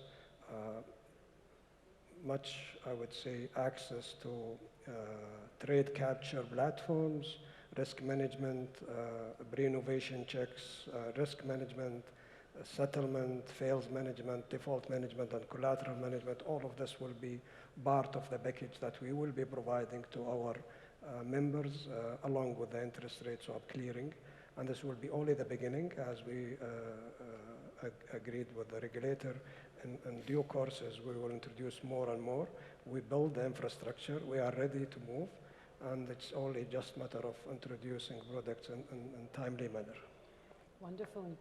And before we finish today, I do want to hear from each of you, I guess, about what you see for the future of the Saudi derivatives market, or what you're most excited about, whether it be new graduates out of university starting a career in derivatives, whether it be someone setting up a business such as Diraya Financial, or looking to attain positions such as yours with the regulators and Mukasa. So perhaps, Scott, if I start on this end, what are you most excited about for Saudi derivative market? I think the potential for growth. The regulations are now in place, or will be in place very shortly. That's going to invite in new market participants and a growth of new market products, the rates products, the FX products, and the commodity products that will continue to grow with what is a very strong equities market already. So I think the future is very bright, and there's a lot of new interesting opportunities here. We'd love to see that. And Liz, what about you? The same. Scott's kind of stolen what I was going to say, but yeah, I mean, futures is where the market is going to head to, and the most exciting thing to look at are that product evolution, the contract map, the roadmap. It's wonderful to hear what Mukasa is saying about OTC derivatives for interest rate swaps. That's excellent. But yeah, particularly, I think the applicability for commodities and FX will bring it back into, and interest rates will bring it into real world issues, and I think that's going to be that application is going to be very well appreciated by the market. That's it. And Mohammed, what are you most excited about? I still remember 20 years ago when the liquidity on the stock exchange did not exceed even a few hundreds of millions of riyals on a daily basis, and compared to where we are around 10 billion riyals a day. So we have really gone through a long journey of really developing our exchange, and I think the same will be applicable to the derivatives market. If other markets really tell us anything, that the liquidity in the derivatives market is way bigger than the main exchange itself. So we think it's only the beginning of a new big wave happening within our exchange. So much to happen. Yazid? Well, as a central banker, I'll think about the risks, right? And I think that a deep and developed derivative markets will provide a very strong catalyst for risk management, enhanced and improved risk management practices, and will also hopefully, and because we're seeing in the market the types of emerging risks are increasing, so an overall better risk management framework supported by a strong derivative market will attract those university students, those smart people to come in and make risk management fashionable. As a former lawyer, I am all for risk management, any time of the day. And lastly, with yourself? I think with the support of all stakeholders, inshallah, we'll succeed building an attractive and most liquid derivatives market in the region, supported by robust and efficient clearinghouse, inshallah. That's it. And given what we've heard here today, it's usually a very theory-intensive subject, but to take your words, Yazid, I think we've made it very fashionable. The future of the Saudi derivatives market is bright, and thank you all for participating today. And if you could please join me in thanking our panelists and experts. We hope to be working with you again. Thank you. All right, the next big thing, the dynamic realm of financial markets. Indeed, thank you all for a great session. In a parallel stride of progress, the pioneering announcements from key entities illuminate the path towards growth, innovation, and sustainable development. We are pleased to announce that Al-Rajhi Capital, Al-Khabir Capital, and Al-Jazeera Capital have applied to the derivatives exchange membership and are expected to start the brokerage services this year. So congratulations, and we're also delighted to announce that the launch of single stock options SSO contracts at the Saudi National Bank was completed successfully yesterday. What a momentum. This will enable local and international investors to effectively hedge and manage portfolio risks, as well as diversify the products available for trading in the market. So congratulations for this groundbreaking announcement. And next, ladies and gentlemen, let's build upon the enthusiasm and momentum we have just created now after these announcements, as we're gonna commence by kicking off the third track, the tech advantage, leveraging innovations in capital markets. So we will delve into the current role of technology in capital markets and also explore how we can unleash its future potentials. Our next panel discussion will feature experts who will share their insights with us on the transformative power of technology in shaping the capital market landscape. So please join me in welcoming the moderator of this session. Again, we have Cassandra Heilbronn, Private Family Office Chief Executive Officer. Welcome back, Cassandra. And her esteemed panelists, Mr. Mohammed Al-Nouri, WAMD Chief Executive Officer, and Mr. Paul Humphrey, BMLL Technologies Chief Executive Officer, and Mr. Nick Druitt, Bank of America Managing Director in EMEA Execution Services. Google Cloud, yes, to all of them. And we have Google Cloud General Manager Saudi Arabia, Mr. Badr Al-Madi, and also WEND International Chief Executive Officer, Mr. Casey G. Welcome all, and I pass the mic to you, Cassandra. Thank you.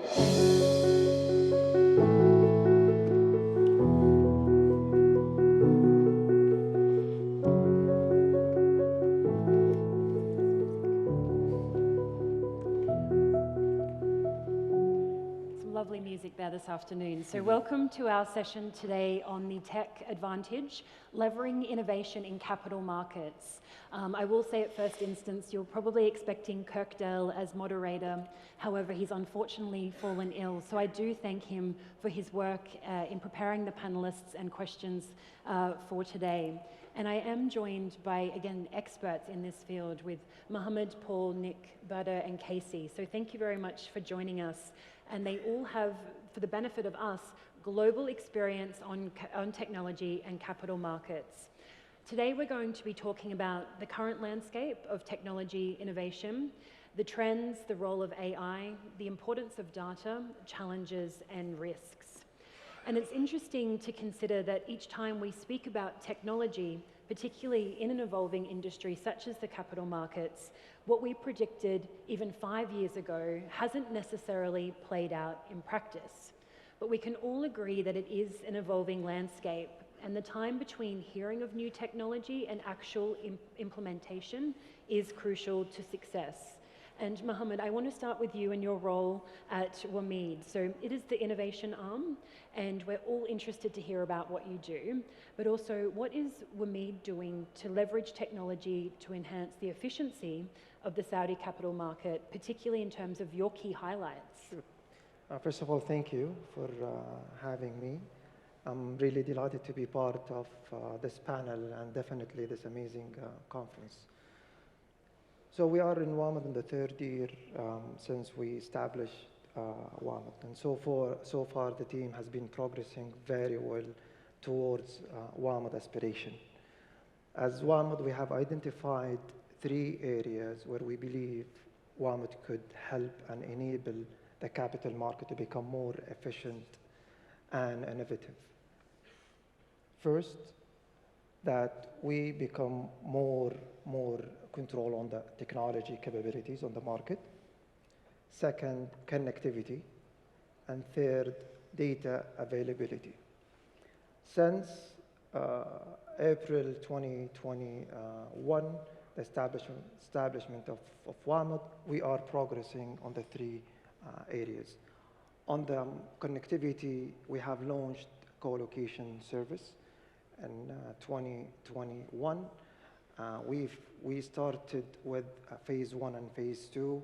Within few weeks, we managed to close all space for capital market. Now we are in a stage of offering phase 3, and will be the last phase for the co-location. And as of now, all space offered already being booked by the market.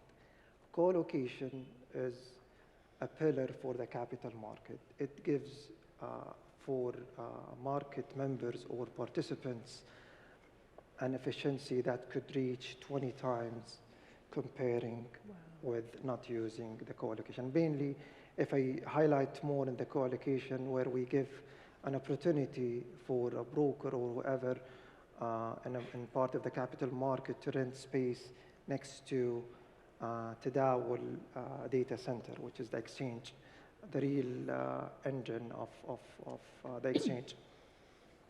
So this is part of the connectivity that we have launched, and successfully we closed almost all what we have for the capital market. Moreover, we launched Liqa with a partnership with a technology provider, UK based, where we are offering a unique proposition for AGM, where the clients or listed company can have an authenticated process for investors to access the AGM.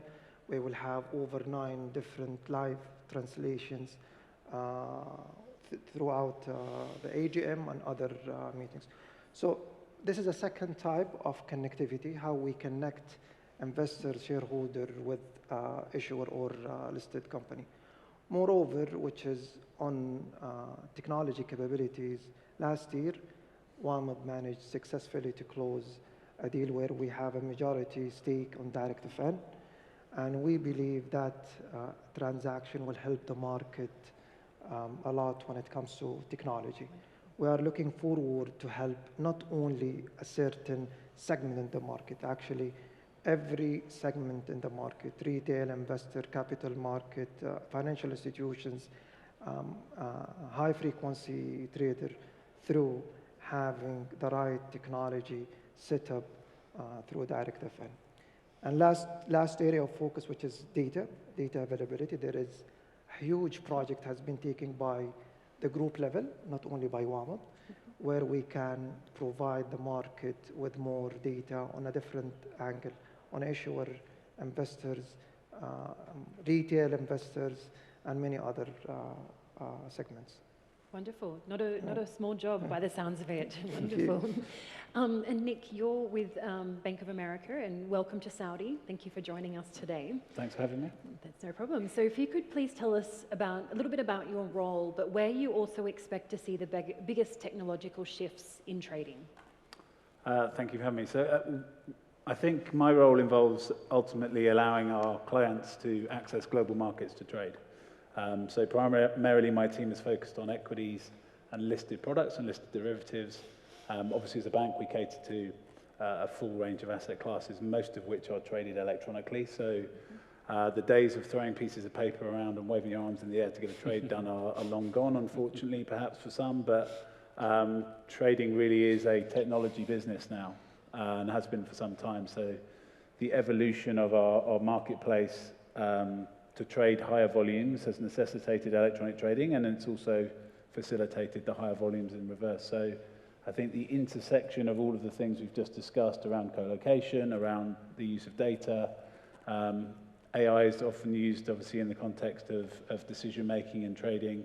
At one point it felt there was a race to say who had AI embedded in their decision making of their electronic trading platform first, rather than necessarily having a viable or deliverable benefit to using it. But ultimately, all of these things are interlinked in terms of where I think the industry has gone and is going. So part of it, I guess, depends on where in the ecosystem you apply these things. Technology is necessary in all parts of the trading landscape, I believe.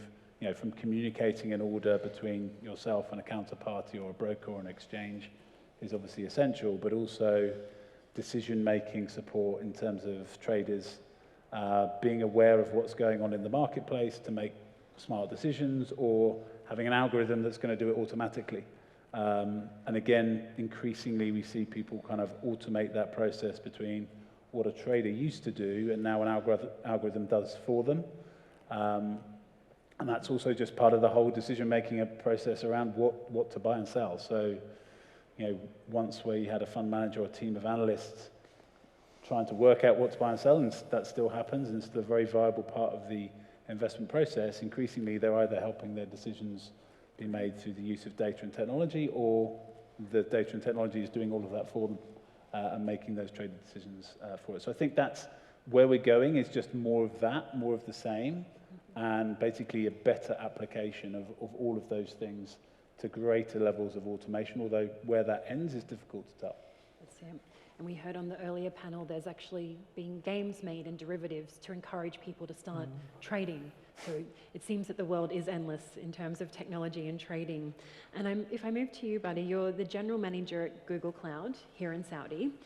So could you please share with us, I guess, a transformative example of how tech, even with Google Cloud, has empowered a leading financial institution to leverage innovation, but also achieve significant breakthroughs, and what those outcomes have been? So the thing is, we're really happy as technology people to be part of such a conference. I mean, 20 years back or 25 years back, I would imagine that technology would be an essential part of such a conference. But today, due to the fact that technology is becoming really essential in the financial sector in general, we've seen a huge transformation in the model of financial services in general, started with new products, even encouraging financial inclusion as well. Coming to the capital markets, actually we at Google look at the capital markets in two personas here. So we talk about maybe the buyers, the sellers from the other side, also about the frame actually that we put in that exchange, which is the governance in general, and along with the stock exchange. So we deal with the buyer side, trying to improve actually or reach the alpha as soon as possible. We talk about also on the seller side, trying to generate a customer experience for unified platforms to trade easily and ensure also the right experience for customers. If we talk about the stock exchange, we're talking about new business model that now the stock exchange is trying to generate. Mohammed mentioned a very important case, which is the data in general. We do a lot of data monetization projects today with a lot of financial institutions around the world. Cases, we're talking about different, customer cases that, for example, we do, that was a unique one. We've done it with Bloomberg, actually, where we leverage the content, the rich content that Bloomberg have about the financial services, whether it's news or numbers, and to leverage it and to produce data out of it. That was a major breakthrough in the way we deal with the content in general. We've done some cases related to the way we redefine the business of risk mitigation in general and risk management. So the way we look at the risk, we activate actually a 360 view about the customer. We improve the way the KYC is being done. So leveraging the big amount of data that the financial institution have. Wonderful. KYC is certainly an acronym in my current role that I don't like to hear every day, but if we can automate that, I would be most pleased.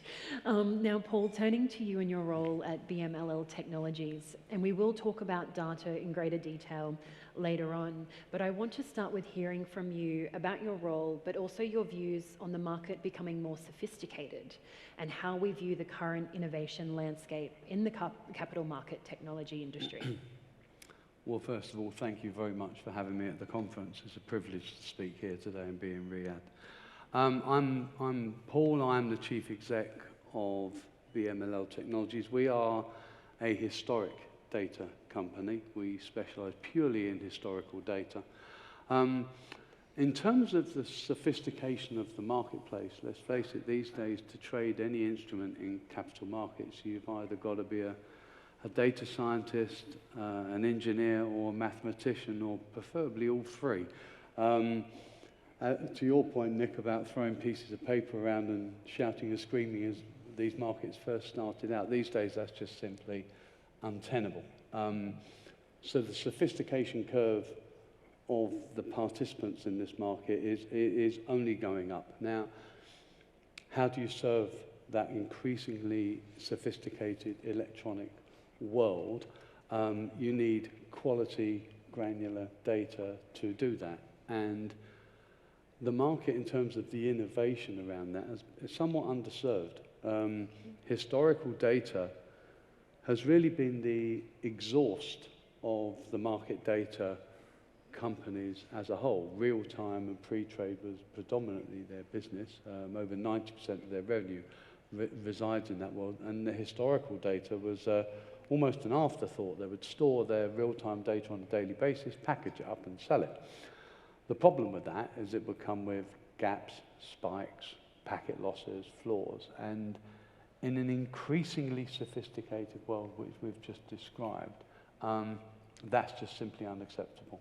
And if you're going to put that level of intelligence into your algo to understand a marketplace of not just the speed of getting there, but how, where, and what to trade and when, you need that granularity of data, and the market's simply underserved with that. So that sophistication level, we don't see slowing down anytime soon.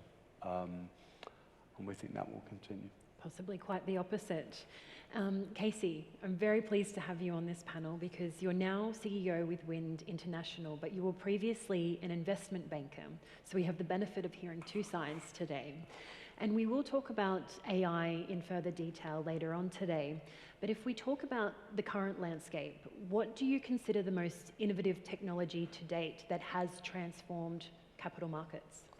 Thank you for the invitation. I think it's a great question, and it's especially relevant for Wind as a leading and pioneer in the capital markets infrastructure provider in Greater China. So if we look at the old days in 1990s, when Wind was born at a time where people sort of collected information from printed newspaper, gathered at the door of the exchanges to exchange rumors and news, and line up in front of the trading hall for market opens, and probably submitted paper orders to the staff for trading. So those are the old days where Wind witnessed the inefficiency of the market, and then grew up with a vision to sort of digitize the capital markets, as well as to making global data accessible at everyone's fingertips. So fast forwarding to today, Wind is already a leading financial information technology solution provider in Greater China market, as well as one of the largest globally with global client footprints in 35 different countries. So we sort of witnessed as well as supported the capital markets evolution in the China market. And today we consolidate. I think Mohammed made a very relevant point. Data is the foundation of everything. So today we consolidate global financial assets of all classes and global macroeconomic information covering over 200 countries and regions, as well as over 6,000 industries and value chains, and together with over 200 million public and private company information. So building on top of this foundation, we've developed a comprehensive suite of analytical tools and solutions for different stakeholders in the financial sectors, being the buy side, sell side, banks, insurance, research institutions. So I think in retrospect of the past 25 years of operating history, it's very hard to define one single technology as a game changer, but I think it is a range of the technology shifts that have transformed the whole capital markets. So some of the profound experience from our side that we developed in-house as a technology pillar, including the AI and NLP capability. And I'm not talking about the new world of AI, it was the old world that we invested for more than 15 years, and also allows us to produce majority of the information automatically. And the result of that is the ability to get information access to our end users much faster than before. And also, together with a lot of the NLP capabilities, we are able to do smart tags on information and to consolidate the insights for decision making. And another very relevant technology is the cloud infrastructure, as Google is a pioneer and leader in that area, together with the distributed computing engine.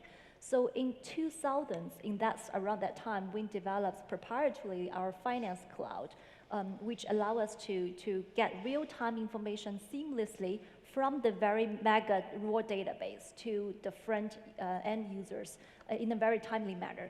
And together with the distributed computing engine, that supports a higher level of complex financial calculations, cross markets, cross asset classes, cross currencies, of different accounts, multiple layers of portfolio penetration, etc. So that is all that making data analytics possible. And last but not least is the big data analytics. I think it may sound like a very general and broad term, but in reality, it means distill insights as well as the relevancy, correlation, relationship amongst the explosive and noisy amount of information pool to make informed investment decisions. So I can go on, but I think there are a lot of technologies in pieces that together transform the capital markets, and that is the role that we play. It's actually incredible. And being able to make it real time and obviously help every party in the whole transaction from start to finish is certainly beneficial, and there'll certainly be no shortage of tech trends, and the potential for disruption will always be there for capital markets. And Mohammed, if I turn to you, what segments are is WMED focusing on in this area? Actually, as of now, I can say all capital market community could be a potential partner or client for WMED. If I look at the co-location, 26% of our existing client are high-frequency trader. Over 30% of our clientele in co-location are international player. We have the biggest broker part of a co-location, and we have broker just being licensed by the CMA and Tadawul. So just an example of the co-location, it's opened for all clients, all members who would like to benefit out of this service. On Liqa, another example, we are open and targeting all listed company in main market, Neom market, who is accessing Liqa platform, every investor in the market. It could be a retail investor owning 3-4 shares, and it could be a government entity, and it could be an institutional or QFI. So, in a nutshell, WMED is targeting and serving, enabling the whole community in the capital market. When it comes to data, our aspiration is why we don't go beyond the capital market data, why we don't integrate real estate data, point of sale data, and many other data where we can provide it in a package for a different segment in the market. It could be the issuer, it could be an investor, it could be many other segments. And by the way, if you look at the data we have today in Saudi Tadawul Group, huge. We have over 1 billion trades. Can you imagine each trade, how many analysis, how many valuable data we could get? 100. We have over 300 million records for ownership movements. We have over 700 million settlement records. So the size is huge.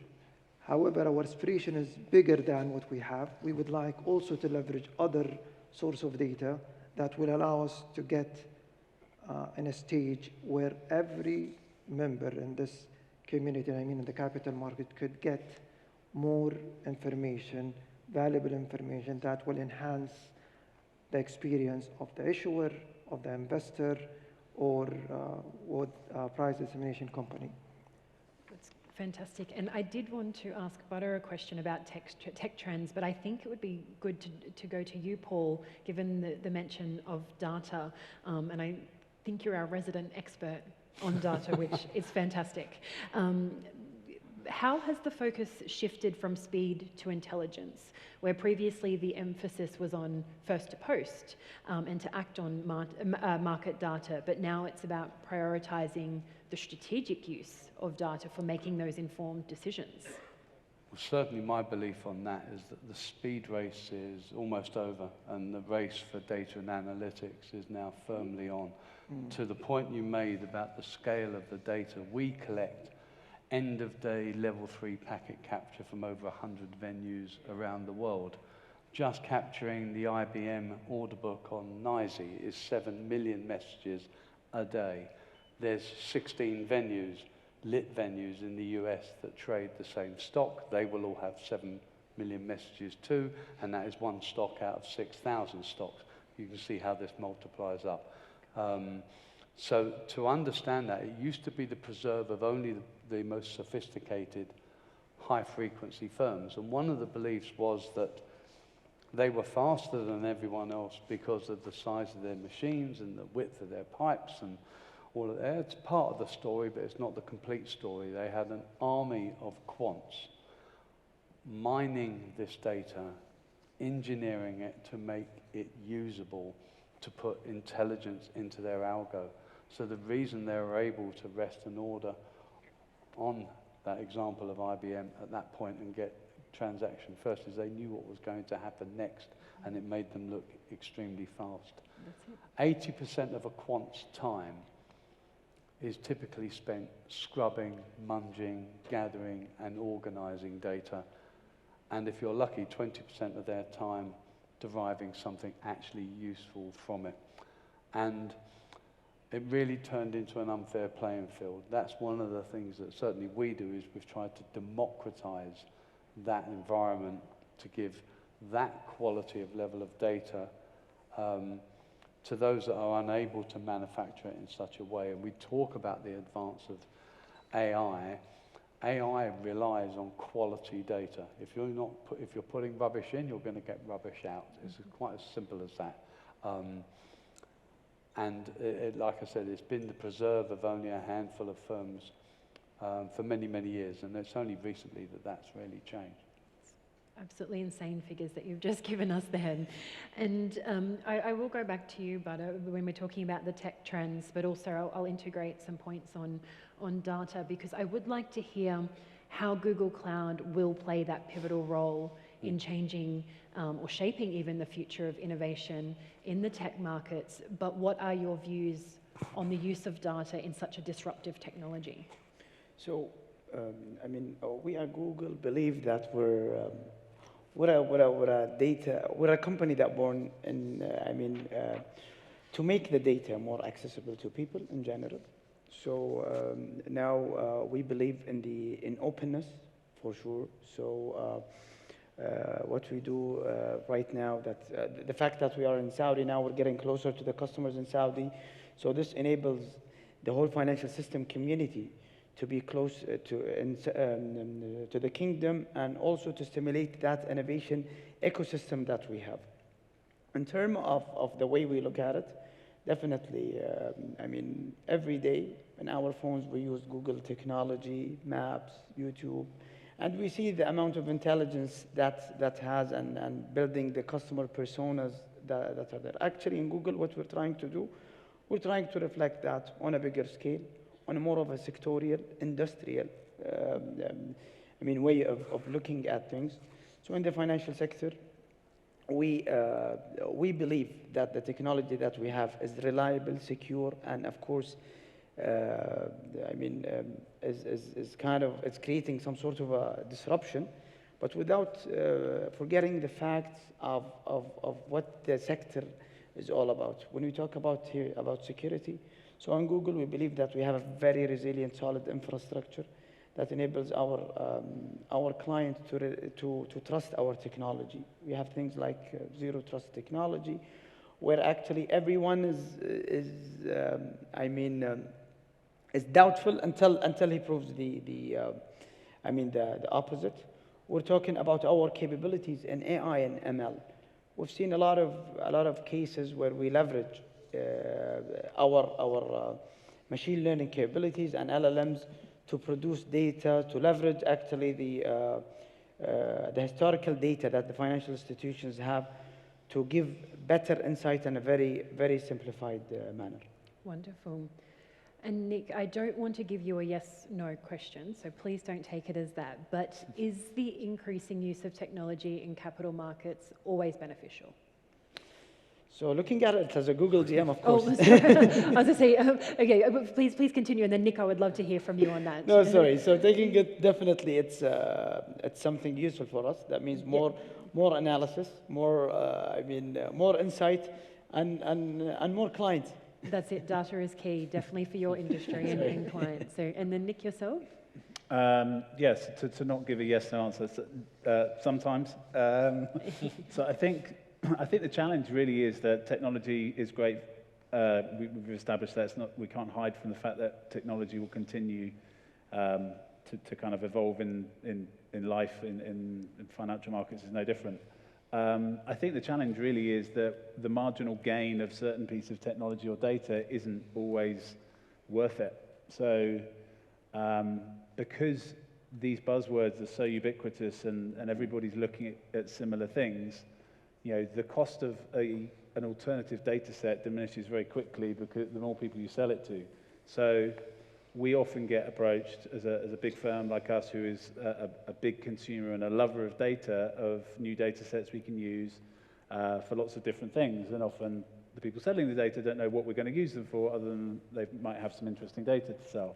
Now, depending on where you apply that data, the marginal cost of deploying it might not be worth it for the business you're in. And also, as I've already said, the availability of data, is something that you have to be very aware of, and who's using what. So I think as a firm and as an industry, people are very careful now about AI and the application of AI, and does it create the potential for disruption in markets as well as good? Because obviously if you look at the asset management business in general and take away AI and technology, you've always tried to employ smart people to make smart decisions based on the information available to them. Now, that information is more readily available to more and more people, and they're still the same smart people making those decisions, perhaps with the help of technology, but they often come to the same conclusions. And that's where you find crowding, you find these situations where there's potential for market disruption. So I think we have to be careful about how those things are applied. The potential for, we look at the stock market now in the US, and most people are calling it some kind of bubble, potentially.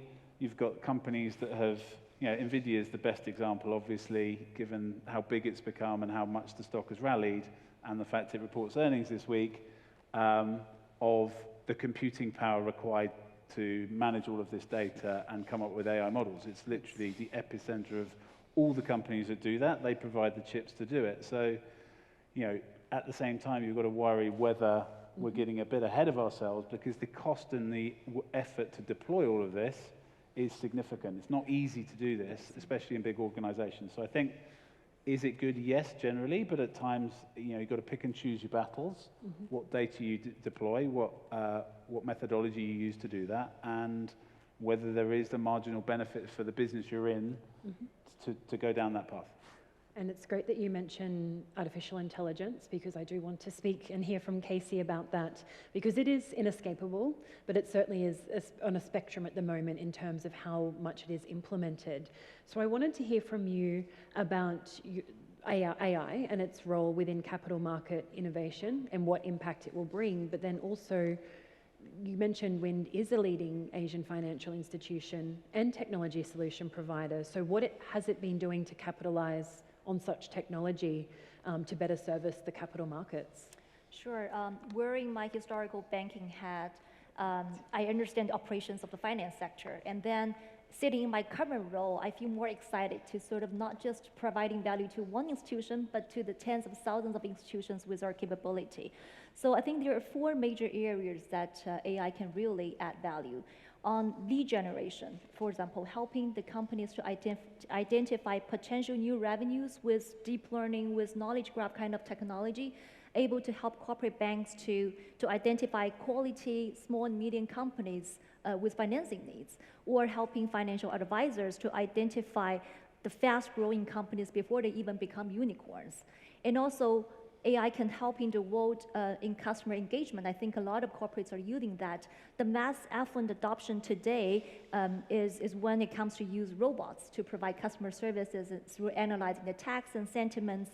And in a more advanced stage of the customer engagement, where we provide to the wealth advisors to help them automatically analyzing the portfolio healthiness of their clients and providing some rebalancing recommendations by analyzing their, for example, risk appetite, market movements, etc. And it can also help in the area of productivity enhancement. And that is a tremendous area that we can unlock the value. There are a lot of tedious and repetitive work in the finance world, and then we can certainly use AI to improve that. So for example, in the work of a research analyst, AI can help right now to sketch out the whole research framework and distill some data insights to match with the framework of these theses. And also, as investment bankers, AI can also help to generate part of the pitch book or company profiles just within simple clicks. And in the very tedious work of, for example, risk management, operational management, AI together with the knowledge graph can help to identify potential fraudulent transactions, related party transactions, and when it combines with a massive database, it helps you to do some of the due diligence and EKYC, as you mentioned. So these are all the things that we had yesterday. And I have to say that the world has completely shifted today with the new generative AI world, where we see a lot of challenges landing in real financial sectors. And it's critical to provide the most accurate information by marrying a large language model for the finance world and together with a massive database to come up with very accurate information, where in finance world there is zero margin of error. Okay. A lot of challenges there, and I guess we'll come back to you, Mohammed, just briefly. Could you elaborate on the challenges that are being faced in the digital transformation and how WAMD is working to overcome these? I will make it short. Thank you very much. Thank you. Thank you. I think one of the challenges, limited technology provided in the capital market. As if you look at the market, even in the region, not even in Saudi, in the region-wise, there are few companies to provide technology for the capital market. And moreover, most of them, they provide system, not solutions. Mm-hmm. And this is the second challenge, how you can convert them from being a provider for a system to a solution. WAMD closed a transaction last year by having a controlled stake in Direct Defend. We are working with the leadership of Direct Defend to start this journey, which is basically not providing system to provide a comprehensive solution. We give the space, we save the energy resources for financial institutions to focus on their business and leave the technology part as a solution to Direct Defend or any other companies. This is one of the major challenges on the technology. The second one, when it comes to data, not every user of data, for financial institutions, they are maturing from the technology side. So just an example, when we develop a list of packages, we are not expecting everyone would like to receive it on API format. Some of them, they are still not being ready on that. So we are considering it in our journey, in our program, how we develop a package that's suitable for the market, and moreover, how we deliver this package on a way that the end user can use it easily. That's fantastic. Okay. Thank you. And Paul, I want to briefly hear from you on building versus buying and why buying alone in real time doesn't always work and the challenges that brings. I've seen too many times people try to fix poor quality data with technology. If you've got poor quality data, buy good quality data. rather than put technology to work to try and solve that problem. To Nick's point as well, if you've got a proposition, you've really got to answer the so what these days. It's all very well having a proposition. If you can't prove the value add of that proposition, then it really does fall somewhat short, because there's a real cost for people to transition. I also think that one of the benefits mentioned in terms of the cloud, often or not, you think of the scalability of storage when we're talking about huge sets of data here, but one thing that often gets overlooked is that access to unlimited compute power. I mean, when you look at having this data quality ready, full market open the next day, embedded into your algo, I know we perform something like 400 million data checks overnight to make sure that data is ready. Without the use of a scalability of cloud, we'd never be able to do that on-prem. So I do think that if you're looking to solve a data problem, solve it with data. If you're looking to solve a technology problem, solve it with technology. I've seen those cross-pollinate before, and it doesn't work. Well, it's a perfect segue into our closing question for you all. And I think a key takeaway from today is data is key, but you also have to be prepared to help and assist all types of clients, all types of industries, and certainly what Casey has described as the work over the last decade has certainly led to this moment for the disruptive changes with capital markets and tech. So starting with you, Casey, I guess in the next 12 months, the next year, what do you see as the biggest technological shift, or what do you anticipate to be the biggest technological shift for capital markets? For us, it's always the application of AI. So there are many challenges, and I think if those challenges can be received, there's tremendous value to be unlocked. So we have been working to prepare ourselves to be disrupted. So we need to disrupt ourselves first. So in last May, we came up with our first large language model powered the terminal, financial terminal. So that is supported by the financial sector's proprietary large language model as a base, who understand the financial terminologies better. And then a lot of other applications will be shifted to change the way that people interact with the financial terminal today in a more user-friendly way. Wonderful. And I guess for you, Badr, in one sentence, what do you think will be the biggest technological shift for capital markets in the coming year? I mean, definitely Gen AI. Gen AI would be, and would be up. I mean, the uprising star and the horizon. Okay, Nick and yourself, what do you see for the clients? Yeah, I agree. I think also, consolidation. I think That's a good point. a little bit at it's expensive to be good at this, so you're getting consolidation around the bigger players in certain areas, and then also I think you get the barbell of lots of smaller innovators coming through because they solve those problems that people want to outsource. So I think you get consolidation in that. Paul, do I suspect a data answer here? No. Gen AI, to follow the theme, it will be Gen AI, but what I think that will give rise to is people will realize they're sitting on mountains of useless, unusable data. And I think that will change. I think the need to fuel AI with quality data will suddenly get people to look at what's in their warehouse and go, it's not fit for purpose. Wasn't expecting that. That's good. And Mohammed, next in the yeah, definitely AI, and we have to build the foundation right, which is the data. So it seems from today, AI and data are key, and it's what we all need to look forward to over the coming 12 months, particularly for capital markets and innovative changes. So thank you to our 5 experts and for those who traveled here today. If you could join me in thanking them for their time. Thank you.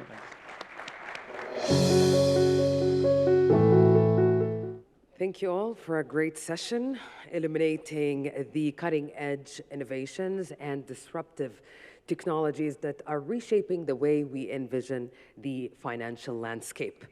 Building on the looking forward approach, ladies and gentlemen, let's look into something different and interesting.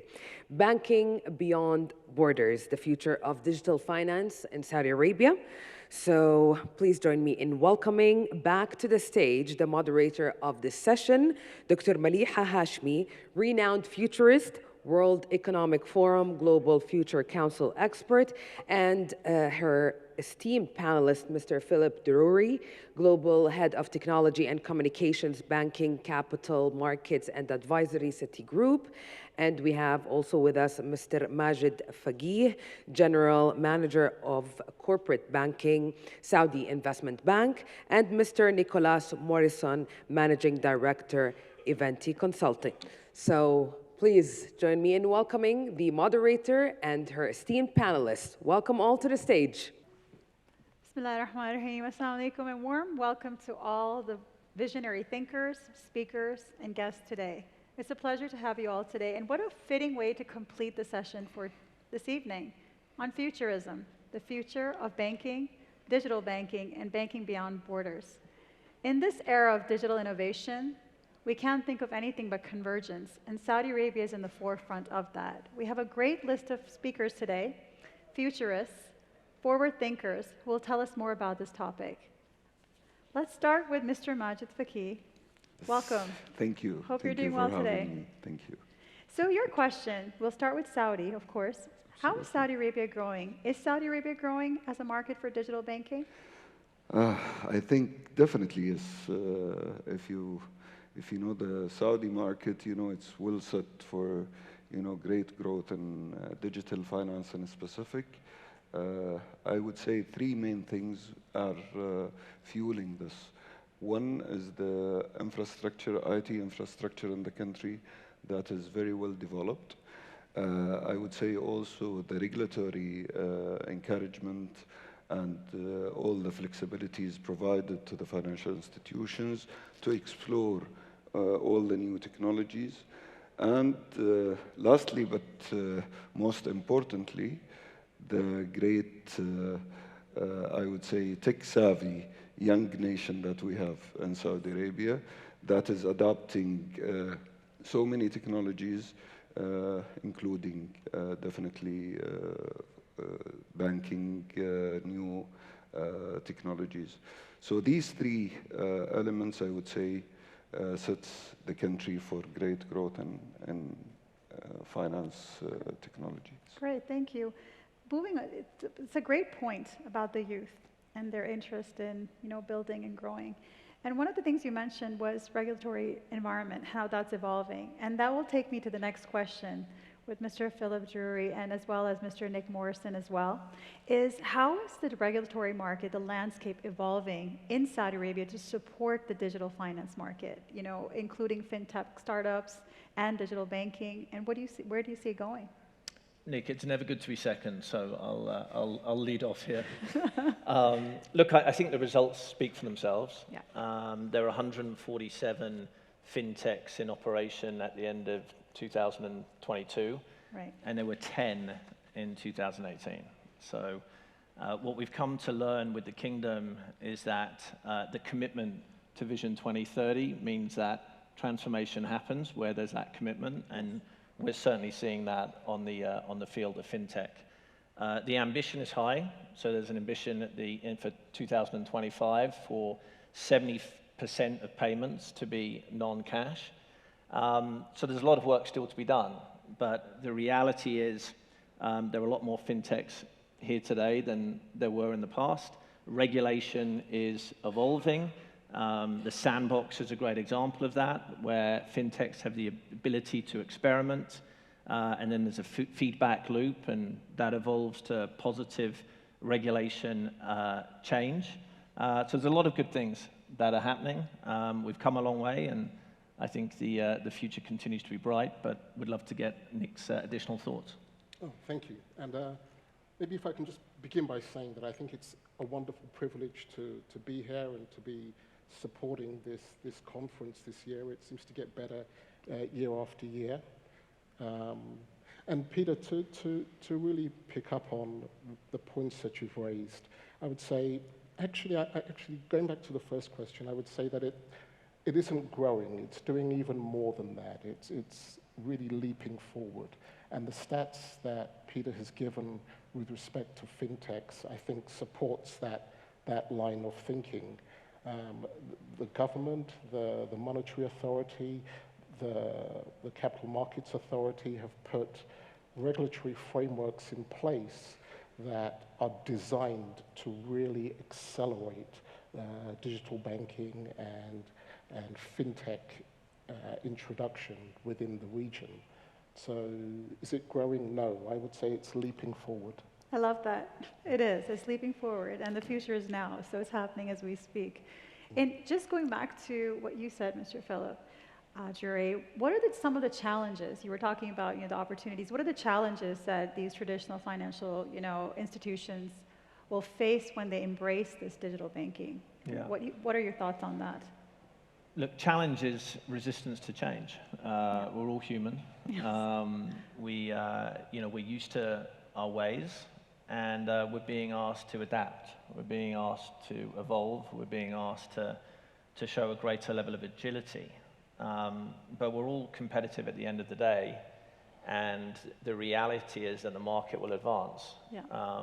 And it's good that license have been given to fintechs. I think there are 30 digital licenses that have been given to fintech, 3 banking licenses, digital banking licenses.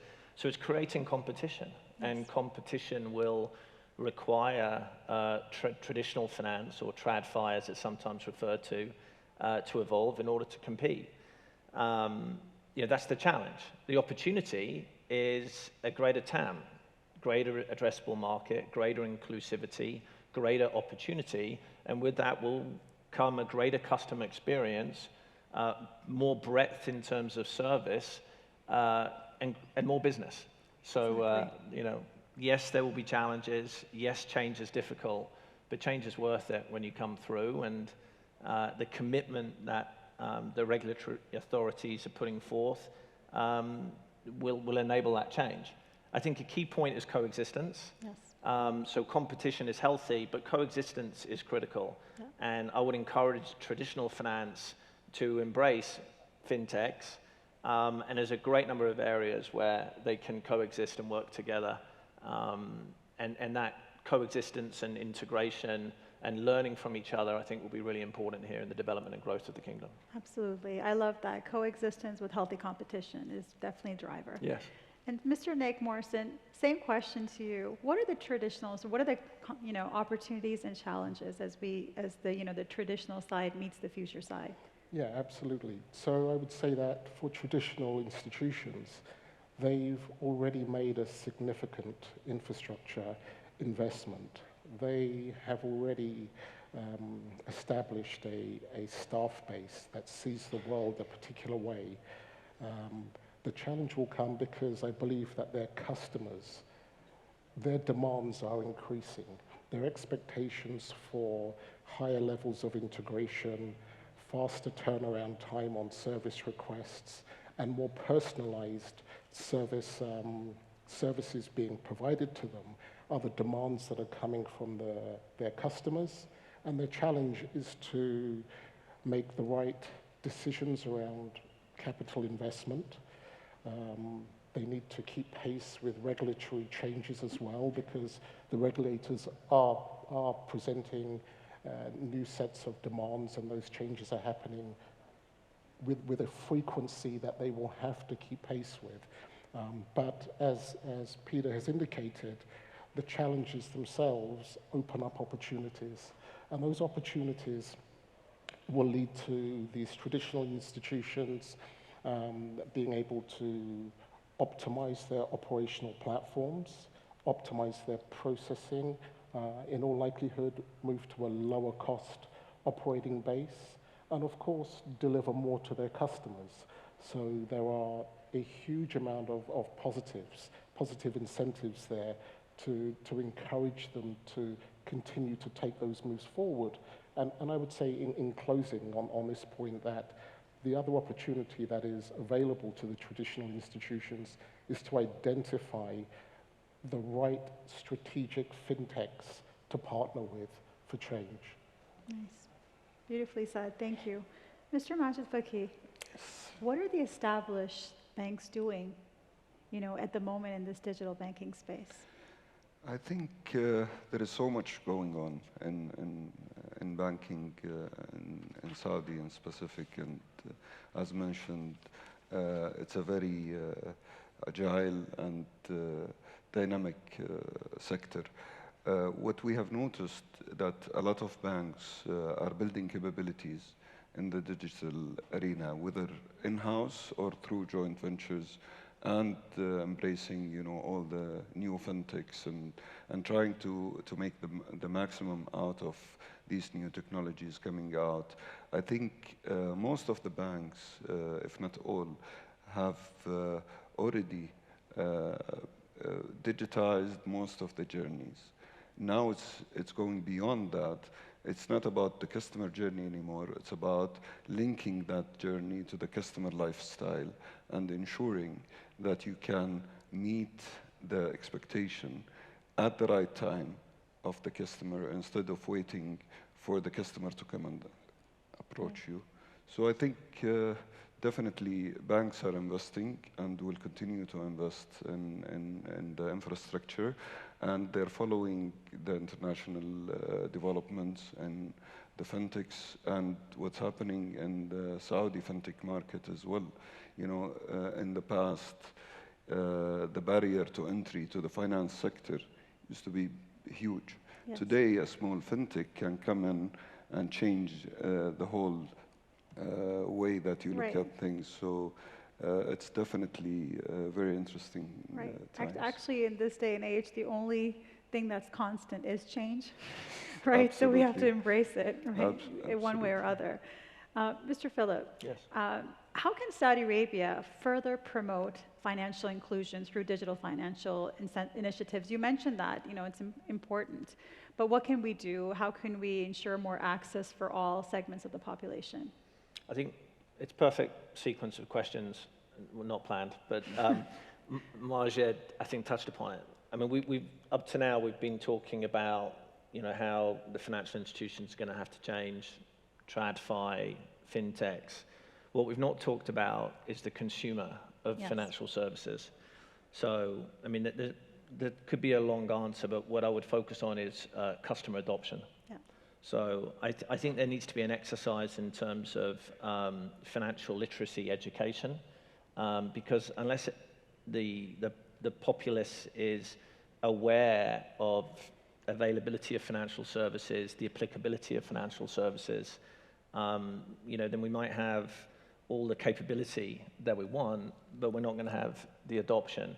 Now, I don't think that area has been neglected. A great example of that is the usage and adoption of buy now, pay later, where we've seen explosive growth over the last couple of years.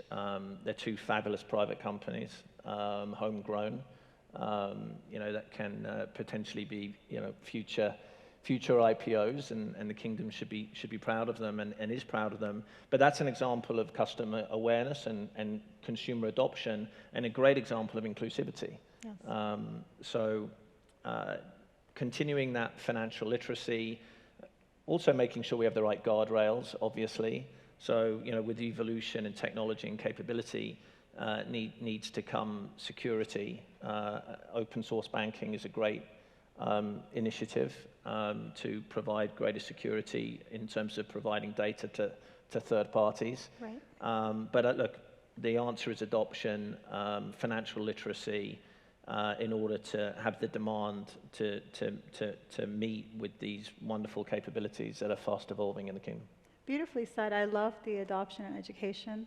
That's definitely really necessary, specifically for the youth. And I know personally that buy now and pay later is so famous and it's getting such a vibe that people are loving it. And that's the change that we're talking about. We need to adopt it immediately. Yeah. And I know, Dr. Maliha, you do a lot in leading healthcare. I always think well-being is financial well-being and health well-being and state of mind. But the two are frankly very, very interrelated. Right. So if you can reduce some of that stress related to financial endurance, then it feeds into the well-being and the health aspects of the kingdom as well. Absolutely. It's beautifully said. We're digital citizens. Everything is converging, and you need the mental and the financial fitness and the hygiene both ways to go forward, right? Agreed. That's great. Mr. Nick Morrison, question for you.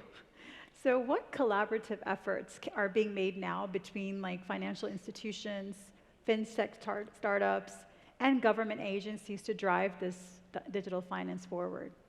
Thank you. I think that is a great question, and it connects very closely to the point that has just been made, in that from a government perspective, we have the FinTech Saudi drive. We also have the Digital Academy that the government has put in place. These two initiatives by themselves are doing a huge amount to drive education, to drive promotion of fintechs, to drive the development of infrastructure, and to help the education and development of many of the young folk within the kingdom. And some of the collaborations of note, and I think I'll reference two. There is one right now with where a fintech is working very closely with the Arab National Bank in order to use a lot of their data analytics in order to provide a more tailored service to their clients. So this is a case where you have a traditional institution that is working very closely with a fintech in order to deliver that level of change. There is another bank that is working again with a fintech, but in this instance, it is to establish a digital payment system targeted at small and medium-sized restaurants across not just Saudi, but across the Middle East and North Africa. This is a great example of steps towards democratization of digital services across the region. And a lot of that leadership is coming out of the kingdom, and I think it's something to be very proud of. We're very proud of that and excited about it. Yes. It's moving to Mr. Majid. What would you say are the main areas of interest for digital banking at the moment? Well, I think focusing on the user experience and the customer journey is a big thing. I think banks are looking at new ways, different ways. The Saudi Investment Bank established an innovation lab to reimagine the banking for customers, because it's not anymore what it used to be. You have to keep up with so many factors. And I think we are in the country, I think there is a lot of focus on the financial sector is very important in the Vision 2030, the stability of the financial sector, and all what was mentioned about inclusion, financial literacy, and I think it's in the heart of what banks are doing to ensure that they support the vision and the aspiration of the country. It's our vision. I think all of us are proud of what has been achieved, and we would do all what's possible to support, achieving further successes, inshallah. Inshallah. So, as global citizens, as digital citizens, seeing all this convergence, change happening, this is a question to all three speakers as we complete our session, is what is your takeaway message for everyone to know? What do you think is the future of borderless banking? Where are we going? Are we there right now? What's going to be something we need to learn from today's session that you want people to remember? Look, I think embrace change, but also be patient with regulators, because you want to have change that is sustainable. Right. And I think we've seen over the years, as new technologies have been introduced, they've not all been a success. And so I think we want to move forward, but we certainly need to do so in a manner which is safe, which is secure, where the right governance rails are there. But at the heart of it, we all want to embrace change. The only final point I would make is, I think the title was sort of cross-border. I think we have an opportunity in the kingdom to affect change which actually can be transported across border. So there's no reason, as the kingdom accelerates its transformation to a digital payment, to digital currencies, to digital banking, it really can't be a leader in this field. And I'm excited about that. But when you look at the rate of the pace of change, I think the kingdom has the ability to be a global leader in terms of the future of finance. Couldn't agree more. Embrace change with patience and sustainability. Absolutely. Mr. Majid. I think, nobody can anticipate where we're going to be in 3, 4, 5 years' time from now. The change is very rapid, and it's very difficult to, I would say, to guess where it will be. But you need to be ready. You need to have the capabilities, you need to have the talent, and again, the adaptability and the readiness to change, being agile and being patient as well. I think you will see a lot of advancement because all the new technologies, the AI, all the data analytics are going to lead us to things that maybe we never imagined that would happen in the banking sector or in finance sector in general. So Well we need said. to be ready for it. Absolutely. Agility, adoption, adaptability, everything is converging. We to meet that. almost managed to do the entire panel and not say AI, but sorry, I Majid couldn't just resist. said it. And final words, Mr. Nick Morrison. Okay, so what I would say, and I think it's a great question.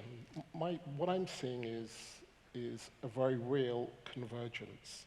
I think it's notable that we have a health services futurist that is moderating this panel today. Yes. And for me, that speaks volumes about the extent to which we are seeing convergence. And why are we seeing that convergence? It's because to digitalize anything really means that it must become data-driven. That is at the root of all of this. That is what is foundational. And then what sits above that, of course, is you need your technology. You need to understand your content. You need to, of course, work well with the regulators because data is something that needs to be managed and protected. It doesn't matter whether you're coming from the healthcare industry or the financial industry. The guiding principles are exactly the same. So it is that convergence more than anything that we're seeing, and the technology and also the specialists that are needed to guide institutions through these transitions. We're seeing the overlap there as well. So for a consultancy like Eventi, it's an amazingly exciting time. But I think for the region here in particular, I think it's very exciting as well.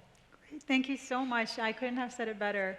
Convergence on the stage and convergence as we move forward. I've been working with banking laws for telemedicine, and it's lovely to be engaging in a conversation where I am sitting with people of the future, and we're discussing this. Thank you so much for joining us today, and I hope you all enjoyed the session. Thank you. Thank you.